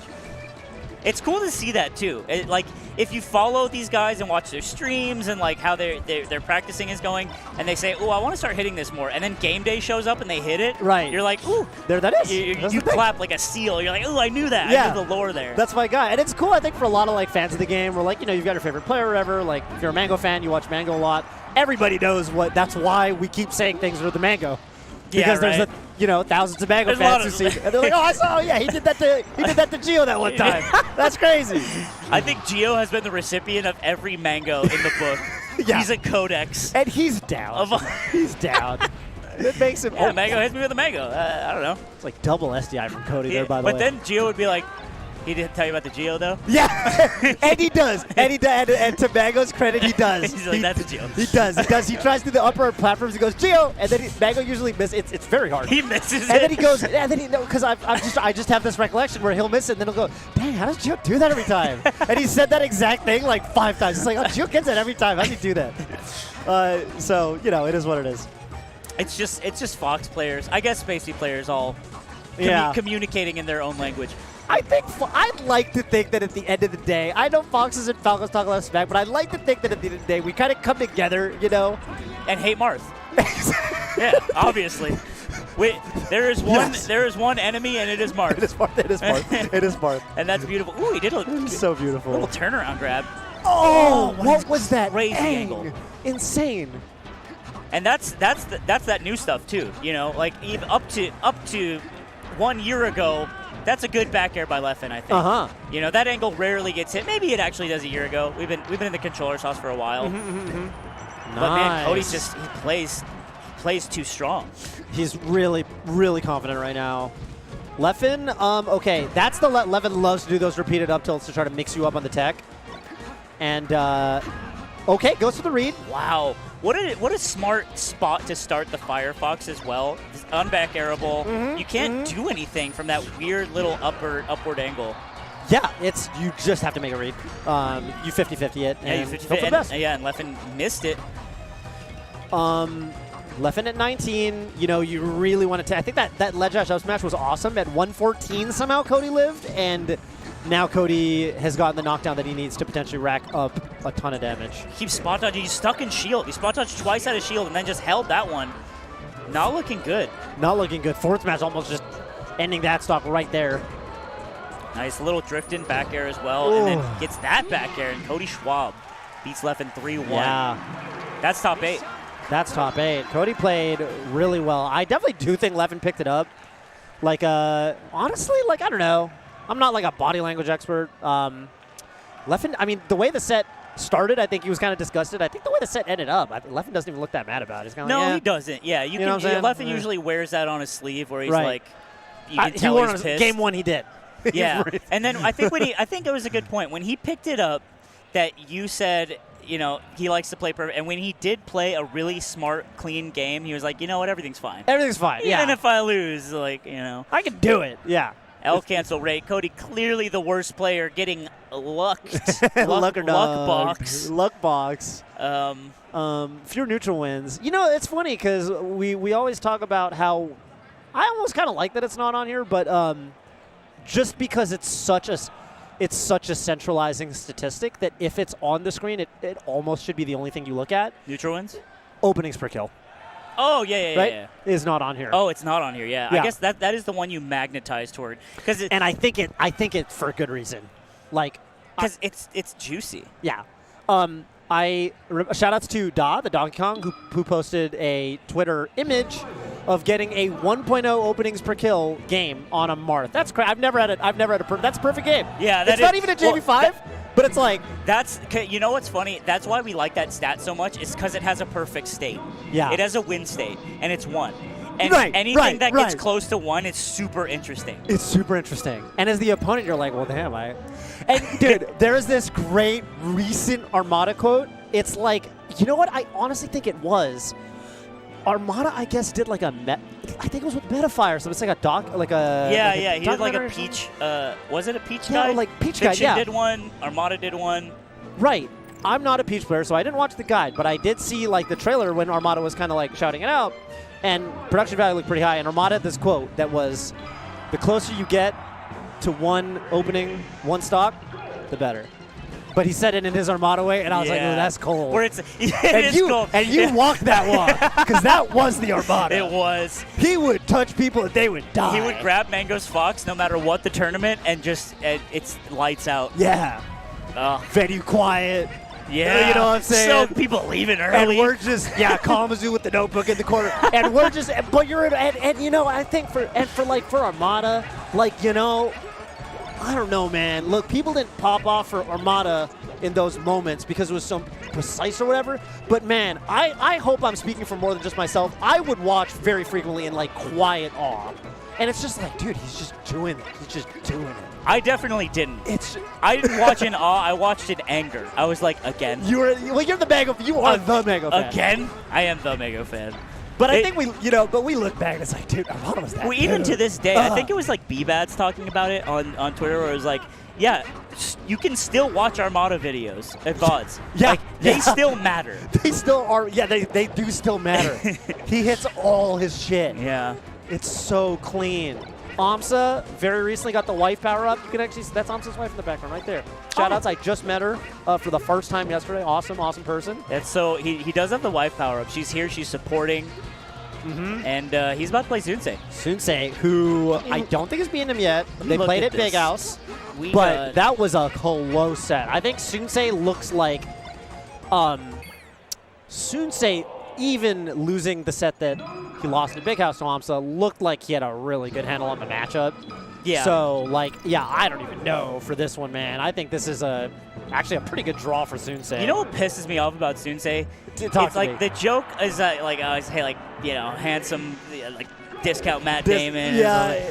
You hang out with him, you talk to him, he really just does have it all. It's just He's true. really nice, he's funny, Yup. he has like a cool job, Yeah. he's cracked at the game, he's handsome, it's insane. really eloquent. He's he's eloquent. He's like obviously really smart. He's really well spoken. His stat sheet is insane. It's insane. Yeah, I know exactly what you mean. So my theory is babies killed a man. Right? It has to be, right? It has to be. There's got to be something evil. There's somewhere in the desert there is a small wooden cross sticking out of the ground, and that is the person that Sensei murdered. Right. And they have never been found. Never been found and never will be because he did too good of a job. No, I love him. He's awesome. Yeah, he's kind of, it's funny because it's funny you bring up like the Sensei Josh man kind of a rivalry or whatever, like their beef, their Yeah, where let me roast each other. elucidate how they differently they see the world. Sensei is a positive guy. He's really nice, he's really open, this and that, and he likes to carry that positivity into his things he does, like play Melee, especially the things he loves, like play Melee. Yeah. But the problem is that when he starts losing against Josh in friendlies, that positive energy goes away, which is very normal. But Josh considers that hypocritical. So Josh is saying there is no reason for you to act like it's all good until you start losing. So what Josh will do is start needling him. So on the call, Josh will be like, working Sensei, and Sensei won't be saying anything. And Josh will be like, hello, anybody home? And he'll start needling him. And his Sensei doesn't want to talk because he's losing, he's trying to focus. Yeah. And so it's these two ideas. And Josh is very, very good while talking. He is such a dick. He is so good at like trash talk and playing while talking while also playing really sick. And so it's this dichotomy of Josh saying, hey, be true to yourself, this positivity is a meme. And Sensei saying, no, it's not a meme, I have two wolves inside me. Yeah. Don't you understand? Right. And one of them is getting destroyed by Yoshi right now, and the other one gets destroyed by you. You're right. Josh, man. Amsa is about to JV4 this with an Armada Shine-esque forward air going out there. Armada. Amsa's like one thing that I think there's a. We talked about it with Axe. Is he hitting the up air DIs? Talked about it with H-Box. Is he hitting his rest or is he missing them? With Amsa, there is like. Okay, he's got flowcharts on flowcharts for his punish game, but they're pretty hard to do. And I think there are tournaments where he shows up and he hits everything, and there's tournaments where he shows up and he hits 70 to 80%. Okay. And when it's the latter, like he's always pretty good, but sometimes he's just on one. Yeah. And then it's very different. And that being on one is like a fundamental part of the game. Like Bobby Steez talked about all the time. It was just like, you have an A game and a B game. You want to make sure your B game is the best it can be because you're not always going to be playing the best. Right. And Amsa is one of those players where I rarely see him playing like shit. You know what I mean? Yeah. Because most players, you're like, he's really not playing good today. But man, there's a couple, and Amsa is one of them where it's like that doesn't really happen. Yeah, his B game's pretty damn high. Right there, you saw him miss a reaction tech chase. Amsa a big proponent of like, just learn a reaction tech chase and you'll just start winning, bro. That's what I did. Just do it. Yeah, like just win, LOL. Right, like Smash players hate him. This one weird trick, learn that reaction tech chase, bro. Yeah. The one thing though about Yoshi is that is wonky is because Yoshi's standing grab is so slow. It's like really slow. Yoshi can't actually grab tech and place on reaction. Yoshi's got to kind of, so the thing that Sensei's starting to do, I think, to try to mix him up is in spots where he thinks Amsa's going to go for a reaction tech chase to dash grab the side techs, then you tech in place, and then he's got to like down smash or something. Yeah. So you kind of try to throw a wrench in the formula. Yeah, he definitely has to choose something that probably, Was that kill? No, too heavy. Nice extension. That probably won't lead. Like a grab is so ruthless. Nice power shield with the egg. Also, it said on the bottom, I think it was 9-1. AMSA over Sensei lifetime stats. 9-2. 9-2 probably in games, right? Or in sets or games? In games. Yeah, got it. 3-0 in sets. Okay. Yeah, and I mean this set started with a really crucial, dominant game from AMSA, but game 2 super different story. But the thing is, Fox is a Pokemon, and this is his home. That's very true. Yeah, stages are pretty important, I think. Cute little movement right there, just baiting in front of the shield, doing nothing. I think AMSA can put this one, sometimes you poop him out. Sometimes you poop him out. Oh, what's the flow chart? Huh? Gets the ledge. Yeah, I was hoping there was some way for that to continue. There's really clean wave shine on a shield as well. Off of a power shield, I believe. Yeah, which is nuts. Right. Sensei just got to tap it in. We go to game 2. It becomes a best of 3, as HBox would say. Does he? Is that an HBox? I said it first. Ludwig made ruthless fun of me, and then HBox said it, and I said, well, the GOAT said it. The GOAT said it. So I don't know what to tell you. and he didn't know you said it? Or was he quoting? No. Okay. We did not Either way, it's funny. Yeah, it is funny both ways. Yeah. Okay, and that's just going to be, taps it in, stadium out of the way, and back in the day, I would say that FD's tough as well, but these days it's kind of like FD's kind of turned into a Yoshi stage in a weird way for us sometimes. So now it's wide open. Man, the Yoshi's or FD is the last game of Big House against Mango. Oh my God, you're right. That was I remember where I was. You know why? Because everyone stood up to applaud AMSA except this guy. I'm literally in the front row. I'm so sad that Mango lost. And you know what? I saw him at the casino later. He's hammered. I was like, I didn't stand up when AMSA won. He's like, I remember this. Yeah, like at the bar. Yeah. I know. I remember this interaction. I think I was there. That's tight. That's how stubborn and stupid and idiotic I am. I want you to know, I'm not a good guy. I should have stood up for AMSA. But you know what? AMSA couldn't see you. You know what I said? Down, I was like, the GOAT needs another. Let Mango have his big another, bro. The GOAT needs another. AMSA can wait his turn. The GOAT needs another ring. I feel it. I mean, a Mango win is never bad for Melee at the end of the day. So, and it's never not exciting. So, winner of this does go straight into top 8, which is pretty hype. Yeah. You forget because it's only top 48. So if you get into winners from this side, you only have to win 2 sets. I say only. This is the hardest players in the world, but it's 2 sets. It's way less than losers from top 48. Way less. There's some kind of stat line that our good buddy Zeke actually told me about recently, where like in the last 2 or 3 years, like only 3 people have won a tournament from the losers bracket. I think it's Mango, Hungrybox, and I think the third one might be Zane. It's probably Zane. But anyway, it basically just like doesn't really happen. Yeah. Once you go to losers, because you have to beat everybody and not half the people, it's just so much less likely. It's exhausting, yeah. Especially if you go in early. Oh man, you're playing for a while. Right. So it's very, very rare. You ever think about how Fat Goku almost made top 8 Genesis? Yeah, I do. I do think about that sometimes. I do think about that. Sorry, these are just thoughts that fly through my head as AMSA says a stock up on Sensei. Stock up, and no Smash is not going to kill it 118. Whatever. I'm going to talk about it a little more, even though we shouldn't. What made you think of that? Just the fact that there are so many stories of people that almost got top 8 that no one really thinks about. And then also Sensei's brains got fucking sent all over Dreamland. That was crazy. I think mechanically speaking, if there's one move that a move I wouldn't want to get hit by if it was me. First of all, every Marth move, like Mark Jab would just kill you IRL because it's sword. But Yoshi's forward air. You just explode. Yoshi's forward air would shatter. Have you seen those videos where like someone like a strongman like crushes a watermelon? Yeah. It would just do that to you. Because he's a dinosaur. He's a dinosaur. His skull has to be hard. Right. Really good edge guard as well. I always love watching AMSA from the ledge. It's like a craftsman. Yeah. You know what I mean? The way he gets off the ledge, throws an egg. If there's a platform, he usually touches it. It's just so tight. It looks so great. It's really cool. Like to add to that, I fully agree. In some matchups, it's like it becomes important. Like Marth, the egg becomes like he almost uses the egg the way that Peaches used the turnip drop.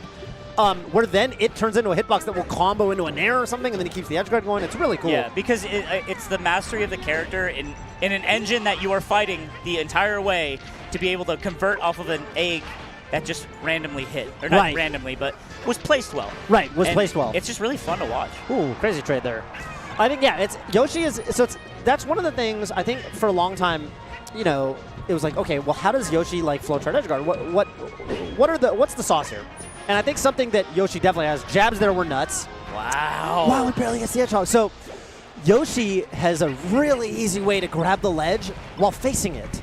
Because you just run, and you can do the egg thing, or you can even run, and you just turn around and hit jump, and you instant snap to ledge with your double jump startup. Yeah, it's really, really quick and extremely easy to do. Interesting. And so, unlike a lot of characters where you need to kind of turn around first and then wave dash back to the ledge, Yoshi can be facing the ledge, but as the spacer or whatever, you're like, at the last moment, he could swipe the ledge from me. So it's very scary. It is scary. Also, yeah, there's those like setups. Oh, no. Oh, he's doing the Amsa things. I thought he'd do more up airs, but okay. Oh, it doesn't matter if you meter kids. Oh, the nair was so smart.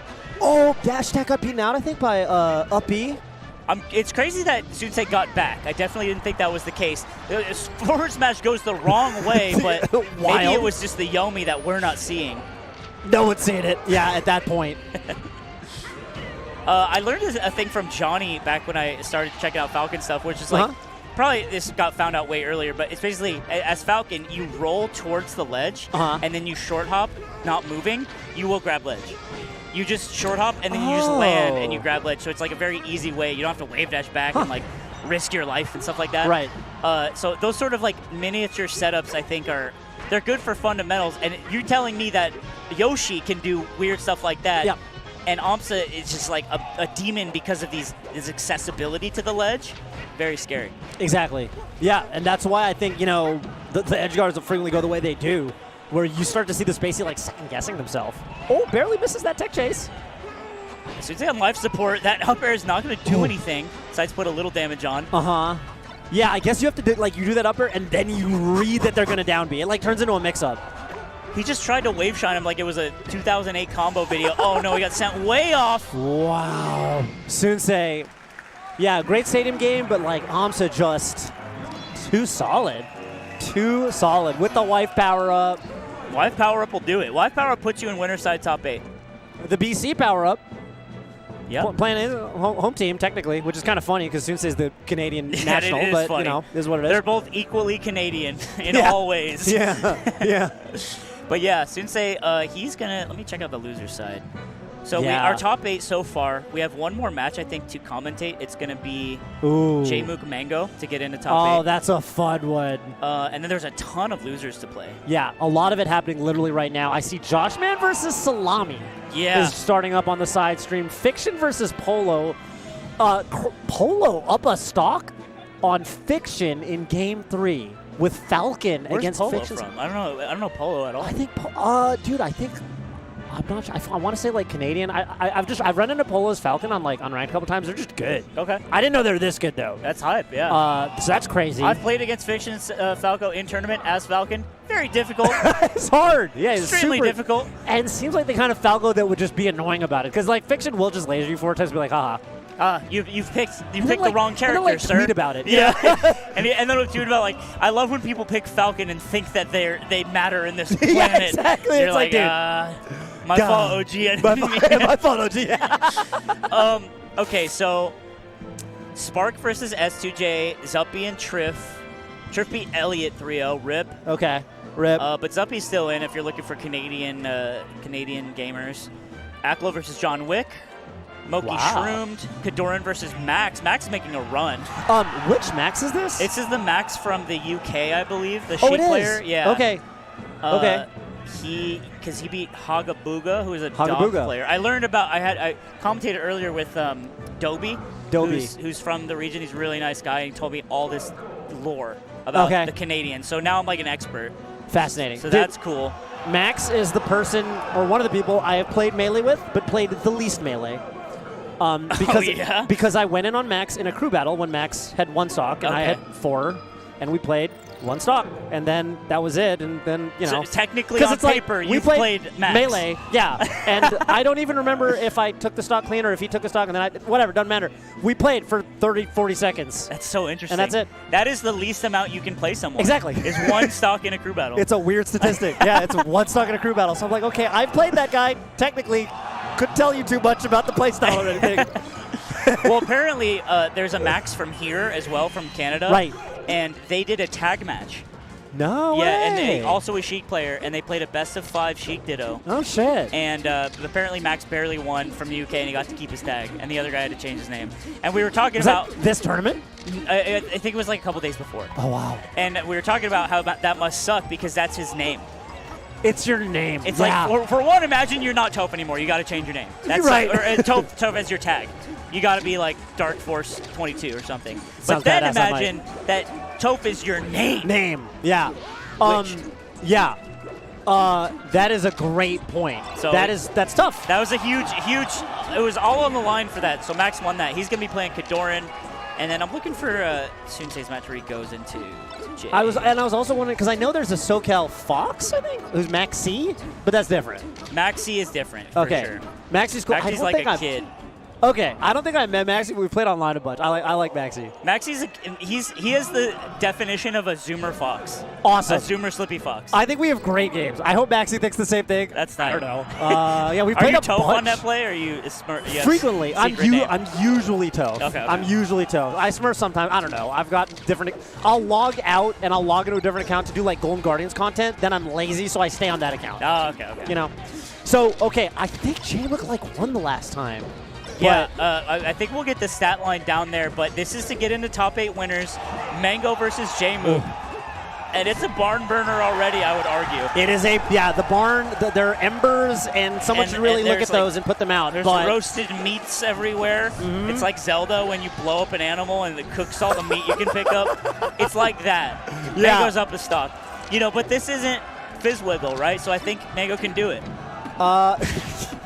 I didn't even write it. I was like, oh yeah, that makes sense. But I thought about it. I was like, I see what you did there. Correct. You asked Mango about that set. Mango lost to a Sheik named Fizzwiggle from Colorado at Genesis, to the one before. Yep. And you asked Mango about that set, and you're like, what happened? And all he'll ever say is, he played the best game of his life. Yeah. That guy was playing the best I've ever seen. Yeah. Yeah. And he gives all credit to Fizzwiggle. It's very sweet. That is very sweet, actually. Yeah, Mango's not really, he takes his losses and he'll joke about it a lot. He'll just use it as, it's like the same thing with like the Magi thing, and then he'll just crack. Yeah, crack but at the end of the about. day, he knows, like, hey, the winner wins. He definitely gives credit where credit's due. Yeah, J-Mook, man, Except unless it's H-Box. Except It's harder it's for H-Box. him to do that against H-Box. And S-Fat if you backdoor shine him. You know what? Mango doesn't forgive. And he doesn't forget. J-Mook turning this one around. Mango had the first stock, but now there's a knockdown. And I think J-Mook's been playing really nice today. Watched him play against Josh a little bit, and he just wasn't missing stuff. You up air that. Sorry. I'm like, I'm like Baby Sheik build, right? Because of my secondary and stuff. Sorry. Oh, are you? Yeah. Oh, you didn't. I didn't know. Yeah. I'm like, I frequently, in fact, I sometimes say that was clean. When it comes to conversations like about whenever the Foxes and the Sheiks are arguing about something, I actually ideologically end up on the Sheik side of things. That's so funny. I see this happen frequently. Yeah, you're I like do. in a Greek robe, and you're like, gentlemen, please, Yeah. let us all come together and speak like learned people. Because if you have played enough Sheik versus Fox and Fox versus Sheik in both directions, which I have, you know that Wake Up Shine is, at the end of the day, really stupid. I'll hit with it, and I'll get hit by it. Oh, man. And I've got no skin in the game at this point. It feels awful. So I'm kind of... Anyway, J-Mook did an up air that I've never seen to cover... Because the Mango, for years, he did this for the first time, to my knowledge, against Muta King. That was a crazy combo. I could have... Yeah, these guys are actually Jesus swagging on each Christ. other. It's crazy. Yeah. Oh, my God. Wow. Almost a third needle there. Yeah, that was almost crazy. Almost needled him the way that Josh Man needles Sensei on their Discord calls.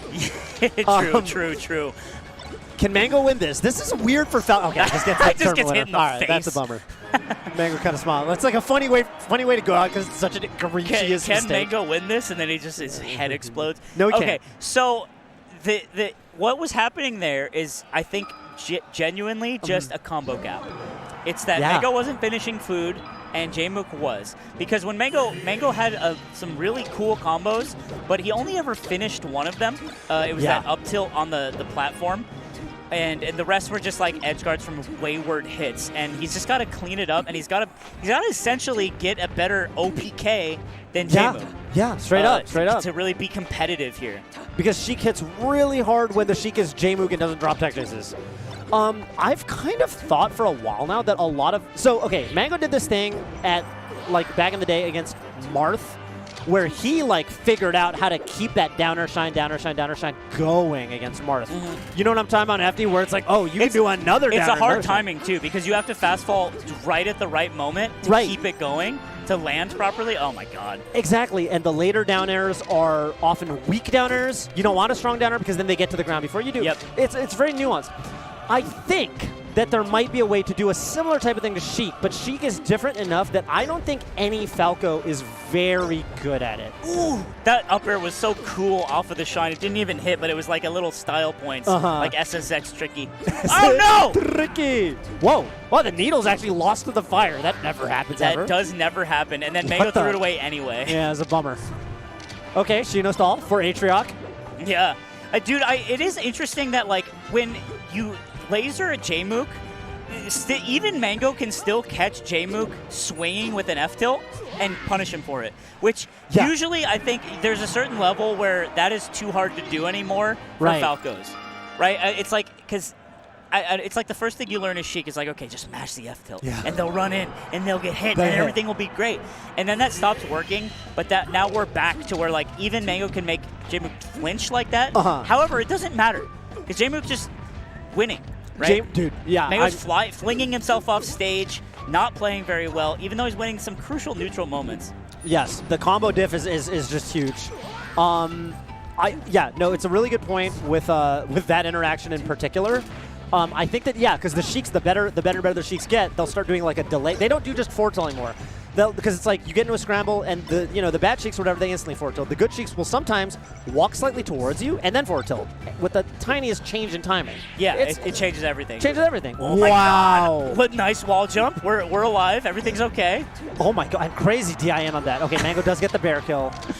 Yeah, Mango's going to start taking the combos to the bank for sure. It's hard. I actually don't think. Yeah, like I said, I don't think any Falco is that good at it yet, oddly enough. Yeah, I do. You know what's funny? It's like, what does Ja Rule think of this meme? It's like, what does Leffen think of this? What does Leffen... Kinda. He's always the guy who's like, okay, here's what no Falco is doing, and everyone's shit. The Peach players are so lazy. Like, dude, but then he'll like get on the sticks and kind of like show something, and you're like, okay, there might be something here. Yeah. I want to know what he thinks about the Falco Punish game versus Sheik. That was crazy. He landed on Randall and got a cancel of the animation and was able to get back to stage, but still died. Yeah, that's 1-for-1 this game now for each of these guys with some crazy Randall recoveries. Yeah. Okay, Nice. that was sick. Covering the SDI that Jmook did off the stage, and now you can kind of rinse and repeat a little bit. Yep. Tries to combo him that way, but she goes a little too high. Dude, I genuinely think Bobby Big Balls combos off that.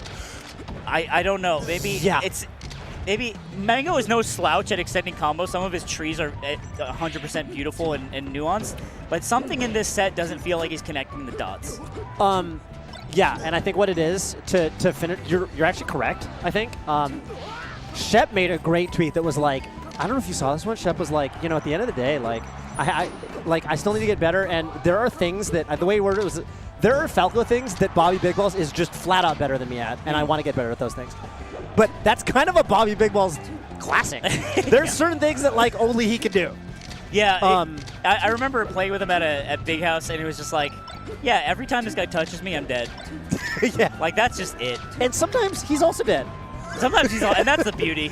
Yeah. That's the Buster moment that we all inherit from Mango as Falco players. Okay, does the wave dash in on the down smash, really smart. Mango on tournament life, winner's side life right now. Winner's side life, yeah.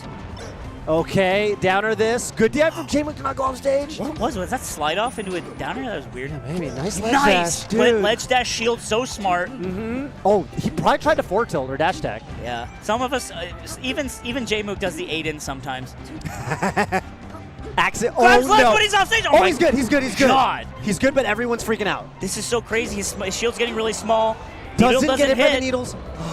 Oh, the forward sets the wrong way, so you have another chance, and the tournament winner comes up, but J-Mook, oh, with the pop-off! He pops off on Mango a little bit. Holy shit! What a set. I know it was a 3-0, but it got real down to the wire. Mango clinging to life at the end there, and he just did not make it. Wow, yeah, and, dude, yeah, J-Mook, it's funny, someone was bringing up, I don't know if someone was bringing up, J-Mook started emoting more. Yeah, he did. In the player cam. He started spending his energy more. He did it at Genesis too, actually. Or Genesis or Collision, one of those. Wait, I think Genesis is the one. He didn't pop off to the end, I think. To the end, right. And then he popped off. He popped off. Collision, I can't remember. Collision, I just remember there was the Zuppy. He was playing, I think it was Zuppy. I think it was Collision. And he was actually emoting a lot mid-set, where he would, like, something would go his way, and he'd go, or, like, he'd get a grab in, like, a kind of a cheesy way or whatever, you know, and he's like, and I was like, oh, that's weird. I'm not. Usually he's just, you know, really. J-Mook's also the kind of level. person where it feels like he's so deliberate in all the choices he makes, like lifestyle-wise as well. He's like, today I'm going to emote more. I'm going to let myself be me, you know, or some shit like that. I feel that. Also, 89% L cancel rate. L-Cat's a goat. You hate to see a hard-working Falco just not get what they deserve. I think Mango deserved a 3-0 on J-Mook for that 89% L cancel rate. I'm kidding. But yeah, it was a good set. Good set for sure. I mean, it was good. It was a 3-0. It wasn't. Was it 3-0 but close? I don't think so. 3-0 game 3 was close, so it feels close. But I think games 1 and 2 were not as close, especially game 2. I think. J-Mook looking real clean, real nice. That's crazy. So you know how that's crazy. Bobby Scar, who's a man, as we know, who's a very much identifies as Captain Falcon player, hates Sheik. Yes. Like, you know, hates correct. Hates Sheik. Yes. Came up, you know, like, yeah, hates Sheik. And at Big House, when J-Mook did that tech chase option for the first time, where he sees which way you tech and then runs and like rising forwarders you, Bobby like walked up to me and he was like, "Did you know that J-Mook can reaction tech chase with forward air?" And I was like, that J-Mook won you over. Because there was nothing Mewtwo King could ever do to, like, make Bobby flip out. Okay, so he wasn't mad. Bobby was impressed. Sorry, yeah, he was, like, impressed. Okay, yeah, sorry, I did the Bobby voice where he's mad. But, yeah, he was assumed. impressed. Sorry. Oh, that's... Which is the point I'm making is, like, J-Mook won him over. That's how you know shit got real. J-Mook won me over. It was during Slippy Champions League, Season 2. Oh, shit, okay. That was when I first got exposed to J-Mook, and I was like, who is this young fly gentleman playing like the movement was insane. Insane, yeah, it's been And insane. I was like, wow, J-Mook is playing Sheik in a way that I only ever thought Plup could. Only ever thought Plup could, yeah. And it is interesting how he is the guy that helps us convert the hate we have for Sheik into a real honest respect. It is. Which is dumb. We're dumb for being people like me and Scar are dumb for being so stubborn and petty. But I will say J-Mook helps the Sheik delegation quite a bit. Quite a bit is what a lot of people over, for sure. And you know, bringing this all back to what we started talking about, that's why I was kind of like, oh, that's cool that he, I don't know, I think he did it to Mango once. He got like some weird grab where he won neutral and kind of a dumb way or whatever, and he like shook his head a little bit, and I was like, oh, like, yeah, he's got some humanity in him. He wrote in his journal, like, today I'm gonna let my emotions free. Right. And then he like drew a big window. And he sketched it. In his morning journal. Yeah, in his morning journal. And then he meditated for 7 hours straight. We got S2J versus Polo. So, hey, the fact that we've got S2J versus Polo means Polo beat Fiction in Falcon Falco. That's not true. Because that had to have been in You're telling losers, me a lie. because Fiction lost to H-Box and winners. I'm looking it up right now, and it's true. Polo won 3-1 over Fiction. That's crazy. And the winner of this plays Mango. Oh, damn. So that's kind of nuts. That is kind of nuts because Polo probably outperforming the seed. Has to be. And a hometown hero, so, but it's a Falcon. Dude, Falcon are tight. Falcon Dittos are tight. I talked about this a lot, but I think one of the most profound things you've ever shown me with your wisdom was talking about, it was Nunn came to a SoCal Coliseum, and he was playing against, like, a Falcon.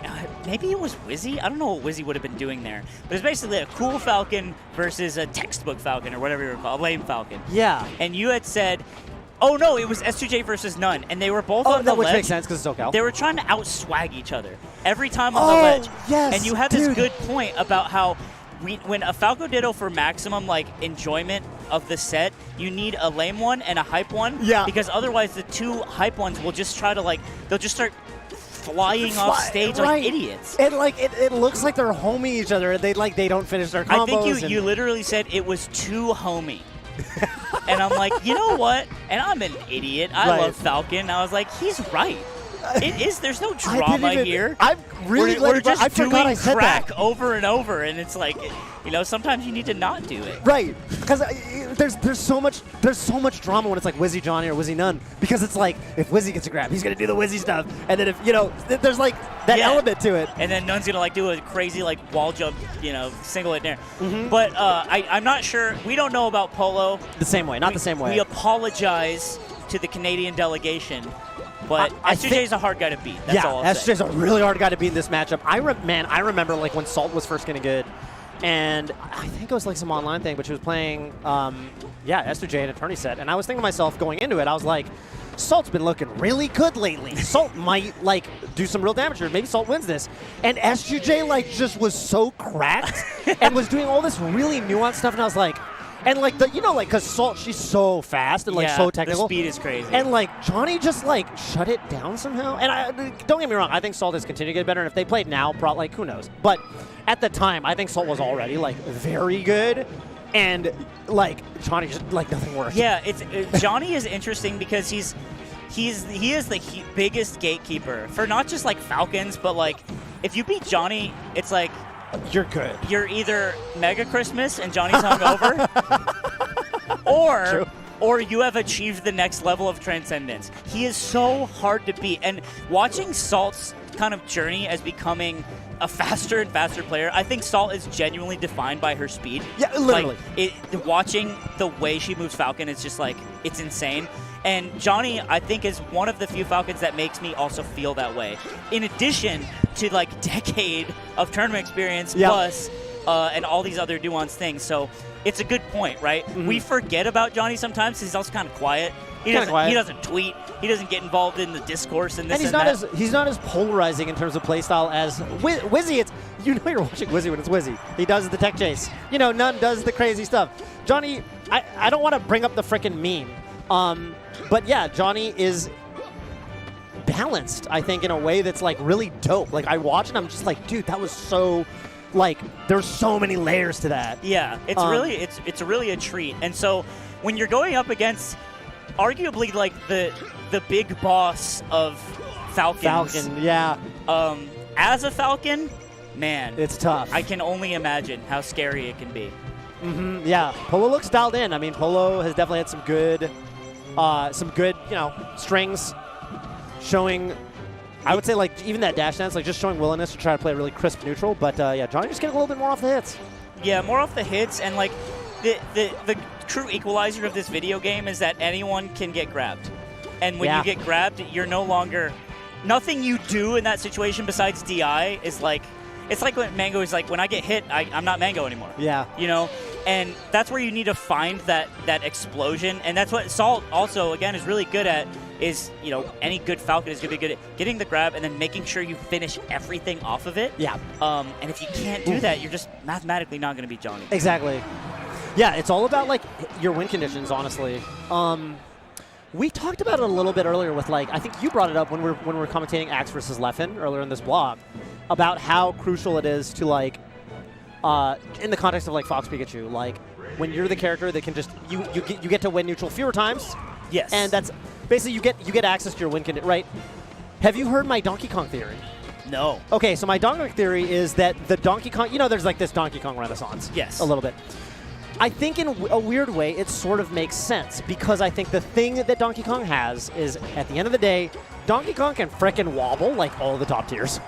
Yeah. Donkey Kong has, you're not going to beat everybody. You're not going to win every set, but you can beat everybody. Because if you grab them, Marth will die, Sheik will die, Fox will die, Falcon will die, Falcon will die if you hit your shit. And that is so important, and that's why I think that a character like Donkey Kong has been slowly moving up. I'm not saying they're going to be high tier, top tier, Whereas I think characters like, let's say, I think Samus is a good example. Samus, you don't have a strong, compelling, like, I grab them and then I do my flowchart. You kind of have to win neutral bunch. Granted, they kind of did the same thing to you back. You know, you're hard to combo. But I think that these days, having a clear crystal cut, I grab you or I do whatever and I get my combo opening and that's my win con, I think that's really important. Does this only apply to fast fallers, though? This, like, pocket theory? Somewhat. But it's also, but not entirely. I mean, like, even, like, Marth, like, Donkey Kong Marth, right? Donkey Kong can 0 to death Marth off grab. So not entirely, but obviously it's more pronounced that if there's like a puff or whatever, the dynamic does change. But yeah, so it ultimately comes down to if the punish is good enough and you're good enough to wield the tool, you can do it. And I think that makes a lot of sense. Like, that's how Ringler got so many wins, like, way early on. Yeah. Who did he beat? I think he beat, or maybe it wasn't Ringler. It was another Donkey Kong, but they beat Tafo at DreamHack. And I was like, okay, something's going on. Something's going on here, yeah. What's going on with the Donkey Kong? Yeah. So this Renaissance has been in the making for a little while then, because Tafo, I don't think he's entered stuff in a while. Oh, Polo. Polo's really good on that sequence there. He's still alive, which is good, and he also didn't get hard reversaled.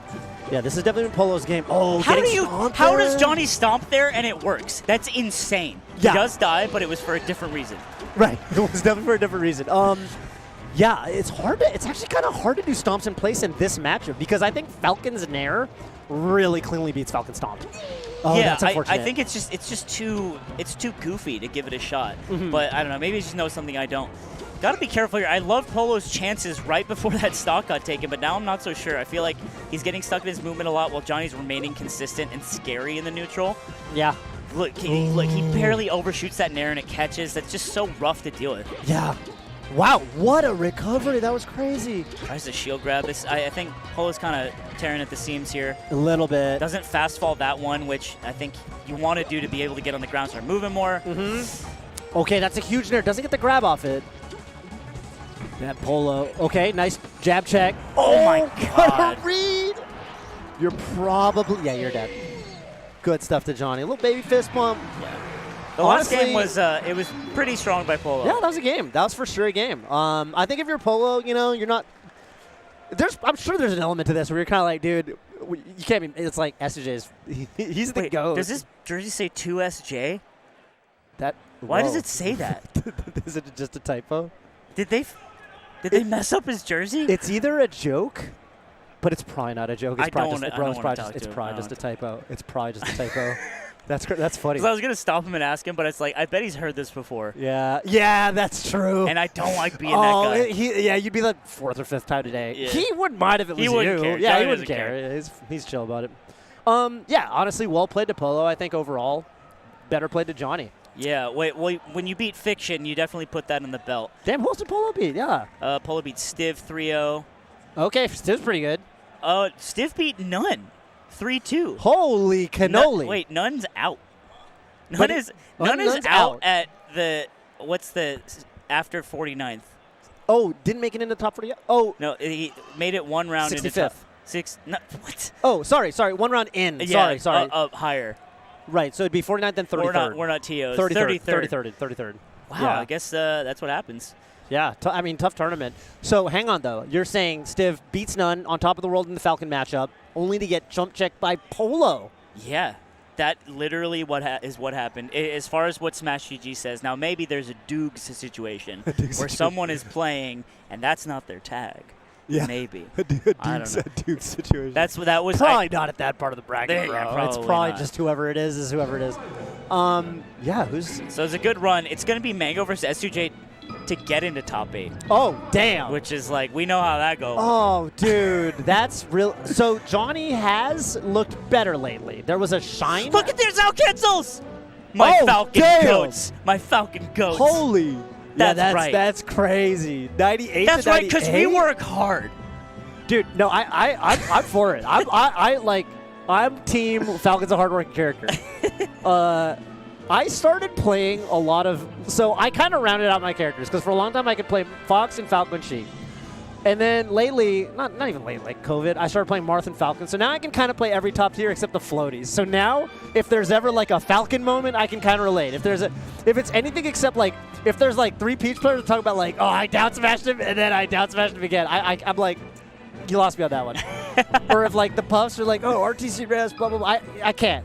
I'll pick those characters up eventually, but I can relate. No, I think, dude, Falcon's hard. I think Falcon's a hard character. He's all right. He tries.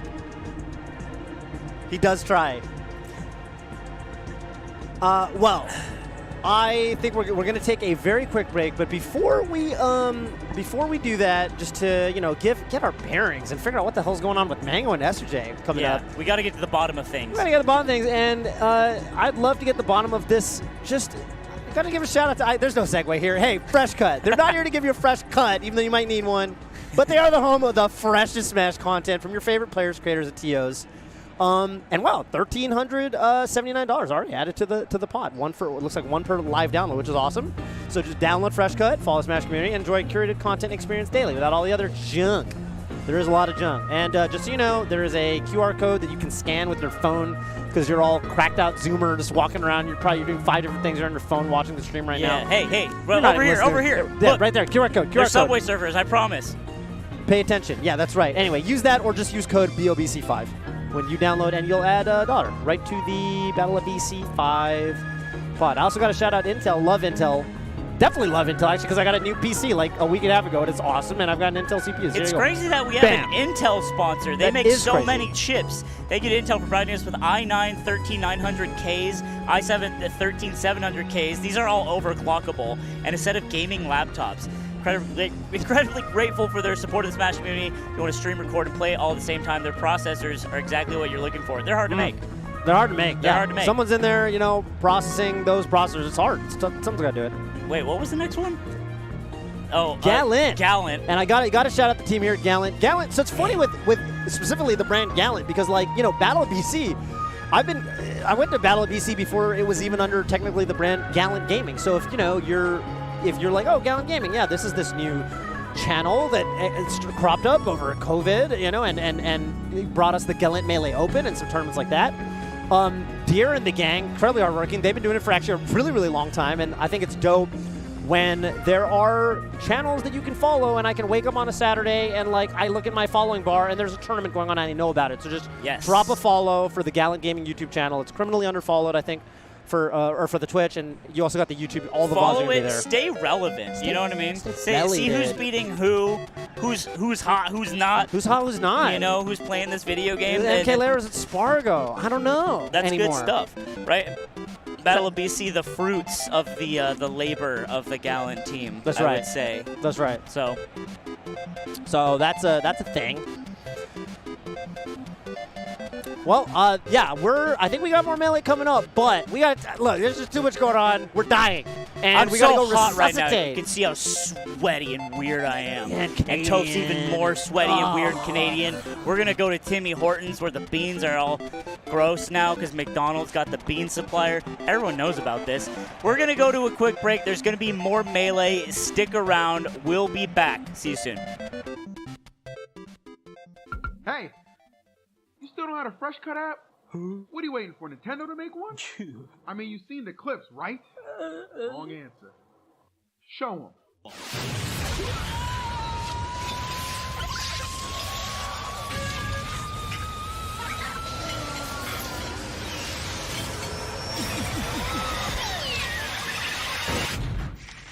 You want to see more? Fresh Cut!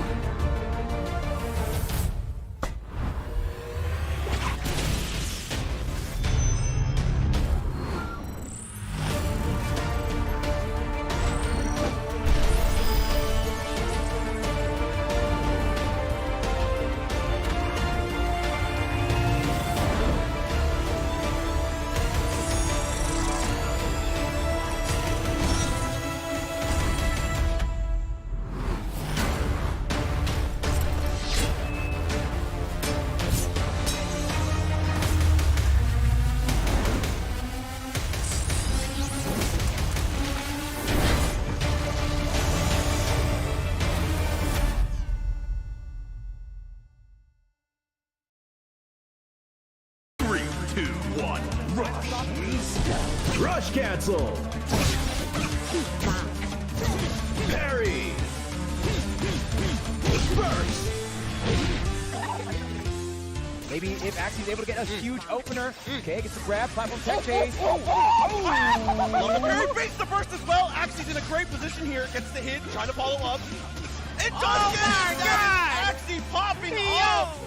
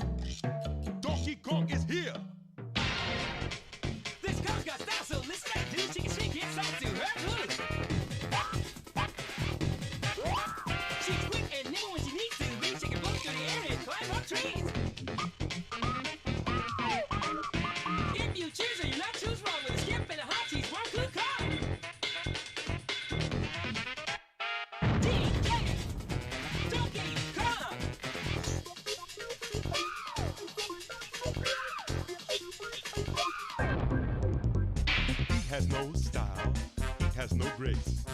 This Kong has a funny face. He can handstand when he needs to and stretch his arms out just for you. Inflating himself just like a balloon. This great Z Kong just sings this tune. Don't be Kong.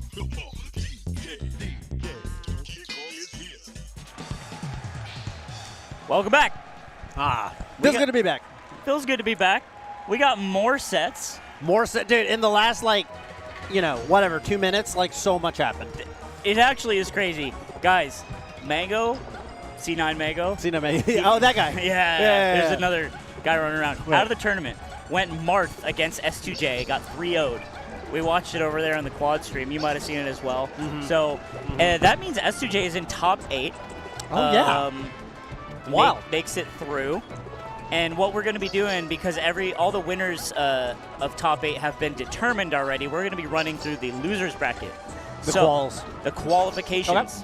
In the winners right now, we have Jmook Amsa and Cody Schwab and Zane. That's going to be tomorrow. That's tight. And then S2J is the first person to be confirmed to get through losers to top 8. Right. And yeah, we're just gonna run through the rest of these. Also, the other stream is I think BTS Smash 2 or 3. But it has the other match as well. There's Kadorn versus Moki going on right now. That's 1-1. And now we're gonna watch Trif versus Axe. Now this is definitely a matchup that I know the nuances of. Okay, I don't either. But they had Axe and Laud played like a long set at the Golden Gauntlet. And so that was actually really cool because we got to see from Laud's perspective, who did win that, when we had Laud on the interview, Laud was talking a lot about what Axe would bring to the table and how that Peach had counterplayed. Because there was a period where Axe was actually going on a tear in that matchup. And when Axe wins this, it looks crazy. Did you see that? It's stuff like that. Yeah, Axe will just be up on the platforms all of a sudden. Remember when they patched patched that out of Smash 4? That's very true. We still got that. We still got that. We still got that. The old one still got that. Oh, gets the up smash. Doesn't get the cleanest hit, I think. Yeah, this is so Peach just wins this matchup for sure. Like Peach, if you ask me which one wins, it's definitely Peach. But Pikachu surprisingly does have some stuff. Okay. What are you looking for as Pikachu? I remember the last time I watched Axe play this, there was a good bit of the first of all the kill confirm, and I don't know. It's interesting because it's Trif, it's not Laud. I think Axe might have even beaten Laud in tournament or something, but then Laud studied the tapes, and what Laud came to realize was Axe gets a lot of kills off of he'll down throw. You don't get a true combo, but he'll read an air dodge to the platform and try to wave land on there and like up smash or something. Okay. The thing is, what Laud realized was, you don't need to like just get hit by an aerial, bro. TLDR is like Pikachu downers you or something. You don't need to try to air dodge out to dodge their aerial. Like the aerial's not going to kill you, so Laud would just take an air and be fine. I see. You see? And so Laud played a really intelligent game, I think. Oh! That's crazy. That was crazy. And yeah, both these guys are living till 202 and 163 respectively. But yeah, Axe has these very specific win cons, and I think if Trif knows how to play around those, because Laud really did, then it's going to be really hard for Axe. But if Trif does some of the, turns the brain off a little bit and does like the, I don't know, yeah, doesn't play the matchup, Axe definitely can get some cheeky kills. Okay. Yeah. So this is all off, you were saying this is off of a down throw? Yeah, off a like down throw at high percent into read air dodge. And Laud was just like mindlessly air dodging to get away. Exactly. Got it. Of like an aerial, but it's like, but then the logic is, what do you actually, it's like in Street Fighter, they always say take the throw. Take the throw. It's exactly like that. You just take the throw. Cool. Yeah, yeah. Yeah, I'm thinking about, it's a matchup, I remember this would pop up sometimes in top 8s back when Armada was playing as well, Axe specifically versus Armada. And it'd be one of those matches where like, as a spectator and like a spacey player, I was just like, you know what, I'm just happy to be here. Yeah. You know, like, this is nice. That's cool. I don't know what's going on. Yeah. And then Armada would win, and then it's like, okay. Yeah. That's cool. Yeah, he's really good, Axe played well. Tough but matchup. I do see the turnips being an immediate problem, because I think the the stocks that Trif has got have been being annoying with the turnips and then catching Axe with an errant aerial. He did it last time with a fair. There's actually a reverse fair, and it's crazy that it hit. And it's like a chip away type of thing that's happening that Axe is losing to at the moment. Like he's trying to get through this barrage. He has to go on the platform, and then Trif just goes under, tries to catch him with the nair. That's what's looking like what's going on. And he does early. Yeah. I mean, for what it is, earlier than the last stock, all the stocks have been deep into the hundreds this game, which is pretty crazy. I think that was a stitch, but yeah, I guess there's no way to go up there and catch it. Would have been cute. Also, I believe that was a strong back air from Pikachu as well. It just did nothing. Okay, so here's the down throw. That's kind of what it looks like. Yeah, it's like just not quite. It almost looks like it's going to combo into something meaningful, but it kind of doesn't. Yeah, especially if this percent, it's just awkward town, awkward city. Yeah, in the state of awkward. He keeps, oh man, he's not hitting him. Whoa. Trif is so hard to hit, and it's funny because it's Peach. Yeah. Like, it's like Peach is bobbing and weaving. It's like an extremely slow character. No, Trif is, it's cool. Like, I haven't seen Trif in an IRL event in a long time, and it's just by virtue of Spain's far from us. Spain's a far place. Spain's just a far place. There's a whole big-ass lake in between. Yeah. But cool, Trif's always, I don't know, been to a fair share of like summits and stuff, so it's just really energetic, like funny, like loud guy. Yeah. Just awesome. We also just need more Peaches in the roster. You know what I mean? Yeah, definitely. It's important. It's important. We need to keep our portfolio diverse. I agree. Peach is the next one I'm gonna learn. I think I'm trying to be decent with every good character. I think I'm gonna do Peach next. There's a player called XX Girlfriend, and I teamed with them at Genesis, and they played Peach, and they were like, I'm actually a Toad main with a Peach secondary. And I'm like, that makes so much sense. Because that Toad came out a lot when we were playing. That's tight, because I will watch tournaments, and when I say try, I'll like the whole tournament, and Toad doesn't come out. Oh, yeah. You know what I mean? People don't like Toad. People don't like Toad. I remember a friend of mine who played Peach. He was like, oh, I just wish Peach had like a Falcon Punch type of move. That would complete the character. It just fucking clocks you. Like if Peach Bomber did like a lot of damage. I actually do think Peach Bomber could be a little better. You know, Peach Bomber was like a real motherfucker of a move. Yeah. And it's like, maybe it's 15 frames slower even. Like, whatever. They kind of did that in Ultimate. Yes. Ultimate, like, it's got knockback on it. And then some hearts come out. I don't know what your take on this is. I kind of like what they did with the later Smash games. They gave her, like, they gave her magic. They gave her, like, little heart magic. The rainbow on the up tilt is so cute. I kind of like it. I liked it too. Right? I thought the exact same thing. Because in Melee, it's like she's just got bricks in her dress, so when she twirls around, they clobber you. Yeah, for 70 damage, which doesn't. In like the later Smash games, she's just got more like, she's just more of a princess. She's more of a princess, yeah. I think that's cool. Right. Melee Peach is like Melee Peach, you know. It's different. It's different. This is a slog. It's a slog. I don't know if Axe meant to do that up air or wanted up smash, but then like, input it wrong or realized like, oh, actually just it won't kill at this percent. Also, giving Trif the space to pull turnips is just like, it just begins the mini game of like, all right, Axe, how will you get in this time? And he did it that time. He obviously did a full hop and then landed a down air, but I don't think that's going to keep happening. Right. I think it's actually rare that he's getting in and getting a clean hit, and it's showing in terms of how much Trif won the last game and how this one's going as well, even on a counter pick. Yeah. It's a great point with the turnips, because the thing is, even if Axe gets in, sometimes he takes some damage doing it. See, look, he was forced to go because he's like, okay, there's a Mr. Saturn in the hand. I got to go high. Yeah. I don't want Mr. Saturn hitting me. And then he immediately eats a nair. So it reminds me a lot of Falco Peach, where it's like you have to laser to get her to a certain height and then meet her in the air, or when she lands, like if you're really tight. Right. It's like classic like fireball mechanics in a fighting game, made extra weird by Melee itself. Right. Yeah, it's weird because it's an item that you throw. It's not just the move. But yeah, I think that's exactly how it is, and I think for Pikachu, like, you do have Thunder Jolt on the flip side of the projectile war, but it's not quite the same level of power. I think Turnip is a somewhat better projectile in most circumstances. See, look, he went for that downer again. He likes doing it. He wants to hit the Peach, but it's getting power shielded. It's getting dodged. It's just not working out. Uh-huh. And Trif playing patient on the ledge here. Okay. Okay, comboed? Let's go. Question mark at 160? Maybe. I don't even know. Your local Pikachu main right now is folding their arms again. That actually doesn't work. Yeah, that actually doesn't That's work. actually not true. That's actually not true. That's actually not Trif true. messed that up. Yeah, the Pikachu Discord's mango Pikachu typers. Discord's on fire right now.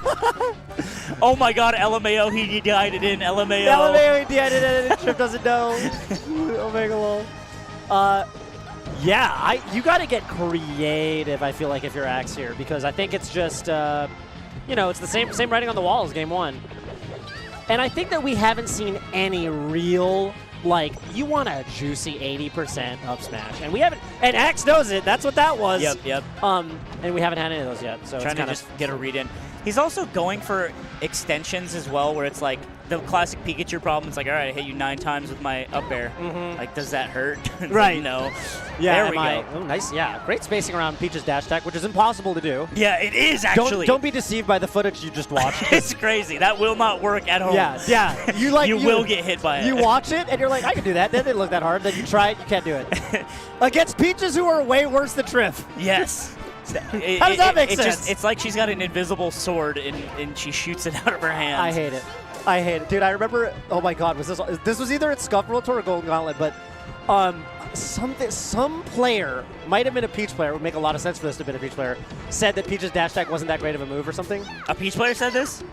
Probably, because that would track, right? Yeah. But anyway, Zane was walking by, and I was like, that doesn't make any... And I was like, Zane. And I was like, because I just needed any good player. And I was like, Zane, is Peach's dash attack a good move? And he just he went like... and he made this look at me like... Me this? Yes? What?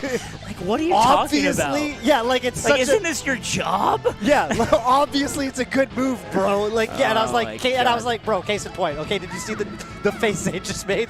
Thank you. It's funny because it reminds me of I was told, because I didn't follow the scene, but in StarCraft 2 days, pro players would talk about their race that they played and be like, they're actually trash. Like, Zerg's trash. This is why. I just play a hard race just because, whatever. And then they would win tournaments. And they'd be like, I just got lucky. They're constantly campaigning against their race because the game got patched. StarCraft 2. Yeah, StarCraft 2. Specifically. And they did this because they wanted to keep the strengths of the race they played. But it's funny that Melee players do this without anything except the right to complain. Yes. Yeah, it's literally... No one's patching so people the game. Feel bad for you. No one's changing anything. It's just so you can tell people you have it harder. Yeah. And that's beautiful. And isn't that very human? Yes. It's not. Sometimes it's not about some material gain or something practical. It's just about we all want to be heard. We're just mad and we need someone to hug us. Yeah, exactly. That's what all of this. When I get mad that she can just grab me and then wait 10 minutes and then grab me again as Falcon, I'm just mad. Yeah. I just want a friend. Right. And Aiden's not my friend right now. I just know, man. Citizen, man. Can't believe Aiden's not here. I can't believe it. So, Trif looking really good. Trif looking great. He cannot seem to solve the puzzle. You were talking about how when you're fighting Pikachu, you got to solve the puzzle. That's right. But I think when Pikachu fights the Peach, Pikachu's got to solve the puzzle. Pikachu's got to solve the puzzle. Pikachu's not the puzzle anymore. Everything gets turned around, and all of a sudden it's an animal trying to figure out a puzzle, and you're like, and animals can't solve puzzles, dude. Have you seen? He can't even read. He's a rat. He's a rat. Can't say words. Can say his own name with different levels of emphasis. It kind of conveys meaning through that, but Oh, and the beam sword. Beam sword. We've pulled enough turnips so that now that it's a beam sword on deck, it's thrown. And Trif is okay. I was wondering if Trif was going to be in the fun haver mode where you just use the beam sword and you swing around. But he did for a little bit. Yeah, like twice. He put some swings in. I like it. Nice. That's barely killed. All right. I'll just you know what? I'll just say it right now instead of waiting until after the set to say it. Sorry for another random tangent. If I could patch Melee, I would. You know what I don't like about the beam sword? The only moves you. Wow. So this is a good time for me to be talking about this. Is what Axe just told me. Axe just said, "Yeah, go ahead, tell your story." He's like, I would make it so that characters you can just use you get a whole moveset with the beam sword. Like you can do area like if I'm Falcon or Fox, I can do a Marth Forder with the beam sword. Because like the way it is, the reason for people in chat, why don't people use the beam sword more? Because if you do a lot of combat in melees, you jump in the air and do aerials with the C stick. Yes. If you do that with the beam sword, it's a very instinctive thing to do as a melee player. You throw it, and it's gone. It's sad. So I would be like, bro, imagine you could like literally Peach floats at you. I mean, it'd be disgusting. What if every character just got a Marth sword? Instead of a beam sword, it's a Marth sword, and they have the same exact aerial moveset as Marth for like 5 moves. Imagine Puff. Yeah, and then Puff is just Ken comboing you 4 times into a downer. Yeah, I don't know. I think it might be a little bit. Like, how often do they come up in tournament games? Is my point. So you know, whatever. that's a good patch because it's inconsequential but also hype. It's hype, exactly. Yeah, it's, there's always been this. Even Armada had his moments where he would like try to use the beam sword a little bit, and then it's like, okay, you can't do that much. All right, I could just dash attack. Ooh, that's gonna kill it. 132. Wow. Yeah, it's just kind of running headfirst into the nair. So you can see, I think that little interaction a little bit ago with the taunt and the thunder jolts is kind of an indication of Axe saying, what do you want from me? What do you want from me, bro? Right? And Axe is a nice guy. He loves the game, but he's not immune to the idea of, damn, this sucks, and I don't know how to deal with this, right? Yeah. And Trif is just playing the matchup. I would say this is the most fundamental version of playing the matchup. He's shooting Hadoukens and he's doing Shoryukens when he jumps in. Yeah, 100%. Couldn't have said it better myself. Axes, and like every single time there's been a question, except that one time at 162. Every single time there's been like a question mark, can Axe get an up smash? It like doesn't pan out. Yeah. And that's so big. Yeah, the up smash came, the one from earlier as well. It was an early one, but it was because of like an errant hit that just happened to combo because Trif ran out of stage. And that's just not happening more. It's just not. Right. Good tech. Here we go. Gets a KO again, 166. But yeah, Trif taking a moment. And like at the end of the day, it's this looks like a struggle for Pikachu for sure, but like every character's got their struggles. And like, I don't know, maybe Trif literally the last set played some Fox who laser camped them for 7 minutes on Dreamland. Oh, I don't know. No one's evil here. No one's evil here. I want to make that point. That's right. That's right. But what this does is this makes me want to go back and look at other Peach Pikachu sets to see what, how does Pikachu win? How does Peach lose? Right? Which are 2 different ways to look at it. And it just piqued my interest because to me this looks like an extremely simplistic game plan that is impossible right now. It's really tough, but it's not because Axe has beaten Peach before. Right. Yeah, Axe has literally beaten I think Lod, Polish. But yeah, I mean, it does. I mean, to me, someone who doesn't play either of these characters, it looks like a good amount of outplay has to happen. And the up smashes don't come free. No, they don't. You got to work so hard. Yeah. I'd love to see the L cancel percentage. It's easy for Peach because he float cancels everything. Right. Actually, maybe that drives it way down because then the one that you couldn't. Oh yeah, actually, how does that work? Maybe it's like just really low. It's really because they're all float cancels. They're not L cancels. I don't know. It messes with it if you miss your L cancel because you're only doing like 10 L cancel moves. Right. So it might be very low. 50%. Okay. Disgusting. We got Signs of Life coming out from Axe here. He will have to win 2 more games if he does close this out. Trif looking like an air traffic controller, so that's cool. Oh. And the placement on the back airs, every time Axe is like, maybe I can run in? Nah, you can't run in. There's a nair or there's a bear, and it's in your way. And it doesn't have much lag. Yeah, this is rough. And it's bigger than your character. And he finally does, he's like, all right, Trif has stopped the throwing turnips. I'm going to nair in. Trades, gets down smashed. The percent's only going to go up. So it's like another Stitch. I think it's the 3rd one in this set, maybe even 4th. Maybe you can catch. Okay, yeah, I guess you can't catch it. Oh, he runs in! Oh! Wow! Oh my god! Against all odds. Yeah, put it all on the line on that up smash. It was crazy. Outmaneuvered the Stitch situation, and that somehow killed at 85. Love to see it. Okay. And that was a huge Pokemon buff. 2 of those up smashes came from extremely low Pokemon ceiling. Yeah. So now we're on Dreamland. That's not going to kill for a long time. It's true. So it doesn't look good for Axe, even though that was great. Yep. Considering the game plan of last game. Axe can, I guess as Pikachu here, you can take some solace in the fact that, you too die later. Sure. But yeah, it's even bigger of a stage to throw turnip. That is true. It looks extremely difficult. I do not point. envy X's position here, and then he gets reverse grab like it's Falcon. Can't win. Can't win them all, and you just can't win them at all. So there you go. Okay. Some Thunder. Doesn't quite get it, but that's okay. Just would have been a little bonus. Oh! So Axe might have some platform tricks here. That was like a instant downer land. Yeah, he can also get pretty high up with it. I think can be an advantage here. Like, this counter pick seems to be just clearly, I live longer than you, Pikachu, and plus ratio. Yeah. And you're bald. You clearly have no hair. Is, You're yeah. just clearly a bald man. Yeah. Yeah, that's true. Yeah, it's honestly, like, there are some matchups where having, even psychologically, I feel like being in the lead just helps a lot. I think Yoshi has a lot of these. Yep. And I think right now, like, as Axe, the best thing you can do is just hold this lead. Take your hits and just try to beat, have the less percent, because I think it's just this game might go the You're in distance. for a strap in, right? Strap in, Like strap you're in. in for the long haul. You know what's funny too? I think about is that I've commentated. I'm sure you have too. A lot of sets where it's like two floaties and it's almost goes to time, and it's like this war of attrition, like we're seeing right now. And I have never played a game of Melee where I am one of a character and the other person is a floaty character. I've never done that. I've never played a game that went to like 2 minutes. Ever. I've played this game forever. Right. And I have never done that myself. It just doesn't happen. Yeah, because I would have to do it on the friendly setup or have some sort of medical episode in tournament. It happened to me, dude.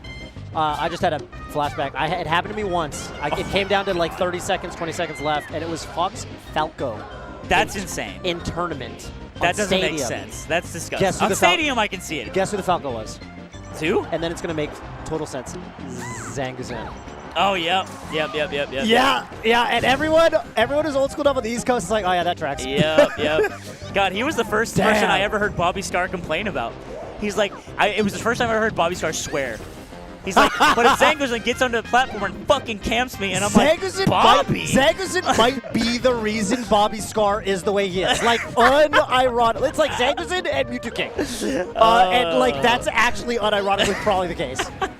And that doesn't kill. Okay, wow. This is a huge lead for Axe right now. So he got his other stock taken earlier because Trif threw literally 7,000 turnips, and then he got nared, and it was like 180. But Axe has quickly brought this stock into his favor, which is really great because he's got a lot of time to play with. And, I mean, I don't just keep this up. Yeah, we go to Dreamland again. We go again. Right. Oh, look at that thunder. Lightning does strike twice. And 62 is just not that high.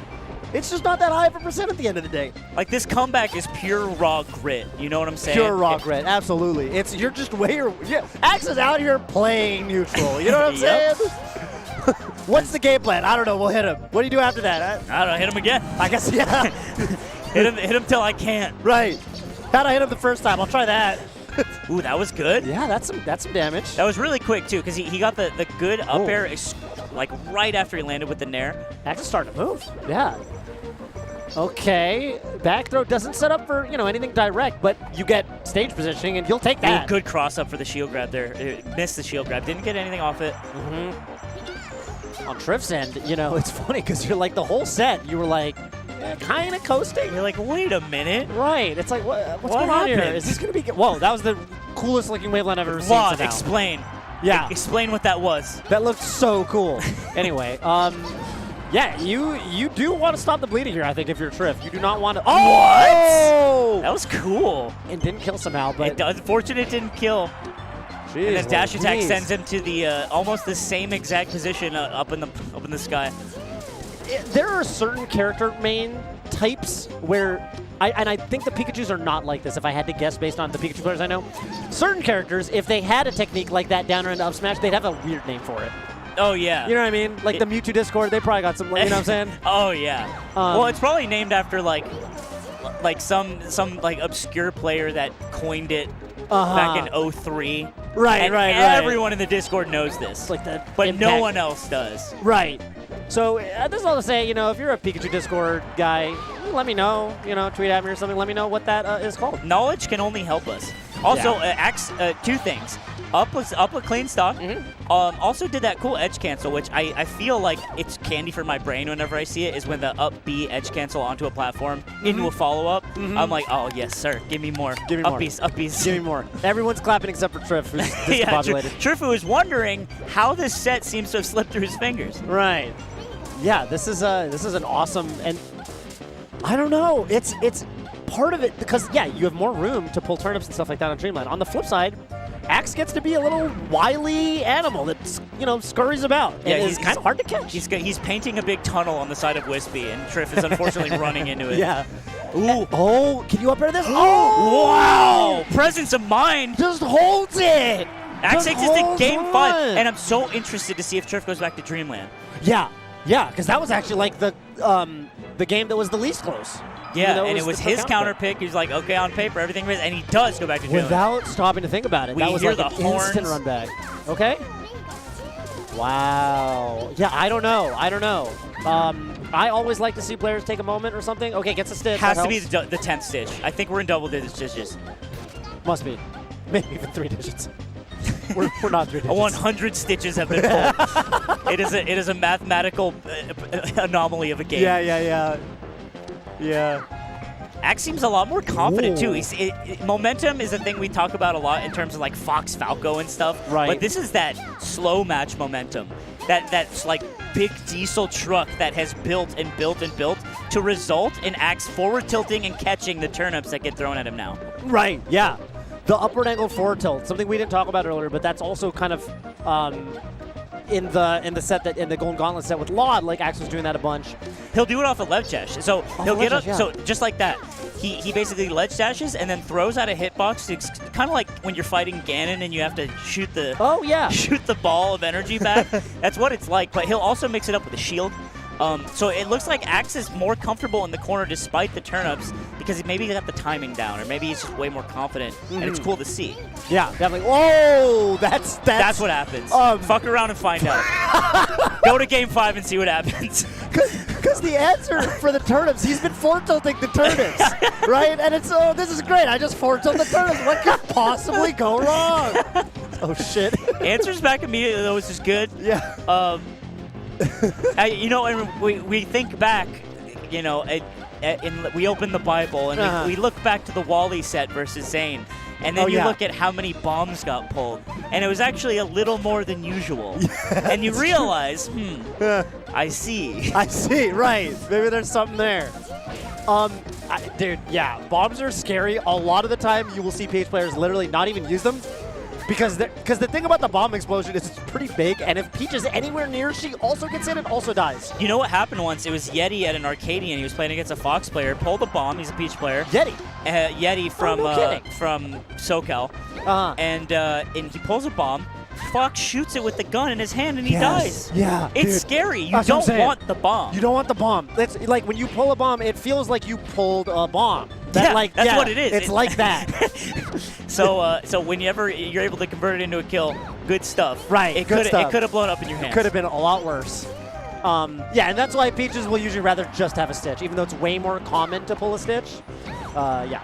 Wow, Trif getting caught in his movement. I think he could have down smash and traded that way better, but instead he's letting Axe land with the back air, with doing nothing, and then Axe throws out another move. And it's I don't know, maybe he's thinking too deep and not down smashing because it's what Axe wants. Right. But he's capitalizing. Okay, there's a down smash finally. Ooh, nice. Yeah, zoning him out with Nair on the platform too. Yeah, oh my god. I think so much of it psychologically, even though there's 4 minutes left, we're not in danger of timeout. But I really do think when you look at the way Axe is making his decision to neutral when he's down a stock versus when he's up a stock, he's charging in a lot more. It happens to all of us. There's always this onus you feel when you're down. It's like, I need to make something happen, you know? Went for the reverse. It's unfortunate they just knocked Trip back on the stage. And yeah, it's like, it's the clock is, it's kind of like when you're playing Counter-Strike or Valorant, and it's like when the bomb's planted, you have a lot more time than it feels like. But it's beeping. There's a beeping noise. It's beeping. Right. And you're like, I got to get in there really fast because I might not have enough time. And the equivalent of Trif right now is a beeping bomb that he needs to defuse. Right. And you got 4 minutes. It's plenty of time. But yeah, it's you know that ultimately it's on you. That was so smooth to get to the edge like that too. Set up perfectly, but this percentage is just gonna make it really annoying. Yeah. Actually, Trif stalling with Toad out there a couple times. Just gets snared. Okay. Wow. Okay. 89%, pretty rough for Axe, but we've seen him pull it back. So some little subtle, things. Trif stalling out there with Toad. Trif taking the time on the spawn platform. Oh, he's playing the long con. Might be saying like, okay, maybe we think about it. Maybe we introduce it onto the table. Yeah, right. When you're in the lead, it helps. Right. No matter if it does come to that, you'd be like, man, I'm glad I spent so much time at the edge out there. Right. See, there's that down smash counter. Dang, Axe. Yeah, Axe looks. Oh! Wow! Sniped. The Spanish sniper? The Spanish sniper, easy. Okay, they got him all over Europe. All the countries that start with S. Okay, what roll? He rolls to catch the dare. That was like a combat roll. That was a tactical roll. Yeah, it was a my God. Sam Fisher. All right, it's looking rough. So now it's like a huge keep away. Trif is staying in the air, pulling a turnip, and then just going to the sky. It's really hard to deal with that. Now Axe did deal with it a little bit by throwing out like thunders earlier that don't kill, but they definitely disrupt the action. Right. But man, now he's going in, and the down smash is online. And it's just this unfortunate mathematical thing where I think the down smash, when you nair them and they down smash you, I think you take more damage. Yeah, so, right? Who's really winning here? It sucks. It sucks. Dude, look at the Hadoukens. He can't do anything. Thunder, not going to send you very far. I mean, you need a kill pretty soon. And 2 minutes is that point in the clock where it's like, okay, everyone stop and put your car hearts on. We're putting our car hearts on because it might go to timeout. That's right. But for Axe, to even think about timeout, you got to not get hit. Yep. Because you got to get this stock and then continue to go to work. Really. A lot of time in the air. A lot stalling. of time in the air, yep. Just a couple toads. Just to put the thought. That'll do it. Oh, yeah. That was like straight up. That was good. I don't know, man. 140 with 112%. I don't know. Ooh. Okay, what? You can't. You can't do anything. 23 is good. Okay, yeah. I think Peach wins the timeout game. Uh-oh. Got a side B. The turnip. Wow. Up B, beat the turnip, which I think is awesome for Axe. Axe still alive. Ooh, can't just throw those out. It is a game-winning down smash, so if you hit that, that's going to be it. Wow. Oh, my Lord. Wow. A Game 5 slog with a little dance at the end by Trif. A little dance. Wow. Okay, well, yeah, that was, what a, and it was, yeah, we were It was closer than we thought it was going to be. Closer than we thought it was going to be, for sure. Also, just funny, I don't know, whatever. I'm not complaining. I just think it's funny that I did ask, Alex so for production. Aggressive. No. I just think it's funny how. No, I'm kidding. I'm not doing the Bobby Scar complaining about floating thing. Scar, if you're listening, I love you. You know what I'm talking about. I didn't mean it that way. Anyway, point being, I'm not complaining about the floating matchup, but I do think it's funny that our producer, Alex Mitchell, came over and was like, yeah, you probably got about 4 or 5 more sets. Slime, we had 1 more set. That was the only one? That was the only one. Oh, my God. He said 4 or 5 more funny. sets. We had 1 more set. It's so funny because it just had to be Peach. Because Peach Pikachu. So we're just done. We're gonna be signing off. Anyway. Toph is gonna read. He's gonna pay some bills really quick and talk about our sponsors. I'm gonna look up the bracket. Please do. Yeah, I'm really curious what the top 8's gonna be like tomorrow. And I just got to shout out Asus, another. I could say many good things about my Intel PC and my Asus monitors, literally, because Asus is the official monitor and headset partner of Battle BC for a reason. Asus gaming monitors do give you a perfect blend of features for the games that you love to play, bring cutting-edge tech to the market for hardcore gamers as well as options for mainstream gamers too, by making crucial display tech affordable so everyone can get on the action. Check out !Asus in chat. Check out featured products for Battle BC 5. By the way, I have a Asus monitor at home. It's my favorite one. Yeah, they're dope. Predator monitor. It's really good. Those are good. I'm gonna save one Slippy Falco's life right now. You gotta. If you don't think it matters for an old game like Melee, it does matter. You don't want to be playing on 60 frames per second. And yeah. And when you buy new monitors, usually the factory setting is 60, so you gotta right click on the thing, display go to the thing. settings. Advanced. and then just make it, set it to 144 or whatever. Yeah. Because I played 60 FPS Melee thinking I wasn't for a year, and someone came over and was like, Toph, you're an idiot, and they changed my whole life. So I helped someone, I hope, out there. Yeah, up the frame rate on your Asus monitor. Guys, we're going to be closing it out. The secondary stream is still up. There's a quad stream because there's still games to determine who goes into top 8. Aklo and HBox is happening right now. Leffen and Moki. And on this stream, NA, is it this stream? Sorry, production. It's going to be NA versus the World, which is an ultimate crew battle. Oh, awesome. So those always go insanely ham.